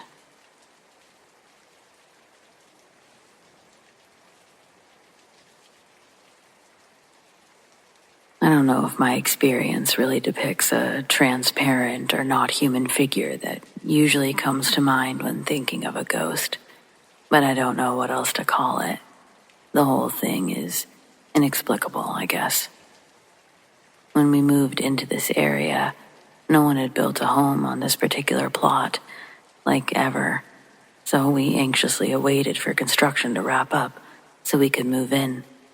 Excited to be in a spacious, brand new home, never lived in by anyone. The time came and we quickly moved in and set everything up. Everything was so bright, shiny, full of dreams for the future. It was the beginning of our lives together. Everything was perfect. Now I had heard stories from other people in the area, things whispered about in private amongst trusted friends. My friend's family was from the area, a few blocks away, and growing up I heard them talk about some things they'd encountered. I listened and didn't doubt what they saw, but it was safe to say I forgot all about it. This was my friend's eccentric aunt. Who knows what she was into? I heard them, but never really registered that these were actual things that had happened, or things I needed to worry about. So, back to moving into our new home. The stories that I'd heard 15 years ago, they didn't come to mind. We got all set up, and the first little while was blissfully peaceful. A place all to ourselves. Thinking about wedding planning and such. At first, it was just a loud bang in the middle of the night. We chalked it up to a new house, settling, something shifting in the cupboards. Then it started to become something that we couldn't explain away. The previously locked and checked back door would be heard, the lock clicking as it was unlocked, and then slowly swung open. As the months went on, it became bolder and bolder. My fiancé and I would have friends over for dinner and a movie. They'd stop eating or pause the movie to ask, "Who's upstairs?" As heavy, painfully slow footsteps moved around above our head, clearly heard by all. It sounded like a person wearing large, heavy work boots was walking over the wood floors, like a man heavy-set. They just paced from room to room and through the halls. Sometimes the click of a door handle opening would also be heard. It walked further into the room, and something would be knocked over, slamming to the floor. Of course, the guys would run upstairs, only to find that nothing was there, and no one. Our friends would seem on edge for the rest of the night, eager to leave after. The noise from the second floor carried on throughout the evening. If we were upstairs and in bed, it sounded like someone was rifling through our kitchen cupboards and pantry, pot clanging, boxes shifting. It was very loud and intentional. But as soon as you went downstairs to investigate, the noise would stop. If you were in bed upstairs, The footsteps would slowly creep up the stairs. One step would creak, just as heavy and just as slow. Some nights, my heart was beating out of my chest because it would make its way to the top of the stairs, and it was as if the owner of the heavy boot steps would walk through my bedroom door any second. Talk about anxiety. As it carried on through the months, any overpowering feeling of being watched, it appeared. There was just a heaviness to the atmosphere in the home, which was never present before, not in our relationship anyway. It felt so thick. One week I had to leave on a trip with my fiancé staying behind. He was in the shower on my first night away, and something screamed at him. He said it was so loud and ugly, he hit the floor. It sounded like it was coming from every direction. He stayed at our friend's place for the rest of the week, refusing to go back home. Something else happened, but he never wanted to talk about it. When I was home alone at night, I'd be tucked into bed reading with my dog sleeping at the end of the bed. I'd suddenly get this overwhelming feeling that someone was watching me from the darkest corner of the room, where the closet was. I'd ignore it and continue reading. My dog would suddenly jump up from a deep slumber, and he'd just stand there, staring into the corner intently, the same place I felt I was being watched from. He was a timid dog who never barked. For that first year, I didn't think he even had a voice. He was so quiet. But he let out a loud, scary, alerting of actual danger growl, and his hair would stand straight up. He backed his little body into my foot as if he was trying to protect me. Eventually, the feeling would pass, and he'd lay back down and go back to sleep. I thought that ignoring whatever was happening was the best way to deal with it. Give it no attention. It sorta came to a head one bright autumn day. Our upstairs bedrooms have large windows that let in a ton of natural light from all sides. They were open all day. The sun was low but so bright in the sky, and it filled every corner of the house. I went upstairs to charge my phone, check emails, and I got sidetracked with a quick iPhone game. I was laying horizontally across the bed, facing the door to the hallway, when slowly this blacker than black, very large and very tall figure slowly and silently glided through the middle of the hallway. It was not like a shadow. It was like it absorbed 100% of the light. I had seen it clearly. It looked like it was wearing a large, wide-brimmed flat-top hat with a heavy, long jacket down to the ankles. It was pure black, with a crisp outline against the brightly lit walls. It moved left to right, past the door, and straight into the bathroom. My heart skipped a beat. I felt like the air left the room and my lungs. My mind went blank. What the hell was that? I lay there in silence. My fiancé was busily cooking dinner downstairs. I could hear him, but I was too afraid to move. I processed what I had just seen and leapt off the bed, went tearing down the stairs. My parents had actually heard the thing in the house. That's when we brought our minister in. We had a house blessing and warming, and for a while, things were actually quieting down. Several months passed, just enough for us to let our guard down, I guess. However, things between me and my fiancé started to shift. We decided to take a break, and he moved out. Then this presence came back with vengeance, like our minister suggested it would. It became even louder, even stronger, and the feeling of being watched was intense. During this period, it started to throw things across the kitchen into the dining room. Several heavy objects scattered in a 20-foot long trail. One morning, I found the countertops and the top of the refrigerator cleared, as if someone cleared off a desk in one aggressive swipe, flinging contents everywhere. The back door would be found open nightly, despite having the door and the lock changed or checked and rechecked. During intense thunder and lightning storms, this thing seemed to get stronger. It made more noise all throughout the night. It scared the hell out of my 13-year-old sister, who only wanted to spend her weekends with me. She woke up to hearing and physically feeling the vibrations from the footfalls as it was pacing around her bed. One night, it felt as if someone heavy sat on the edge of my bed. The springs actually made a strained noise, and I felt the bed shift. My pastor told me if I didn't start attending church, it would come back threefold, and it did. I didn't go back to church, though. Instead, I moved out of that house. My ex-fiance and I got back together, bought a condo somewhere a bit further from town, and got married. We both sort of couldn't understand why we separated to begin with. Still can't. Ghost, demon, or what? We blame the house, and we're happy it's behind us. I still can't believe the things that went on there. Hopefully the new owners had better luck.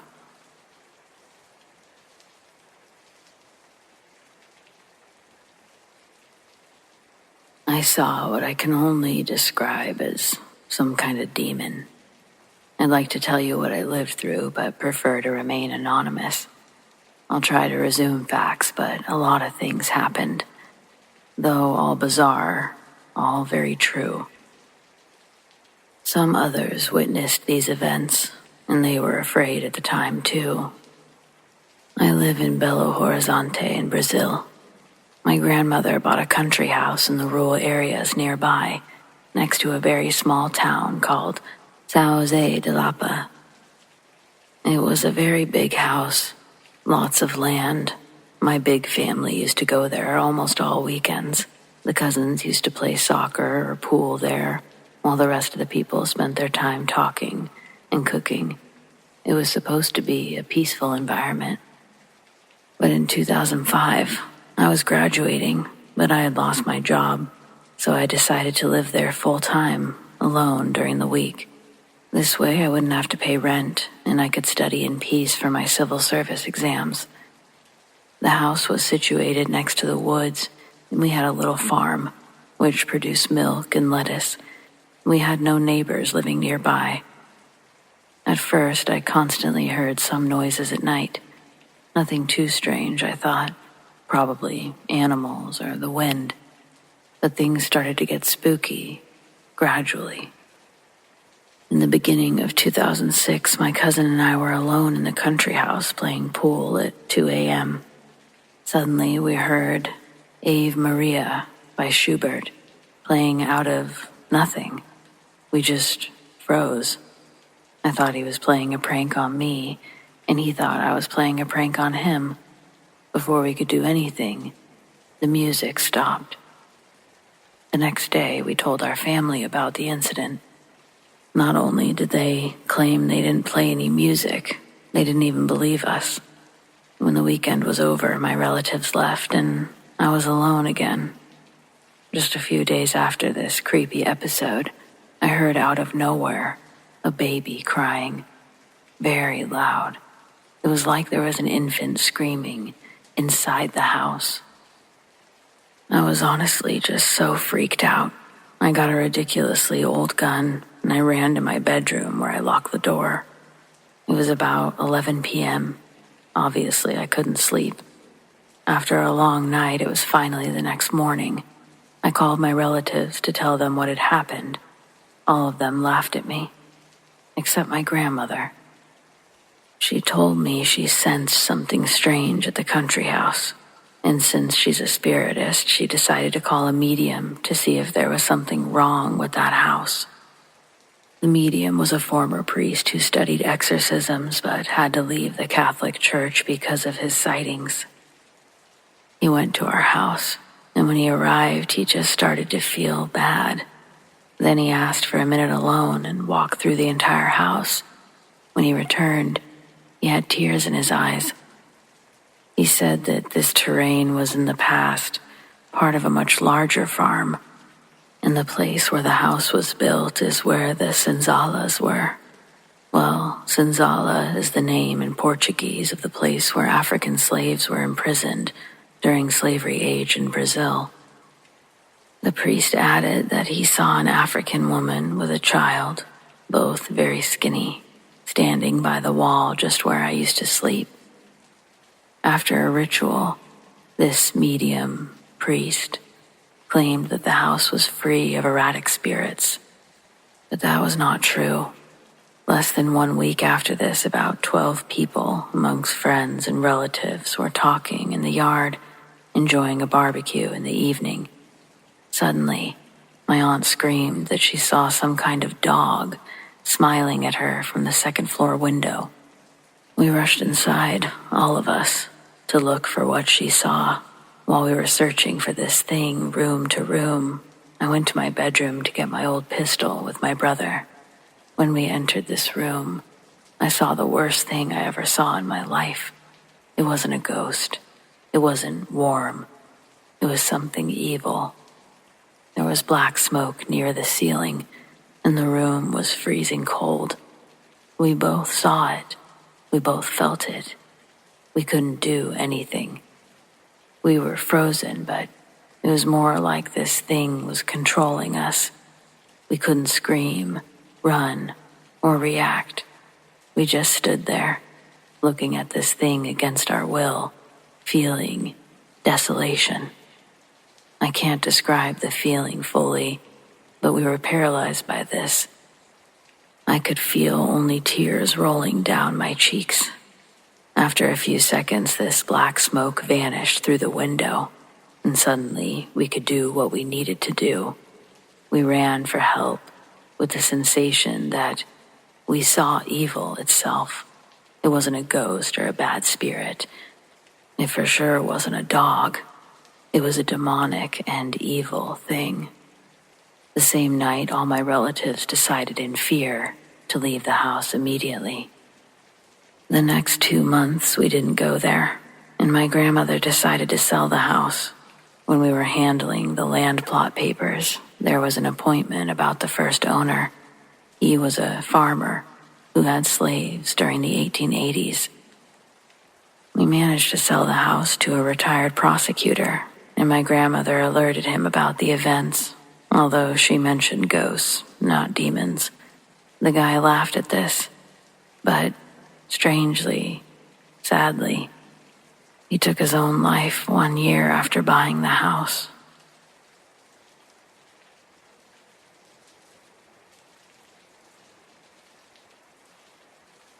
I just recently moved out of a house that I'd lived in for about 6 years. My family and I had moved in when I was 13 with a family friend whose parents had passed away a few years prior. Not much really happened there, other than the usual seeing things out of the corner of your eyes and such, but nothing too memorable. The way the house was laid out, you were able to see down the hallway past the gallery kitchen near the back door, where a half bath was and the washer and dryer hookups. You could see all this from the living room. A few years after moving in, sometimes when I would glance up at the black TV in the living room, I would notice what appeared to be the figure of a young woman standing in the middle of the hallway further down. It was just the outline of a woman standing there still, and what looked to be long black hair falling down her shoulders. Most of her was black, so you couldn't make out facial details or anything. At first, I'd find myself staring at it, and then turning around to look down the hallway, only to find nothing. Every time I'd look back at the TV, it was still there. Countless times I'd search the area, trying to find a reasonable explanation as to what I was seeing. Maybe coats or clothes, or maybe just the way the shadow would be casted. But nothing. I would look back up, and she was still there. After some time, I became desensitized to it. She never moved, never made noise. She just stood there. So knowing that there was no danger that came from her, I simply ignored any time I saw her. My parents never mentioned seeing anything, so I thought once we'd all moved out that maybe my mind was just playing tricks on me back then. I started dating my now boyfriend a few months before we moved, so he'd come around the house plenty of times and even spent the night once before. Today, me and him were sharing some of our ghost stories from our childhood. I started to mention this story, but I didn't even get to the part of the TV yet when he cut me off. He started to get really freaked out, saying that one night he'd gotten up to go get his soda from the kitchen to bring back to my room. He further explained that once he went to grab the soda, he immediately felt like he was being watched. When he glanced up, he noticed something in the TV. I started shaking. I almost got emotional, knowing that I wasn't the only one to have seen it. He described everything about her that I could make out, but he said he was closer to her than I ever was, that he could only make out the figure from over his shoulder. He'd only seen her that one time, but it was baffling to me to realize that I wasn't the only one. I called my dad, asked if he'd ever seen it, and he said no. But he did say that he would sometimes see someone walking around the house occasionally, but never anyone back there. As of right now, we're the only two who have ever seen it, which makes this encounter even weirder to me. No explanation to this day. It really makes me wonder what it may have been.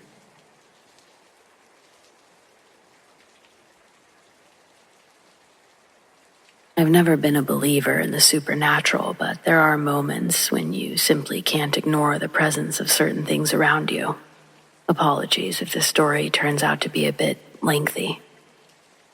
I moved to a hostel for my studies, which happened to be located right next to a railway line, and the constant rattling noise of passing trains would always disturb us, shaking our windows and such. My room was on the 4th floor. I shared it with 2 other people. I distinctly remember that after about 3 or 4 months, my roommates and I began hearing a disturbing screeching sound during the night.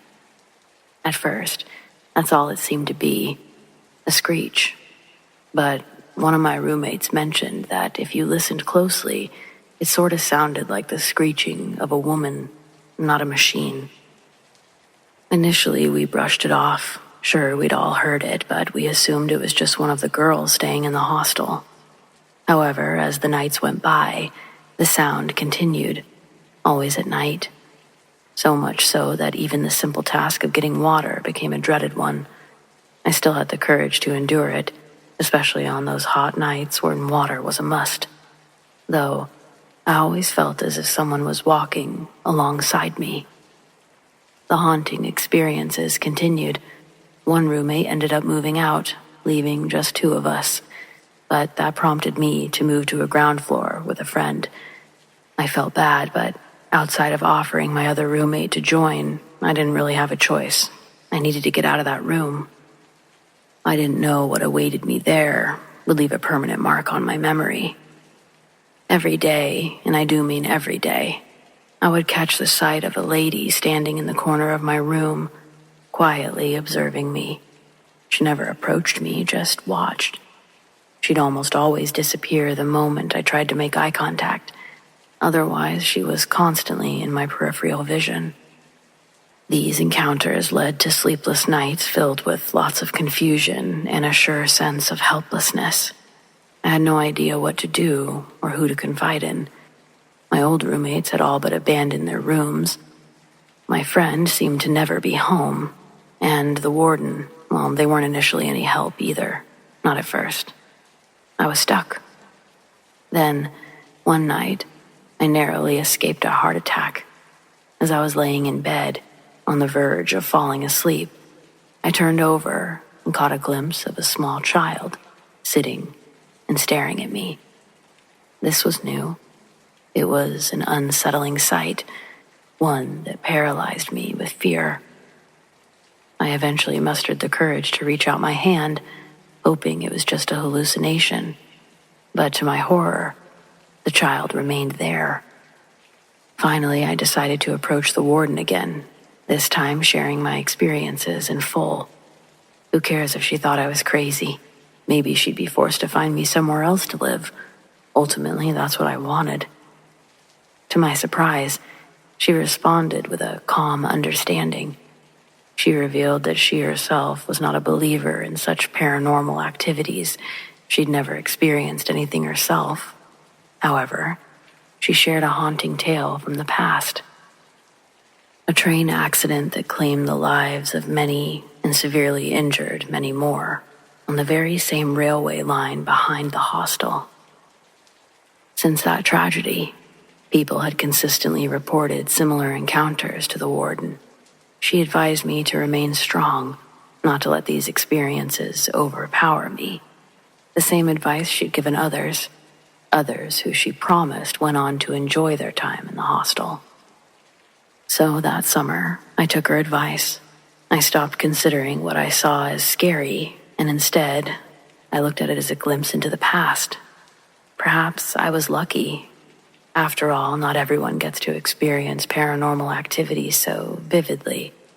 But I do think that when a tragedy like that takes place, it's incredibly possible for spirits to wander. The woman remained in the corner of the room almost until I moved out. I also continued hearing screeching, but over time, I decided that it was the sound of a train on the tracks, combined with the sound of screaming.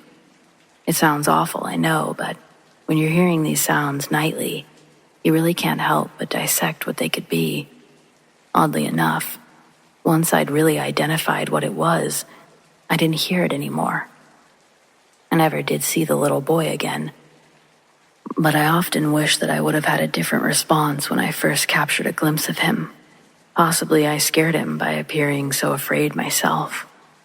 Either way, I hope those spirits found peace, and if their peace was remaining in that hostel, I hope future guests since the 80s have been more welcoming.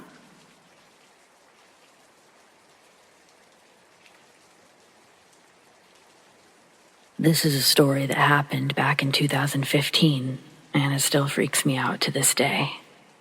For context, me, 25-year-old male, and my cousin, 26-year-old male, go to our grandma's house every school, university break since we were kids, and we stay there pretty much doing nothing and having fun playing video games. We always share a bedroom when we're there, and we both have our own beds. I was 15 and he was 16 at the time, and none of us have sleep paralysis. One night, we both went to the bedroom around midnight, closed the door, and fell asleep. Sometime later, my cousin got up to pee, left the room, and went to the bathroom. This caused me to wake up because of the lights. I checked my phone. It was around 2:30 a.m. He came back, closed the door, and laid on his back. And that's when it started. Keep in mind that I was 100% awake at this point, as I woken up from him opening the door and closing it. By the time he laid on his bed, this really deep-toned and steady-paced church bell started ringing, really loud inside our bedroom, near our beds. As I was listening to it, I freaked the fuck out. All I could do was cover my head with the blanket and stay there trying to hide myself. A few seconds later, that fucking bell started to wander around the room, moving in all directions, up and down, moving over my bed, around the whole bedroom. I'm not sure how long this lasted, but it felt like an eternity. It then started moving towards the door, got out of the bedroom, into the living room. The bedrooms of the house are right next to the living room. It then headed to the back of the house and disappeared. I have no idea where this came from and where it went, or even what it was.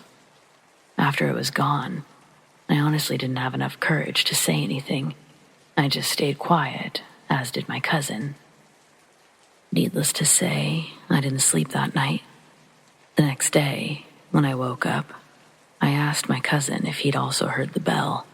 He said yes, exactly as I had. To this day, this experience still creeps the hell out of us. We have no explanation for what happened. There are no churches in the area, and definitely no bells that ring in the middle of the night. This has been freaking us out since it happened when we were younger, and we still try to figure out some sort of explanation for it. But we've never really come up with any, so I thought I'd share it here. Any thoughts?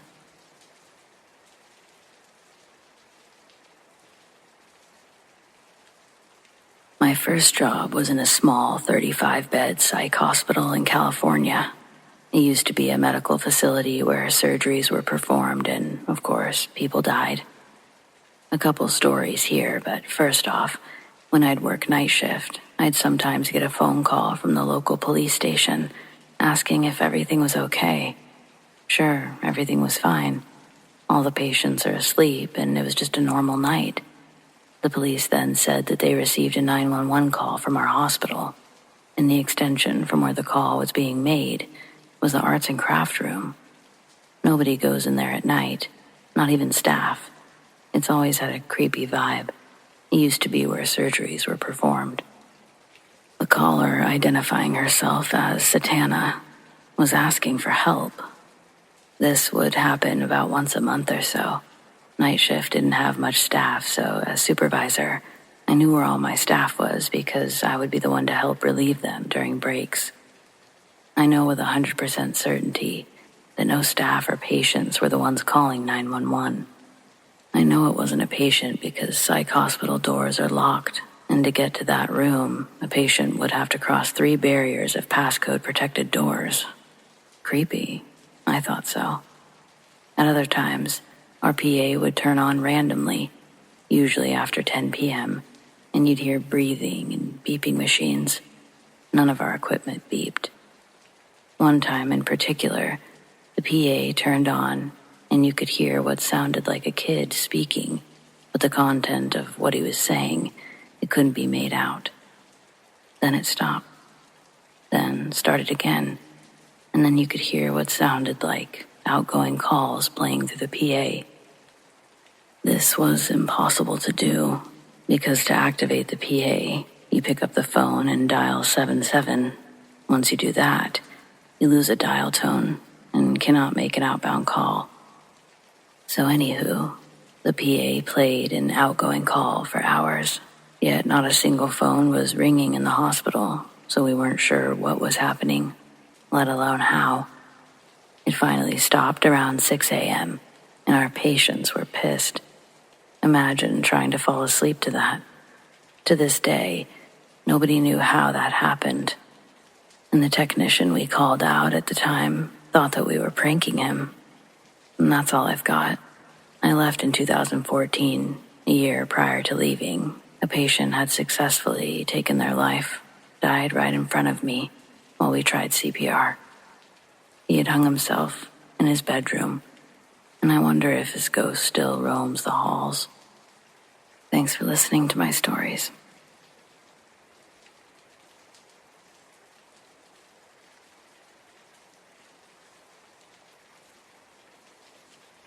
In 2008, I bought a house whose previous owner had taken his own life. He left behind his wife and 3 small children. I didn't know that when I bought the house, but even if I knew, I must say, I would have still bought it because it was very cheap, and I was never really a superstitious person. Well, soon after we moved in, a lot of creepy things started to happen. Firstly, my children were scared for no reason, even during the day.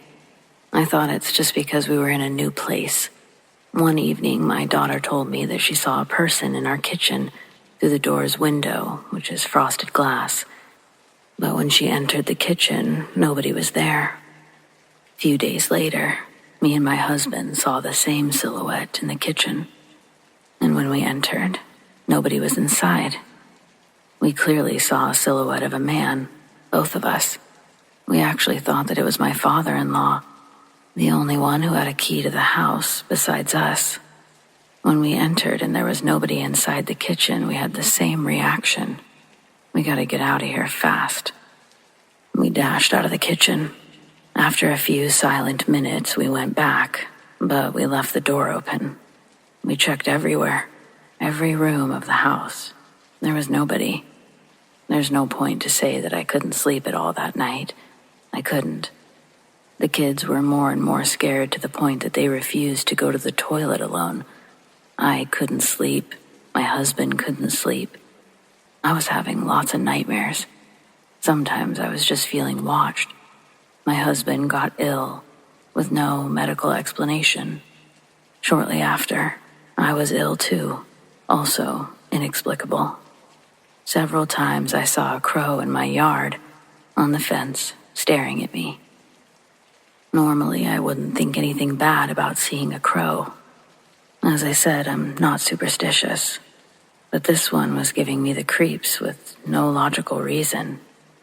A lot of things inexplicably broke in the house, too. The pipes busted several times. The plumber was baffled as to how. He really couldn't understand why, and that didn't really help us. The light bulbs in the kitchen kept blowing out. An electrician came several times to see why it was happening and couldn't find an explanation or a solution to prevent it from happening again. Well, soon we left the country. Not because of our creepy house. The house is actually empty now. Sometimes we go there during the summer, but we actually prefer sleeping somewhere else. There's a lot of negative vibes there. A couple times a year, we seriously consider selling it because we don't like going there at all.